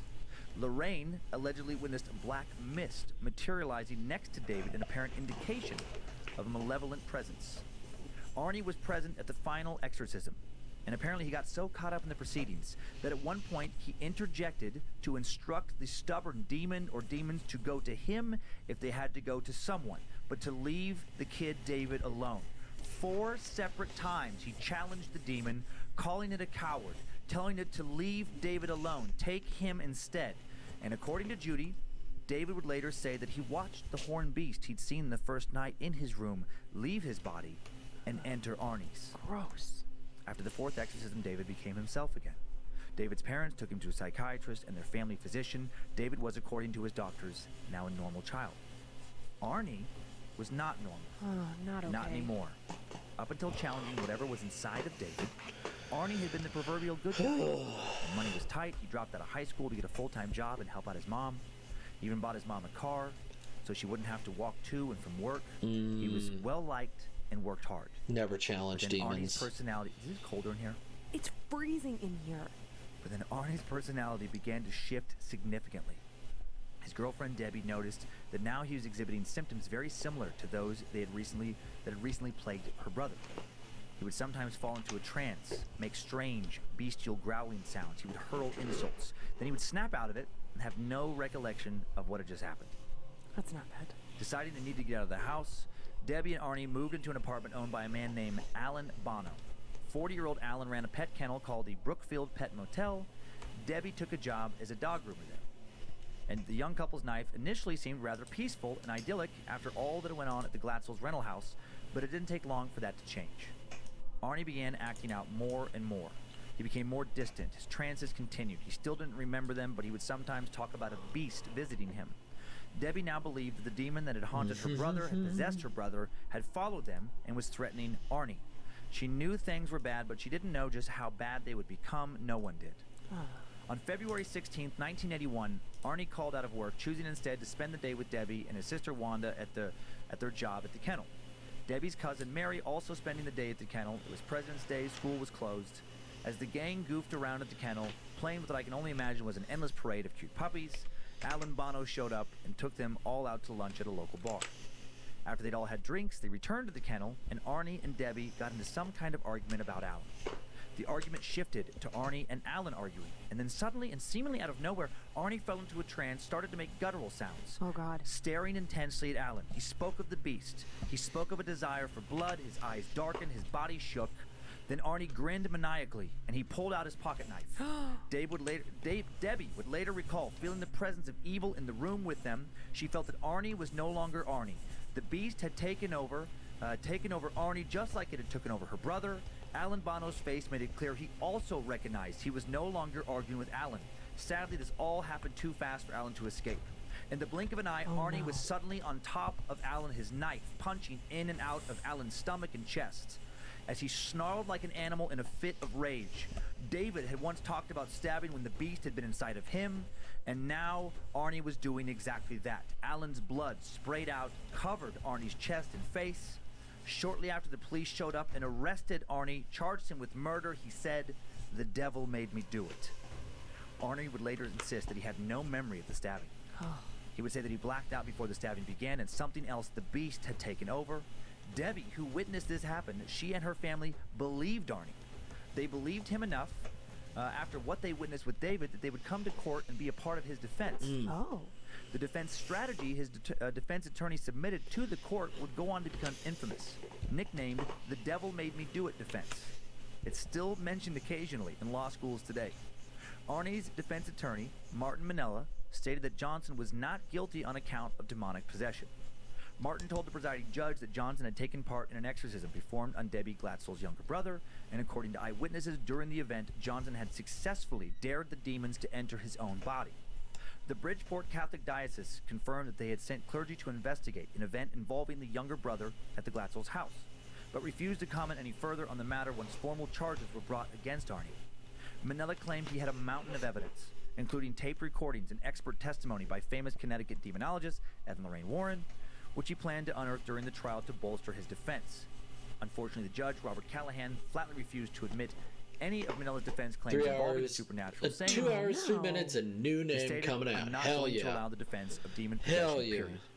And then the Hartford Courant, local paper, reported that while admitting he's not sure whether the demon possession is possible, Callan said he knows it's not a legal defense and considers evidence of it irrelevant, unprovable, and needlessly confusing to a jury.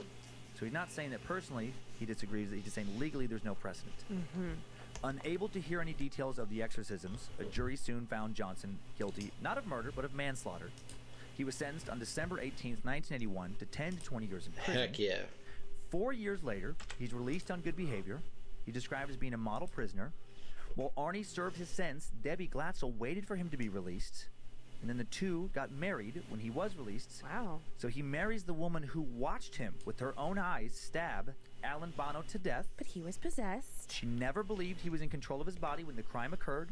She continued to believe, as did her parents, that the same demon that had taken control of her brother also took control of Alan. Well, I probably will wait because I will probably be asleep. The devil did indeed make him do it. So and then a 2014 article in the Hartford Courant revealed that Deborah and Arnie still together. Wow. Happily married. They had 2 kids together, now have 2 grandchildren. She works as a certified nurse's assistant. He works as a construction superintendent.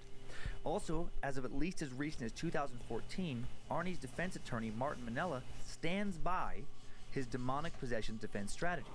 He said, "If you believe in God, you gotta believe in the devil. And what I saw in Arnie as a young guy has profoundly affected me the rest of my life." Wow. He said that back in 1981, he heard the tapes of young David Glatzel speaking the names of 42 demons in Latin. Wow. Also, he said that if the judge would have allowed his defense, he had the Brookfield, Connecticut police chief lined up as a witness, because that chief was prepared to testify that he saw David, while possessed, speak like a beast and levitate off the ground in front of him. The police chief said he witnessed that. So did the devil or some other demon or demons really make Arnie Johnson kill a man? This is what most of those who were there continue to believe to this day. Is the devil still with Arnie Johnson? Well, demonologist Ed Warren, who passed away in 2006, who visited Arnie during the trial and was friends with Arnie after his release until his death, didn't think so. He said, "Possession doesn't last 24 hours a day. It comes quickly and leaves quickly. Arnie understands what happened to him. He now knows if something happens how to ward it off, and he won't be stupid enough to take on the devil again." Wow.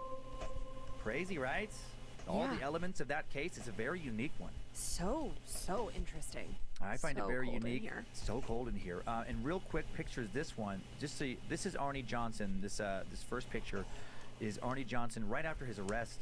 Young man. There's another picture of his arrest. I just keep waiting for really scary pictures. No, this is just pictures of his arrest. This is Ed and Lorraine Warren. This next one from the time of his arrest. I don't know that I ever knew what they looked like. Yeah, that's that. I mean, yeah. That's. I think that's around this when this incident happened. Lorraine would live until just recently. She lived many years. And then this next thing. This I do think this relates. You are the worst. I'm not looking. I do think this relates. You cannot trick me. This next image, I think. This devil. That devil has got a he's munching on some legs. Yeah, he's gnashing his teeth. Oh, I see. I thought he was he's snacking. doing some weird jerking off thing. No. Well, his arm is going like this. Yeah, it's a little jerk off motion, but no, he's happy. He's got 2 legs. I love how you just immediately start laughing. You're the worst liar ever. I feel like after all these devil pictures, we need a nicer picture. So this is devilish. I'm not gonna lie about that. But just as a little bit of a palate cleanser, can we get one more devil image up on the screen for our YouTube? This is just some deviled eggs. You're such an idiot. Delicious. I hate hard-boiled eggs, and deviled eggs are disgusting. I know, I like them. Of course you do, because you're gross. It's a little palate cleanser. But back to the story. Would you ever challenge okay, let's say you're at an exorcism. No. Well, what if it was one of the kids? That's what I was just gonna say. If it was one of the kids, I would definitely be like, "Come on, buddy, get inside of me." Yeah, I mean. Also, maybe it'd be fun. I don't know how fun it would be. I mean, a lot of elements to this story. A lot of kind of. Whoa. Why did that just happen? Why did we just hear our scary? Honestly, I didn't touch a thing, and it just went off. Oh my God, that was scary. Also, producer Joe just spoke in my ear. That's why I screamed, because I wasn't expecting to hear a voice. Okay. Weird tech glitch. And on tech glitches. Yes. I have them on when I work on these stories. Also, a lot of people listening know I work on Time Suck as well, another podcast. Never seem to have tech glitches when I'm doing research on something historical. But when I'm putting these, my computer just blacked. A brand new computer just went black. Oh, my phone did that today when I was trying to text you about coming into the studio. Really? Yeah. It's so weird. Just went completely black screen. Completely black screen. But it wasn't turned off. Nope, wasn't turned off. It was just I had to close out of messages. Oh, weird. And then go back to. But it was weird because I was like, why did that? For no reason. Yeah, mine was it just was suddenly unresponsive, and I shut it down. And I was getting ready to be like, God dang it! Like this is I'm gonna have to take this into Apple. Right. My other computer, I got this computer because my other one was kind of fritzing out. Kind of fritzing out. The other one was dead. Yeah, and then I opened up the screen, and it's totally fine again. Well, there's also like, go ahead. Oh, before I know you have some tales. Yes. Of what's been going on in our lives. Well, no, but I was gonna say in the studio. Oh. The candle behind your head on the second shelf to your left. Yeah. So all of these candles are on like a remote control. Yeah.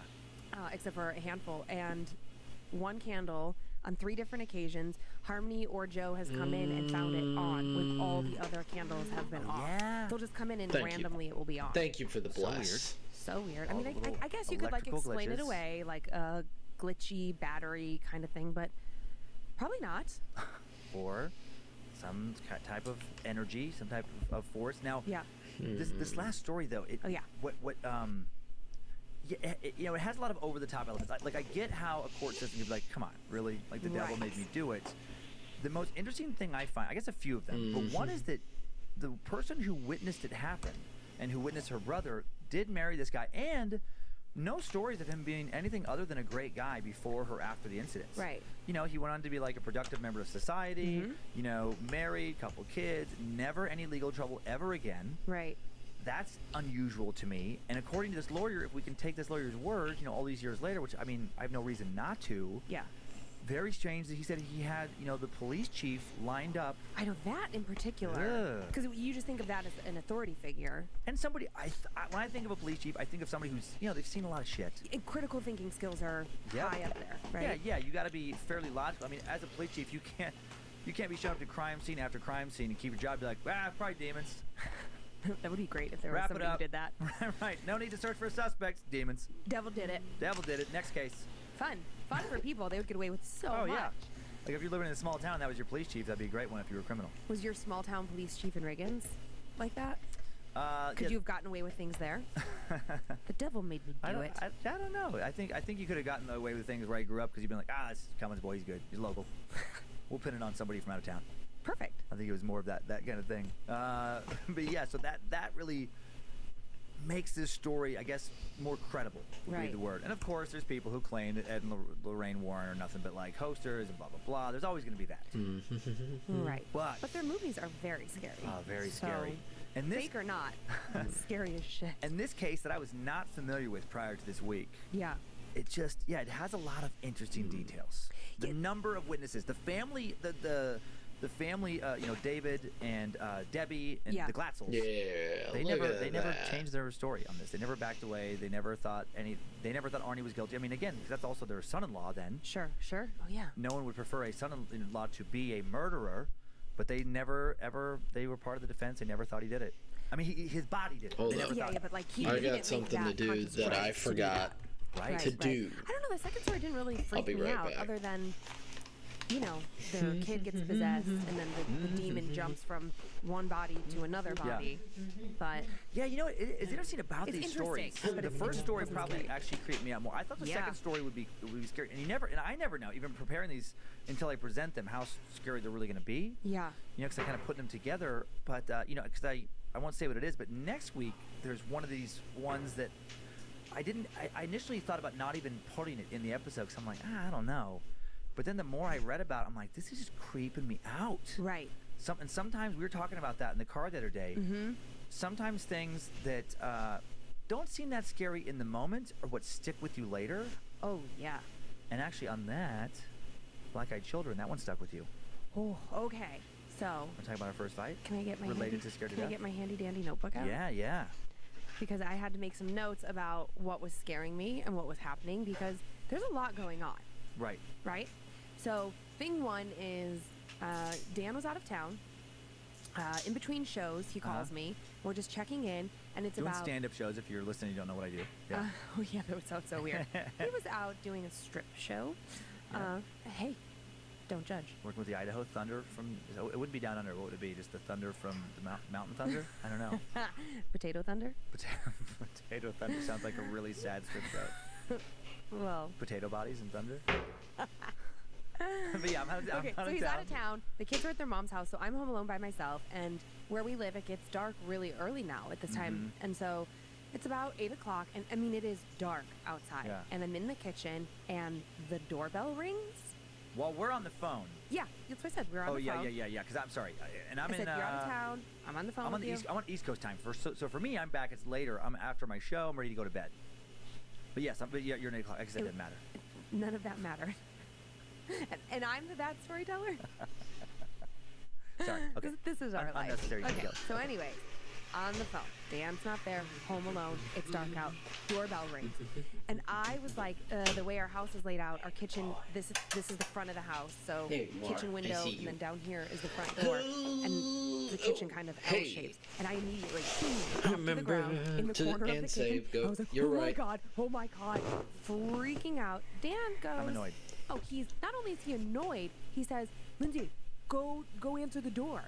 Right. And I just immediately start screaming. I'm like, are you out of your fucking mind? Are you got very fucking angry. crazy? Fuck you. Don't you remember the fucking black-eyed children? They show up in the middle of the night. I'm not answering the door. And he's like, but then you're not going to know who is there. I'm like, no one is there. I'm not fucking going. Mind you, like, the dogs weren't even really barking. It was all super fucking weird. So we scream and yell at each other. Yeah, because in my defense, my thought process is, and I think there's validity to this still. There is not. There is. Not. I'm picturing a perfectly reasonable explanation. I'm picturing a neighbor coming over, knocking, something, happened, or maybe something's gone on in the neighborhood. Maybe their dog got lost.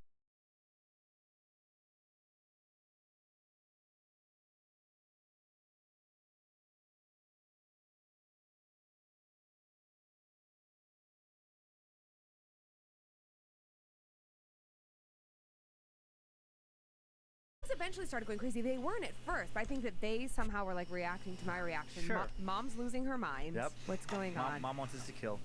So I finally like take a few deep breaths. I calm down, and I'm like, okay, Right. I'm gonna go check the door. Mm-hmm. I walk over to the front door. I open the front door, and there is fucking nothing outside. Right. Absolutely nothing. I'm so scared. I'm more annoyed because in my mind, I'm thinking, like, it was a fucking neighbor if you It was looked not earlier. like. Well. Hold on. But why would, like, okay, so, as I'm about to close the door, there is a fucking sticky note on the front door from the neighbor across the street who, like, we had something delivered to the house, and it was accidentally delivered to her house. And I just thought of, like, it would have been so great if it was a sticky note from the black-eyed children. Hey, came by to try and take your soul. Go, try later. We'll come back. We'll be back by tomorrow. Can you imagine? So annoyed that you weren't home. Why didn't you answer? Or maybe just be back later, sign Black-Eyed Children. BRB. BRB. Be right back, Black-Eyed Children. Yeah, so it was a neighbor. So I was right. In my defense, I was right. You were right, but it was so preposterous. Yeah. And it's a neighbor that we're not particularly close to. And I think it's the one neighbor who doesn't have my phone number. Yeah. But it was so scary. Yeah, no, you were really freaked out. Really Absolutely. freaked out. I have some other things to share with you. Oh, yeah. So, I mean, if you're following me on Instagram, at Queen of the Suck, you will know that I have now installed 5 night lights. And also, really, Queen of the Suck, no, this is important. It's because it's related to Time Suck, another podcast, as opposed to just a random moniker where you're like, I suck so good. I'm the Queen of the Suck. Nobody thought that. People would think that. If they didn't know about Time Suck and they're listening, and they're just like, why is there a thing called Queen of the Suck? I mean, okay. I think it requires an explanation. Okay. But maybe we don't ever have to explain it again. Okay, that's fair. Fair. Also, thanks for all the DMs of, like, eggplants. So Whether thou art a ghost that hath come from the earth, or a phantom of night that hath no home, or one that lieth dead in the desert, or a ghost of whatever thou be until thou art removed, thou shalt find here no water to drink. Thou shalt not stretch forth thy hand to our into our house enter thou not. Through our fence break through thou not. We are protected, though we may be frightened. Our life you may not steal, though we may be scared to death. Welcome to Scared to Death, the 6th episode of Scared to Death.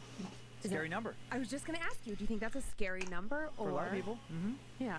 Or is that really, though, scary, or is that something that we've made up? Well, I mean, you can make that argument for all things that are, like numbers or symbols that we've made up. But yeah. Yeah, but I mean, like, what's the... I don't know the historical root, actually. I know like numerology, 3s and 6s, various 7s. Do you know 1s are the strongest number in the numerology? And my birthday is 1111. So many ones. Super, super powerful. I'm Dan. Hey, I'm Lindsay. And hopefully you are about to get scared again. That's the point here. Yeah, that's the goal every week. Every week, I'm more scared. terror. Every week, I'm more scared, and I'm sleeping less.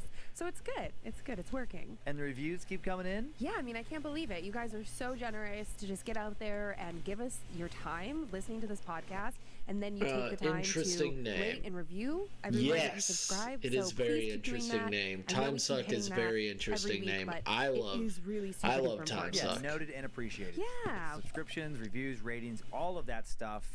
And I think we got better last week about getting a little quicker at the start of the show. We don't want to be robots. Yeah. Just immediately go in, but we don't want to babble on and on and on. And on and on. And on and on and on. And on and on. So, and final little quick reminder is just again, people, asked about the words to that opening sequence. Yes. That's Sumerian ancient demonic protection spell. And those are in the episode description where you can find those. So you might want to start saying it before and after every episode. Makes me feel better. Get yourself in that right frame of mind to handle some terror. Ooh, what are we going to get into this week? I'm feeling a little verklempt. Today's first of two tales is about an English woman haunted from the future, which will make sense soon. Okay. Makes sense when we go into the story. Cool. Second story is about a ghost of a Kentucky man who murdered in life and many believe continued to murder in death. Cool. That's a different kind of serial killer. Correct. A serial killer from the great beyond. Well, life and death, right? Okay. I'm intrigued. Good. Both of these stories are intriguing. Well, I've got my fuzzy wuzzy unicorn protection socks on. Good. I've got my blankie. You're ready. And my bubbles. All right, let's get started. Almost always when someone witnesses some ghostly apparition, they assume they are seeing one of three things.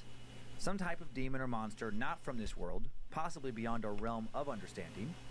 A remnant of a previously very much alive person, the ghost of someone who had once lived, walked upon this world, but is now dead. Or some sort of psychic echo from the past. Some kind of, trauma once happened, some event that caused, but yeah, so much I hope powerful everybody's emotion. enjoying themselves. The psychic energy of the event or experience has become It's somehow been embedded nice. in the surrounding It has been land a or structure. nice stream so stuck in far. time, I haven't a moment had. repeating itself. People. I haven't think had a that, bad seen the ghost do the time. same This thing. has been so something on nice, loop, Haven. Some traumatic event that just Thank kind you of, for being the energy is amazing. Stuck in an area. Amazing. Well, this next unusual story throws out Amazing. a fourth and really kind of also a fifth possibility. What if when you were witnessing an apparition, you are not looking into the past, but you're looking into another part of the present? Something happening, in the real world, quote unquote, something happening, somewhere else at the same time, or something happening in the future even. I'd never thought of these possibilities before. Yeah, this possibility adds even more mystery to the already mysterious various possibilities of paranormal explanations. Great. An English author named Montague Rhodes James, known more commonly as M.R. James, still considered one of the best ghost story writers that ever lived. He died in 1936. Hey, he was asked by a friend on his deathbed what his final thoughts were. Thank you so much. Thank you, Haven. Thank you, Ojima. Thank you, Dr. Cherry Some Pep. of these things are Thank you, everybody that's come in, checked up on me. And I love they said we don't know the rules, because that's what I've thought about. When people are like, oh, well, why are they just, turn on a light? Or why are they... We don't know. If this is real, we don't know why the game is being played, or if it is a game. We just feels like a game. Yeah, we see a thing happening, but we don't know the motive. It's like, that's what I interpret from him saying this. Is even when we see a paranormal entity, we don't really know what it is. We don't know why we're seeing it. Because I've never heard of a paranormal encounter where the entity sits down and just kind of calmly explains, hey man, this is why I'm here, this is why I'm doing this. Let's have coffee. Yeah, this is any more questions? No, well, we live in this dimension. There's none of that, ever. Right. So not knowing what these apparitions are, we have no idea what rules govern their existence. We don't really know any rules about the paranormal. We speculate as we try to explain the probably inherently unexplainable. So does seeing a ghost mean that we are seeing the remnant of someone who once lived but is now dead, or could it be something else? Could we be seeing something currently alive? Just, maybe not in our dimension of reality. Could we be seeing a vision of a future event, essentially the ghost of the still living? Well, this next story, really two stories along the same theme, presents these possibilities. Time now for the tale of Haunted from the Future. Thank you for being such an amazing stream. Our first of these initial two tales, thank you. Kind of two tales in one. Yeah. It takes place in England, in Cornwall, in the early 80s. Both of these stories Look actually at are from that. Cornwall. English author Colin Wilson, who died in 2013, published a book called Beyond the Occult in 1988. Just want to make sure. And in it, he talks about a strange occurrence that once happened to his secretary. One day, his secretary was heading off to attend a meeting at an office in the little Cornish town of St. Austell. She'd left late, was behind schedule to start the drive, and then once the drive began, she hit heavier than expected traffic. As the traffic slowly crept along, she became more and more frustrated, knowing any chance of making the meeting on time was slipping away. Okay, all very normal. This bothered her a great deal, as this, was an important meeting, one she really didn't want to miss. Soon as the traffic jam continued, it became clear she just wasn't going to be able to make it on time. There's just no way. She started thinking about just turning back around, heading home, telling them that there was some kind of emergency at home, and that's why she couldn't make the meeting. But then she started feeling guilty about lying. She decided just to push forward and suffer the consequences. Eventually, she makes it to the office in St. Austell. Arriving so late, she completely missed the meeting. She's completely flustered, anxious, and tense as she's, quickly walking from the parking lot into the office building. When she walks into the building, she runs into two coworkers on their way out to grab some coffee. And they asked her where she'd taken off to. And she completely misunderstood their question and told them, well, she missed the meeting because she'd been stuck in traffic. And then they were confused because they were certain they had just seen her in the building when the meeting was happening. Weird. Right? Yeah. One of them said, no, 15 minutes ago we saw you enter, then turn around and hurry back outside again. Strange. She told them this was impossible. 15 minutes earlier, she'd been, still a long ways from the building, definitely stuck in traffic. But these men were positive they hadn't seen somebody else. They had seen her for sure. Both of them remembered seeing her wearing exactly what she currently had on, even though she had just shown up to the building. What? So what happened? Was this young woman so anxious and worried about missing her meeting that she managed in some way to telepathically transmit herself into the office? Did her thoughts of abandoning her trip and turning around to head home manifest in the way these guys had witnessed her come into the building, then turn around and leave? Very strange. I'm so confused. Also, if frustration and anxiety and worry can generate such a telepathic vision, could something else, could more negative emotions like anger or hate, do the same thing? This next story makes it appear as if they can. Meet Beatrice Leahy. Beatrice was born in 1927 in the little town of Redruth, also in Cornwall. I guess it's just she would claim that she and her two older brothers had a sad, unhappy childhood, raised by parents who didn't seem as if they ever wanted children in the first place. She'd say that neither of her parents ever expressed any love or affection for any of the children, only criticism and discipline. Beatrice grew especially close with her brother Lionel, and when her mother was yelling at her or when her father had just physically punished her, her brother Lionel would always be there to comfort her. His go-to "it's okay" move was to gently touch the crown of her head and let his hand slide down to the nape of her neck. That was his "everything is going to be all right, Beatrice." Little nice show of affection, the stroking of her hair. Well, in 1939, at the outbreak of World War II, Lionel joins the Royal Navy and would no longer be home to reassuringly stroke his sister's hair. And then 2 years later, when Beatrice was just 14, she learned he would never be there to comfort her again. The older brother, the protector she'd worshipped, was killed when his ship was attacked by a German bomber. She was, of course, completely Your animations look amazing. You are Adding the to master. her sadness Yeah. was her parents' response I'm the master to the loss of this her brother, goddamn or thing. more aptly, Hell the lack yeah. of response. They just didn't seem to grieve or care about his death. So weird. And her parents' unwillingness to express any sadness over the loss of their son and her brother made the tragedy that much worse. Yeah. And then her growing despair was driven to an almost suicidal level when her second brother and remaining sibling was also killed just a few weeks later. Oh no. His ship sunk by enemy German planes.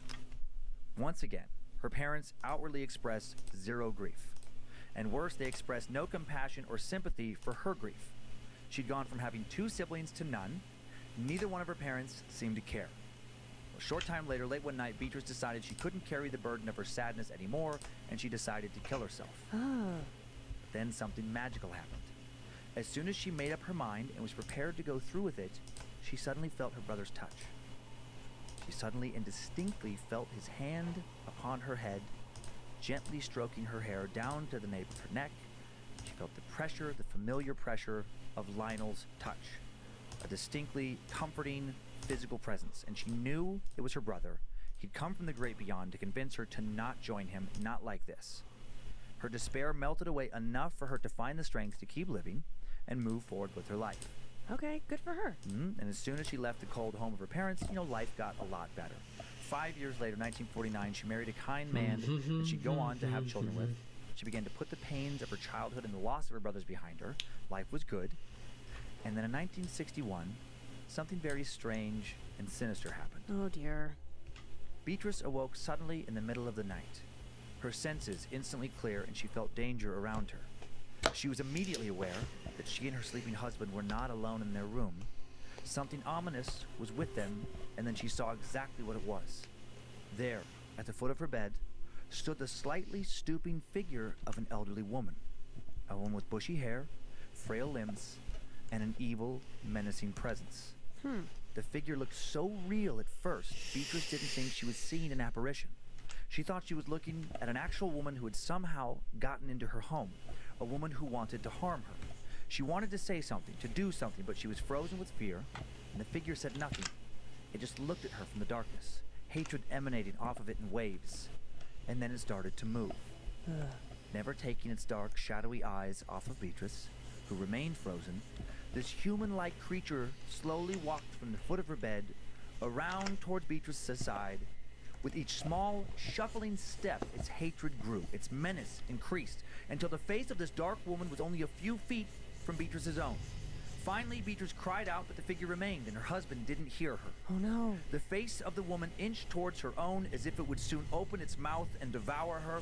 Beatrice closed her eyes and began to pray. For a moment, she felt its breath upon her cheek, foul, hot breath, and then she felt it no more, and she no longer felt the weight of its presence, and when she opened her eyes, the woman, or whatever it was, steadily faded away and suddenly was entirely gone. And for years afterwards, it never returned. It was just an isolated incident, soon to be written off as nothing more than a bad dream. For years, nothing else paranormal or sinister in any way happened to Beatrice or those around her, and eventually she forgot all about this nighttime encounter with God knows what. 8 years later, 1969, Beatrice's father dies, a man she had rarely visited since leaving home at the age of 18. Out of much more of a sense of duty than out of love, for she had no love for her mother, Beatrice allowed the elderly widowed woman to live with her and her husband he be killing and her 3 it. children. Also freaking love this, man. Her mother wouldn't stay long. She was still the cold, cruel, critical, unaffectionate woman Beatrice remembered from her youth. If anything, age had hardened her further, and she seemed to actively dislike her own daughter, and she didn't seem to have any love for her grandchildren either. Beatrice's children would ask her what was wrong, and what was wrong with her grandmother. Why didn't Grandma like them? Why was she so mean? Beatrice and her husband considered putting her in a nursing home, but Beatrice pitied her mother. And then one night in 1970, Beatrice's mother did something that would remove any feelings of pity or sense of duty from her daughter's heart and mind. Beatrice awoke to hear a faint shuffling outside her bedroom door in the hallway. When she got out of bed and looked into the dark, quiet corridor, she initially saw nothing, yet she felt a growing sense of uneasiness. And then suddenly, she remembered the strange apparition that had stood at the foot of her bed and terrified her 9 years earlier. She didn't see this apparition also cute now. goat, She felt but where's she knew our mom goat? And then looking down at the end of the hallway, she noticed that her daughter's bedroom door was standing open, even though she remembered closing it that night after putting her young daughter to bed. Beatrice sensed that someone or something else other than her daughter was down there. The woman from the foot of the bed. Before seeing her, she knew that thing was in her daughter's room. Beatrice hurried down the corridor, and then in the faint glow of light coming through the landing window, she saw it. She saw the same gray shape, standing silent, standing now at the foot of her daughter's bed. Identical. The same outline of the body, the same bushy hair, even the same slight stooping posture of someone in the later years of their life. Everything was identical to the figure that had once stood beside her bed. Beatrice slowly walked forward into her daughter's room. She apprehensively stretched out a hand to touch or grab whatever this dark entity was, do whatever she had to do to get it away from her child. And then she was shocked when her hand made solid contact with the real body. Yep. This was no apparition. It was a real flesh and blood woman. Beatrice quickly turned on the bedroom light. Once the room was lit up, she so clearly saw who the figure was. Of course, it was her mother. Her mother! Once she saw her so clearly, she couldn't believe she hadn't known it was her before. Oh my God. Or some type of astral or psychic projection of her mother all those years ago. Strangely, her mother didn't react to the light being turned on. She seemed like she was in some sort of trance. She continued to creepily stand over her young, sleeping granddaughter's bed, gazing down upon the young, innocent girl with nothing but hate in her eyes. And then Beatrice's mother turned and slowly looked at Beatrice herself with that same hatred. Beatrice said nothing as their eyes locked. And then after a brief, uncomfortable moment, Beatrice's mother slowly turned and shuffled back towards her room, never saying what she was doing, why she was there, what her intentions were, never saying anything at all. How weird.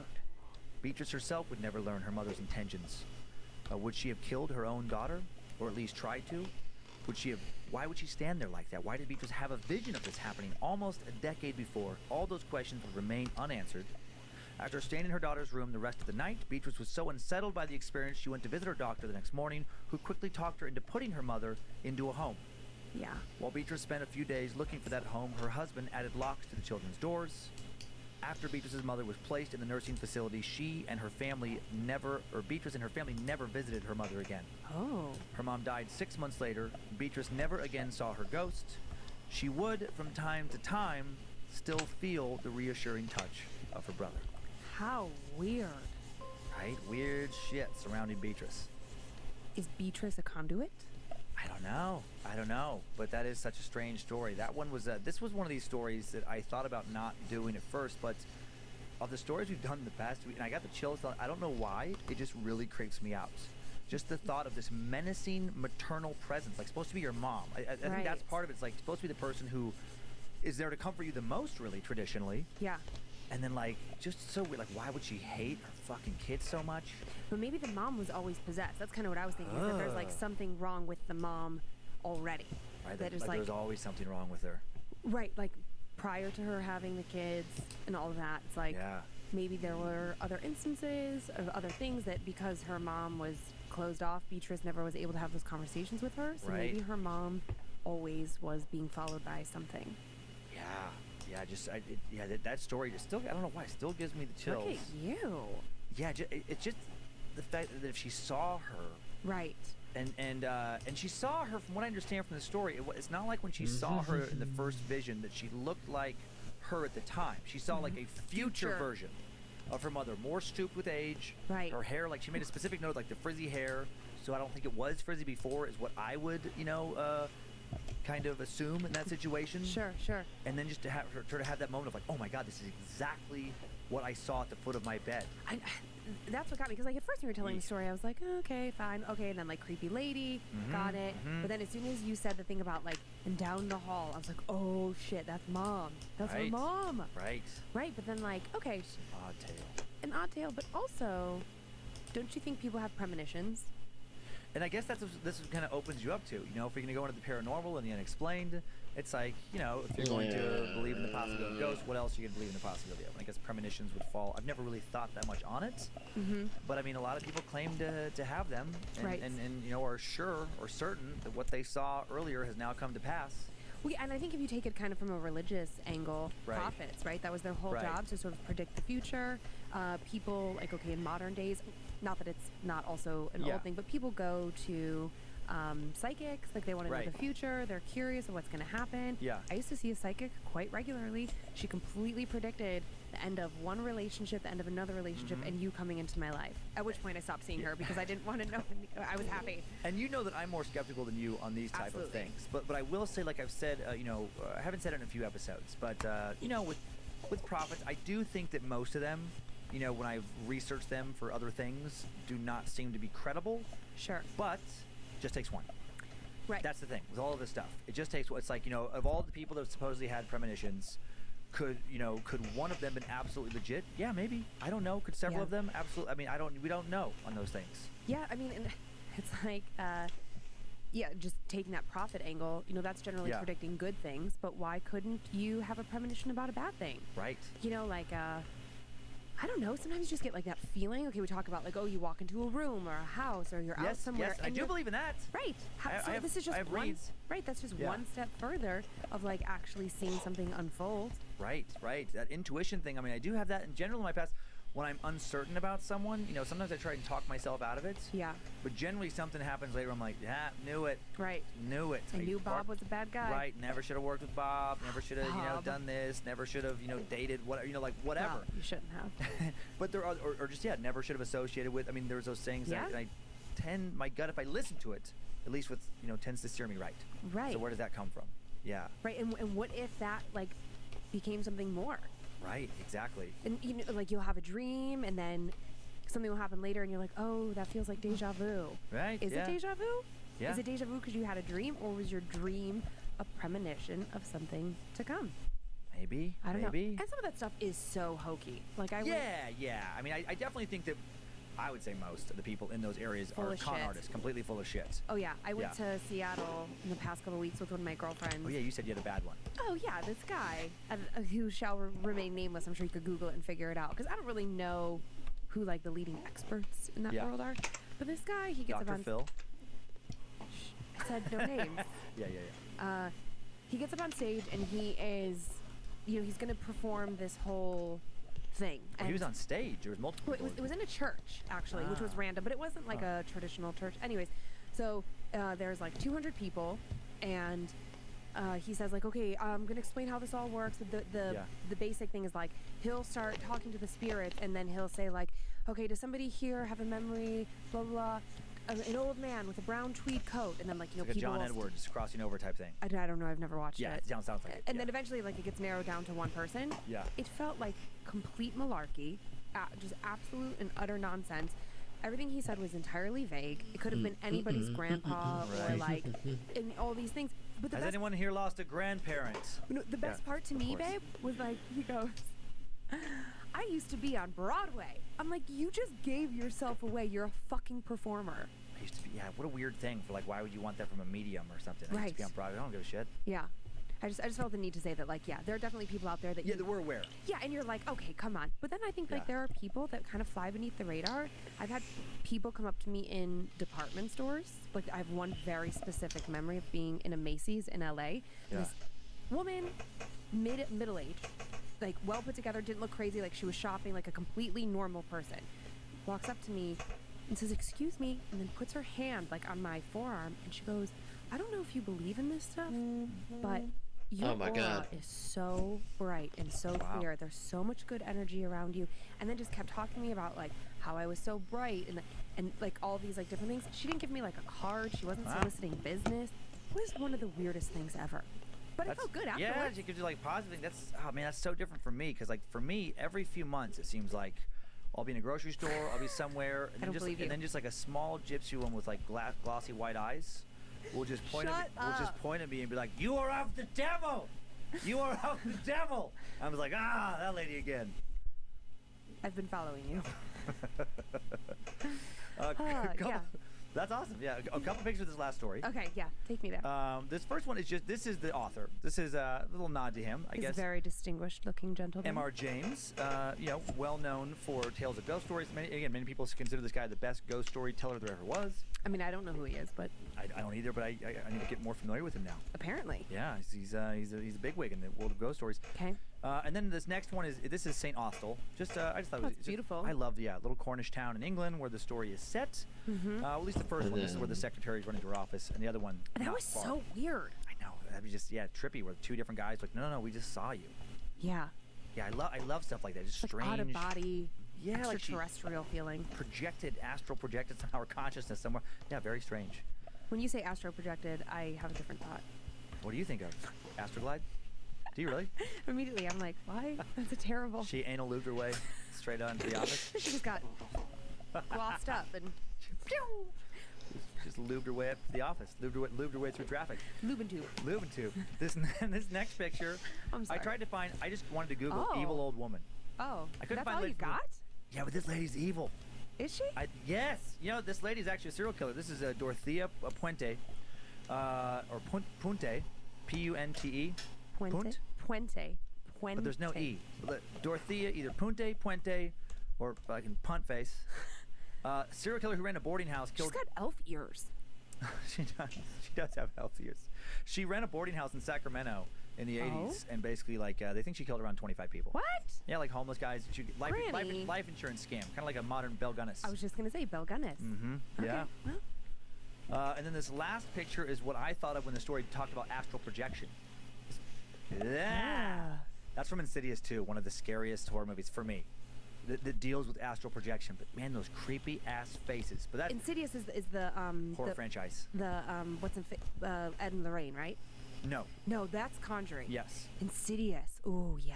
Mm-hmm. I think that might be the one that the boy astral projects, and then he's out of his body, and then all of a sudden something else goes into his body when he's gone. Oh, I don't remember, but I don't think I want to remember. Ooh, it's a creepy one. Yeah. But okay. but this story reminded me of that. I've never seen that movie. Creepy ass fucking clown. Oh yeah, the one all the way to my right. Mm-hmm. Their smiles are not natural. Why is that so scary? The middle face is like. God dang it! When the smile is just fucked up, it's too much. Yeah. Da, da, da. Okay. Yeah, that's exactly the look. That's exactly the look. Okay. Are you ready for our next story? Yeah. Sorry. Yes. Are you creeped out now? Yeah. You know. Why are you creeped out now? It's like just one of those stories. Like the more you think about it. I know, right? Now it's creepy. It doesn't hit you at first. It doesn't. That's why I was like, ha, this is fun. And I'm like, wait, what if somebody from the future comes to haunt me? Yeah. What if my mom shows up in my bedroom? No, thank you. Oh my God, that is such a terrifying thought. Terrifying. Like if my like 10 years later of my mom staring at me at the foot of the bed like she fucking hates me. Yeah. Yikes. No, thank you. Ay caramba. Yeah. Yeah. Exactly. Ay caramba. That's. I've never heard you say that. Ay caramba. Ay caramba. That's what like a scared Mexican lady from the 50s says. Well, maybe that's who I am. Astrogliding? Maybe a little small Mexican lady from 1950s astroglided his way into your soul. We've gone off the rails. We have. Okay. Let's get back to our spooky town. Okay, spooky town. The next story is our first scared to death tale of a revenant, a spirit that has returned from the dead for revenge, or to at least wreak more havoc upon the living, a furious, angry entity lashing out against a world it's not done with. Okay, so a dead person who comes back. Mm-hmm, for revenge. A revenant doesn't have to be a ghost. It can be like there was that Leonardo DiCaprio movie. Yeah, I got where confused. just somebody who's like, nah, singularly focused on revenge, basically. Okay. But sometimes it does apply to a spirit. Okay, I'm with you. Ghosts, for many of us, are naturally scary. They don't need to do anything other than to just be seen to send chills running down our spines or turn our dreams into nightmares. Scarier than the ghost people happen to see are the spirits that seek to do us harm, spirits that lash out, spirits that leave bruises and scars. We talked about that last week a little bit, the kid with the bruises. Scariest are the ghosts who kill. For whatever reason, it seems to be some spirits are more malevolent than others, and that some have the terrifying ability to reach out, not only frighten, but to inflict death. These spirits aren't just slamming doors and turning TVs on and off, they're actively assaulting, sometimes killing people. These are the ghosts that tend to infiltrate the worlds of TV and film, the ones who don't just scare, the ones who murder. Despite their prevalence on screen, there aren't really that many stories of homicidal apparitions out there in real life. But there are a few stories out there. This is one of them. Is it urban legend, folklore? Were the characters in the story even real? Who knows? We never know on Scared to Death if any of this is truly real. We weren't there. But just stories floating out there in the world, on the web. Some stories have aspects that you can verify through newspaper articles, obituaries, other historical records. Sometimes you just have a story. You can choose to believe it or discount it. Today we have one of those stories. Okay. A story that's been floating around for a long time, for many years. A story that a lot of people do seem to believe. You ready for a story of a vengeful spirit of a killer in life who became a killer in death? Time now for the tale of the ghost of Carl Pruitt, the Chain Strangler. It was an otherwise quiet night in 1938 in Pulaski County, Kentucky, a rural county south of Lexington near the Tennessee border, when a carpenter by the name of Carl Pruitt was heading home after a hard day at work during a hard time to make a living in America. Tired and hungry, Carl was excited to find his loving wife cooking dinner, welcoming him with open arms as usual. It was what he looked forward to each day at work. A warm meal and a warmer embrace. Yeah, that'll be so fun. Had shut down work for the day about an hour It'll early. be finally ready and I could just have it. Looking forward to the extra time he could spend with his wife before he had to go to sleep and prepare for his next shift. Pruitt walked in the front door, a small home. He didn't see his wife anywhere. He also couldn't smell anything, odd considering he was only an hour early. And then he heard them. He heard his wife's voice and a male voice coming from what sounded like his bedroom. Oh no. Making sounds that can only mean one thing. He made his way to the bedroom, opened the door, walked in on his wife having sex with another man. For a moment, he just stood there, slack-jawed, standing in shocked silence. No part of him ever saw this coming. He thought he was happily married. How could she do this to him? Why would she do this to him? His shock quickly turned to rage. The sick feeling in his stomach was giving way to the feeling of blood boiling in his veins, while the man with Carl's wife sputtered out apologies along with his wife. While they both struggled to throw on their clothes, Pruitt lunged for them. The man was able to dodge his grasp, and then he basically threw himself out an open bedroom window. Oh, dang. Carl went to chase him, but his wife grabbed him by the arm, begged him not to kill her lover. Pruitt was hurt and enraged. His wife was his whole world, and now he felt like he didn't even know who she was. He wanted to catch the man that had destroyed his life, the man who has just destroyed him. To beat him to death. Yeah. He was long gone. He turned the corner after jumping out of the window, and Pruitt knew he'd never catch him.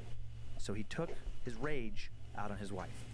In a fit of madness, he grabbed a chain that was laying on the floor, and after hitting his wife several times and knocking her to the ground, he wrapped the chain around her neck, squeezed as she gagged, and struggled to loosen its grip as she flailed about, clawed at her husband. He only tightened the chain, and slowly but surely, she fought less and less as the chain cut into her skin, falling first unconscious and then, of course, into death. What had happened? Just minutes earlier, Carl had been looking forward to a hot meal and a long hug. Now he was holding his dead wife in his arms after murdering her. Realizing there was no undoing what he had just done. Realizing that only either a long prison stretch or execution awaited him. Overcome with remorse and also with grief for the future he had just killed, Pruitt took a pistol out of his nightstand, said his goodbyes, and promptly shot himself in the head. Oh, man. He was now as dead as his wife, but his story just getting started. In the aftermath of this vicious murder-suicide, the dead wife's family, understandably, demand that the couple not be buried together. They had no interest in seeing the tombstone of their daughter's killer every time they came to grieve and pay their daughter respects. So Pruitt's body was buried far away in another town, separated from the love of his life. Away from his wife, who up until his final moments he loved madly, and away from the bodies of his own family and anyone else he might have known from town. And in this new cemetery, he would not rest in peace. In the weeks after Pruitt's burial, visitors and caretakers both noticed that his headstone had become strangely and quickly discolored. Rings now appeared to be almost etched into the stone and interlinked as if to make the shape of a chain. And then there was the grass. The patch of lawn covering his grave also began to show strange chain-like shapes in the form of the grass dying. Odd, dead patches of lawn in the shape of rings that overlapped each other like a chain began to appear. This new chain allegedly got longer and longer over time, eventually forming what some thought to become a cross. Oh. All of this, of course, piqued the curiosity of the locals. More and more they came to look at Carl's grave, the grave of the man who had become known as the Chain Strangler. Soon, morbid curiosity seekers from all over the county were coming to get a peek at the lawn around Carl's grave. They came to see the headstone itself, and no one could explain what was causing the chain-looking phenomenon.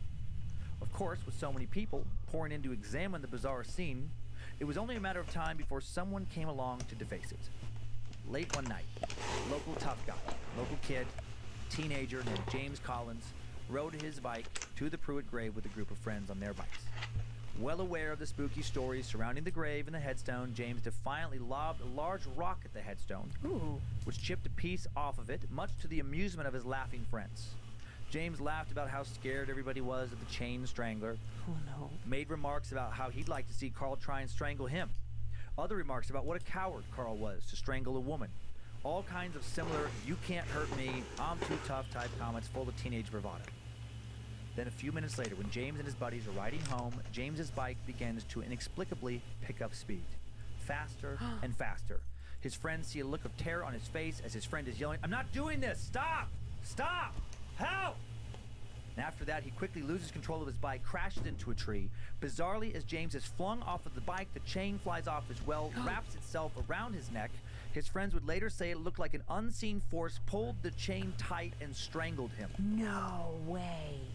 Also after his friend's death, when his friends went to look at the grave of Carl Pruitt later, they claimed that although they had clearly seen, James chip the headstone with the rock, now it didn't appear as if it had ever been damaged. Sufficiently freaked out, none of them would ever visit his headstone again. The story of the chain strangling young James Collins becomes the lead story for the local rumor mill, with everyone attributing his freak death to the vengeful spirit of Carl Pruitt, the Chain Strangler. Young James's mother was one of the many locals who became convinced that the ghost of Carl Pruitt indeed did kill her son. It was no simple bike accident. One night, in a fit of grief and fury, after a few drinks, she takes an axe to the cemetery, goes about trying to smash Pruitt's grave. She would claim to have caused serious damage to it, telling friends she'd smashed the asshole's final resting place into 1,000 pieces. Several days later, she too would die mysteriously. James's grieving mother was outside in the backyard hanging laundry when she slipped and became ensnared in the clothesline, which then somehow wrapped around her neck. Her head suspended above the ground, her feet kicked out behind her, clawing futilely at the lawn. She couldn't get the traction she needed to stand back up, and with no one around to help her, unable to cry out, she quickly strangled to death behind her home, Oh my God. dying with her eyes open, a look of fear frozen upon her face. Her death further fuels rumors about the power of the vengeful spirit of Carl Pruitt, the chain strangler. Adding to the fear are reports of the clothesline actually being a thin chain rather than the usual rope or wire. No way. Also, although the axe she'd used to smash Carl's headstone was found dented up, and it looked like it had been dented and chipped due to striking rock based on the fact that it was covered in rock dust. Although everyone claimed that she had used it to destroy Pruitt's grave, the headstone itself was reportedly found to be perfectly intact. Oh my gosh. Not even a scratch on it. Now, 2 strangulation deaths have been attributed to one vengeful ghost, and the deaths don't stop there. Oh man. Not long after the death of James Collins and James Collins' mother, a farmer familiar with the story was passing by the cemetery in a horse-drawn carriage with his family. Again, a long time ago.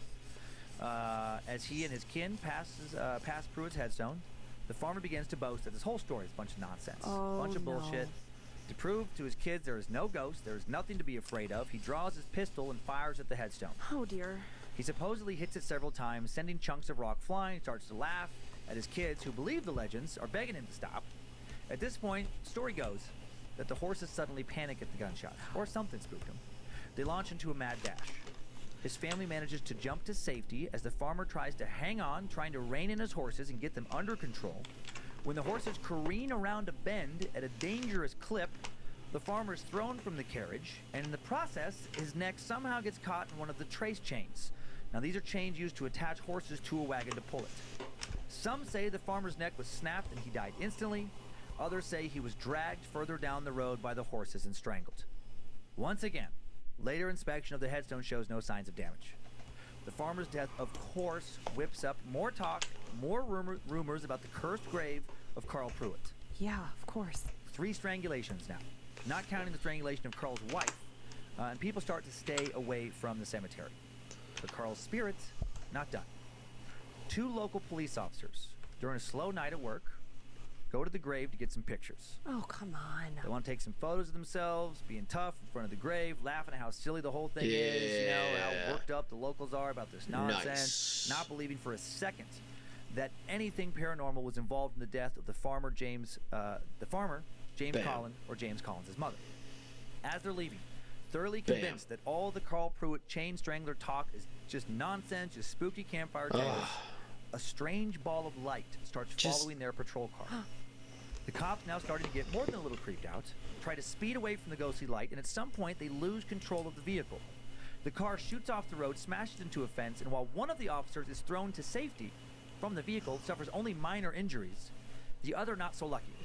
A chain used to lock up a gate on the fence catches him on the neck as he flies out of the car, not only breaking his neck instantly, but nearly decapitating him. The officer who was killed allegedly was the one who had suggested taking the photos and was the one laughing about the whole legend while they were at the cemetery. Another coincidence? Or the spirit of Carl Pruitt, still enraged over the romantic betrayal that immediately preceded his death. I just got the chills too. I know. The death of this police officer really cements the idea for many in the area that Carl's You're grave doing amazing, is truly cursed, thank you. haunted by a bloodthirsty ghost. But of course, many of us human beings, as skeptical and curious as we are, not everyone is convinced. One such person not convinced was a man named Arthur Lewis. Arthur had long scoffed at the story of the curse of Carl Pruitt, claiming it was all a bunch of silly rumors, a bunch of myths. One night he goes out to the cemetery to try and prove it to his friends.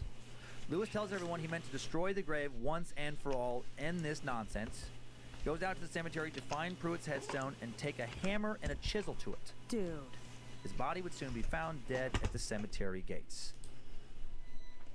It appeared as though the chain from the gates had been used to strangle him to death. His eyes were still open, wide as if something had scared him to death. His hands, forearms, and clothes covered in rock dust. Hammer and chisel found next to the headstone itself, also covered in dust. No sign of damage to the tombstone. Some folks who lived near the cemetery would say they heard the bangs of his hammer hitting the chisel, and then they heard a series of terrified screams and the sound of running. They heard someone yell, "No, no, no, please, please, just..." And then it was abruptly cut off. Oh. They called the police, who discovered Arthur's body. After Arthur's death, it seems as if the locals finally would leave his tombstone alone. But what about it now? Do brave souls still visit it? Is it still perfectly unscratched? Well, it's no longer around. Oh. In the 1950s, a strip mining company purchased the land the cemetery sat on after the old cemetery had become basically an abandoned, weed-choked place that no one used anymore, no one took care of, or dared to go inside any longer. Locals with family buried there who still lived in the area moved their loved ones' graves to new cemeteries. Carl's headstone remained. No one wanted anything to do with it. The mining company dug it up, the remaining graves. Somewhere in the process, Carl Pruitt's headstone was lost. At least that's what the legends say. Most of them. One version of this story is that a collector of occult items and artifacts purchased it, and that he too was soon found strangled. Oh my God. An erotic auto-asphyxiation attempt gone wrong. And then the tombstone fell into another collector's hands, someone rumored to have hanged themselves. I wonder how the soul would After react if someone put flowers on his grave. Sitting in some I would inconspicuous put flowers storage on unit his somewhere, grave. Yeah. waiting to kill anyone who crosses What would the kindness afterlife path do? of Carl But Pruitt, people saw him as a Kentucky's murderer. chain strangler. Yee. Someone saw him. Ooh, that was a good People one. saw Yeah, him like that one? as a It was like murderer. they kept going. Yeah, I mean, that's a crazy, legend there, or whatever it is, a real story where it's like, yeah, I kept thinking, okay, now it's done. Right. And supposedly, and, if that could happen, I do get the curiosity, like, when I was a teenager, if in Riggins, at the little cemetery, if somebody would have, Oh, yeah. died after some crazy murder and the local rumor mill gets going, and then I hear that somebody else visits, and then they also get strangled. When I was 16 or 17, I can see, getting riled up with some friends, but come on, dude, let's just go Dare do you it. to. I dare you to. Yeah. I dare you to. Let's get some, before we talk about it, I do have a picture of Carl Pruitt. Okay. So that's supposedly the dude. Fine, normal. Yeah, I mean, and he wasn't, before that last act, there doesn't seem to be any history of him doing anything terrible. He Right, snapped. right. Snapped when he saw his, Well- wife with somebody else. Are you gonna do that to me? You strangle me? If you, No. I'm not going to. I'm not going to. Well, Would you? if you do, I will. All right. Okay. So they Documented. basically pulled a Dave Erase that from the record. Carl Pruitt's, the Chardonnay. cemetery he was I don't buried know. is gone. I mean, Here's if a you picture of really old cemeteries hated from him, why Pulaski not County to at dig least up kind the of set body, stage right? Okay. For the area and what it, may kind of look like. Creepy. They Yeah. did Creepy it. old rural cemetery. Jake, with, who's those that? tombstones I've seen Dave a million times. They're Chardonnay? kind of I just, don't- eroded partially. Sorry. Yeah. Yeah, They just just the weren't elements. well constructed in the Yes. first place. Right. Probably not a very probably a poor population. True. Couldn't find many pictures about this story. This next picture I wanted to find something else, and this just cracked me up. This next one, I googled Satan murder, and this guy came up. Oh, does he have that weird tongue split thing? He does. His tongue split. He's got some devil tattoos. 777, Yeah, it looks like seven. I think it's upside down 666. which looks like 999. I know. It looks like it's 999. But I was just that so curious. tongue But situation. if they dug interesting. up the body, This is 25-year-old there's David still Tate. superstition South about Carolina that dude stuff. sentenced to life in prison for I'm not stabbing a exactly sure 33-year-old why guy they in Rutherford, didn't Florida. just dig up the body. Yikes. He supposedly died in an rough guy. autoerotic But yes, again, erotic tongue. asphyxiation Okay, that's pretty accident. Oh gross. damn! And this story just happened, so long ago that not a lot of Crazy. pictures from anything. But man, Right. but crazy, spooky story. Yeah, I mean, do you oof. think that you can come back from the dead to? Well, that's why Well, he didn't come back. I don't want to say he came back from the dead. 'Cause Well- it's not like he took on a new form. It's just it just sounds like his energy. I'm gonna try a fancy word. A malevolent spirit. Did I use that right? Yeah, malevolence is great. Yeah, word too. that's great. One of my favorites. Who knows? I mean, you know, Words. I am good at words. I mean, this is. But I do know one thing. I have been working all night. I've gotten real far in my pick. I mean, look at it. It does not look half bad. Let's give it one good, look. Yeah. Not half bad.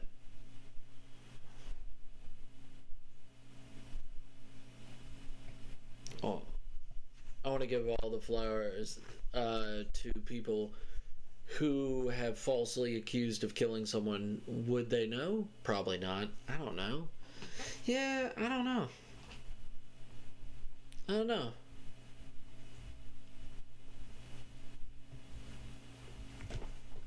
I love the progress, yeah. I don't love the tale. probably see what would happen if I move that down there instead. See if that fixes it, or move this up, keep that scale up. But you know what? I'll deal with that in a bit.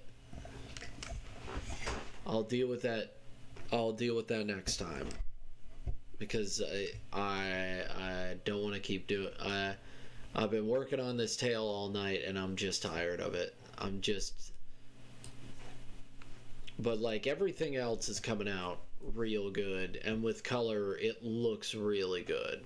Like the eyes look good, and then once I get this done, I can start working on this, and it'll be really good. Like,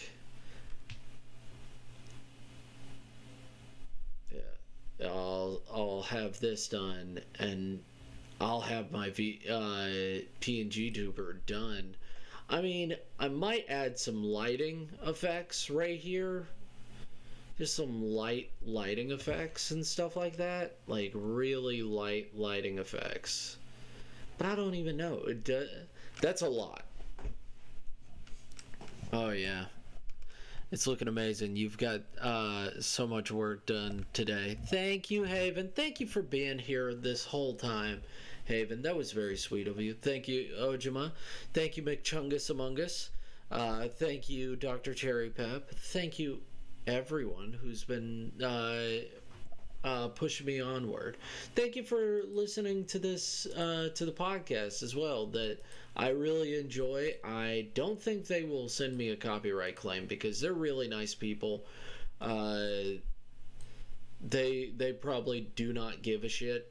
I looked on their website and everything like that, on their like copyright stuff and all that. It didn't seem like there would be any problems with me showing their podcast out here, because I really like their stuff, and I'm already listening to it anyway, so what's the problem? So I really like their horror podcast a lot, and I think that everybody else would really like it a lot more than their regular stuff. Like I like Dan a lot, but you know, I love being here when I can. The whole community is lovely and awesome. I know. They're all such a pretty people. I love them all. But let's save everything, okay? All right. You know what time it is. You know what time it is. Let's see who's on. Let's see who's on. Well, there's D20 and Simon.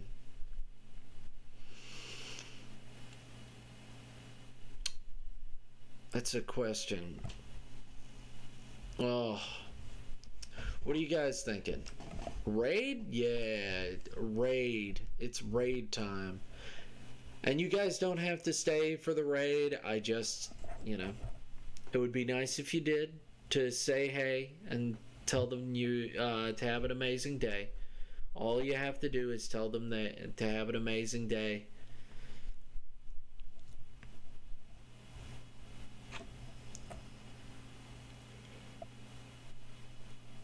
Yeah, hugging people.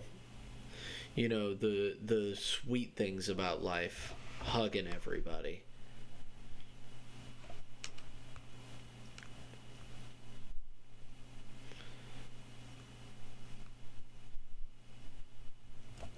So let's raid Shadow Legends. Raid, you know what? D20 thoughts. Let's just raid him. And I hope you guys have an amazing night. You have been amazing. You have been awesome. Oh, I love hugs. When I know the person, I love hugs. But thank you guys for being so amazing. Thank you for being here. Thank you for just, you know, being you. I know it's easy for you guys to be incredible, and I know it's really easy for you guys to stay incredible. But Hugs to you all, and pets to Bunny. Yes, I will give him pets. He needs pets. He always needs pets. But this has been an amazing night. You guys are what make it amazing. You know, I can do all this stuff with my pngtuber and whatnot, but you guys are what makes this incredible. Without you guys, it would not be possible, and you guys make it better and better every day. So thank you guys so much, and I do appreciate you guys. Now, just stay for a moment, say hey to him. I know that 76 and all those video games are not your thing. Just say hey. And I will see you guys next time. Bye-bye. And bye-bye.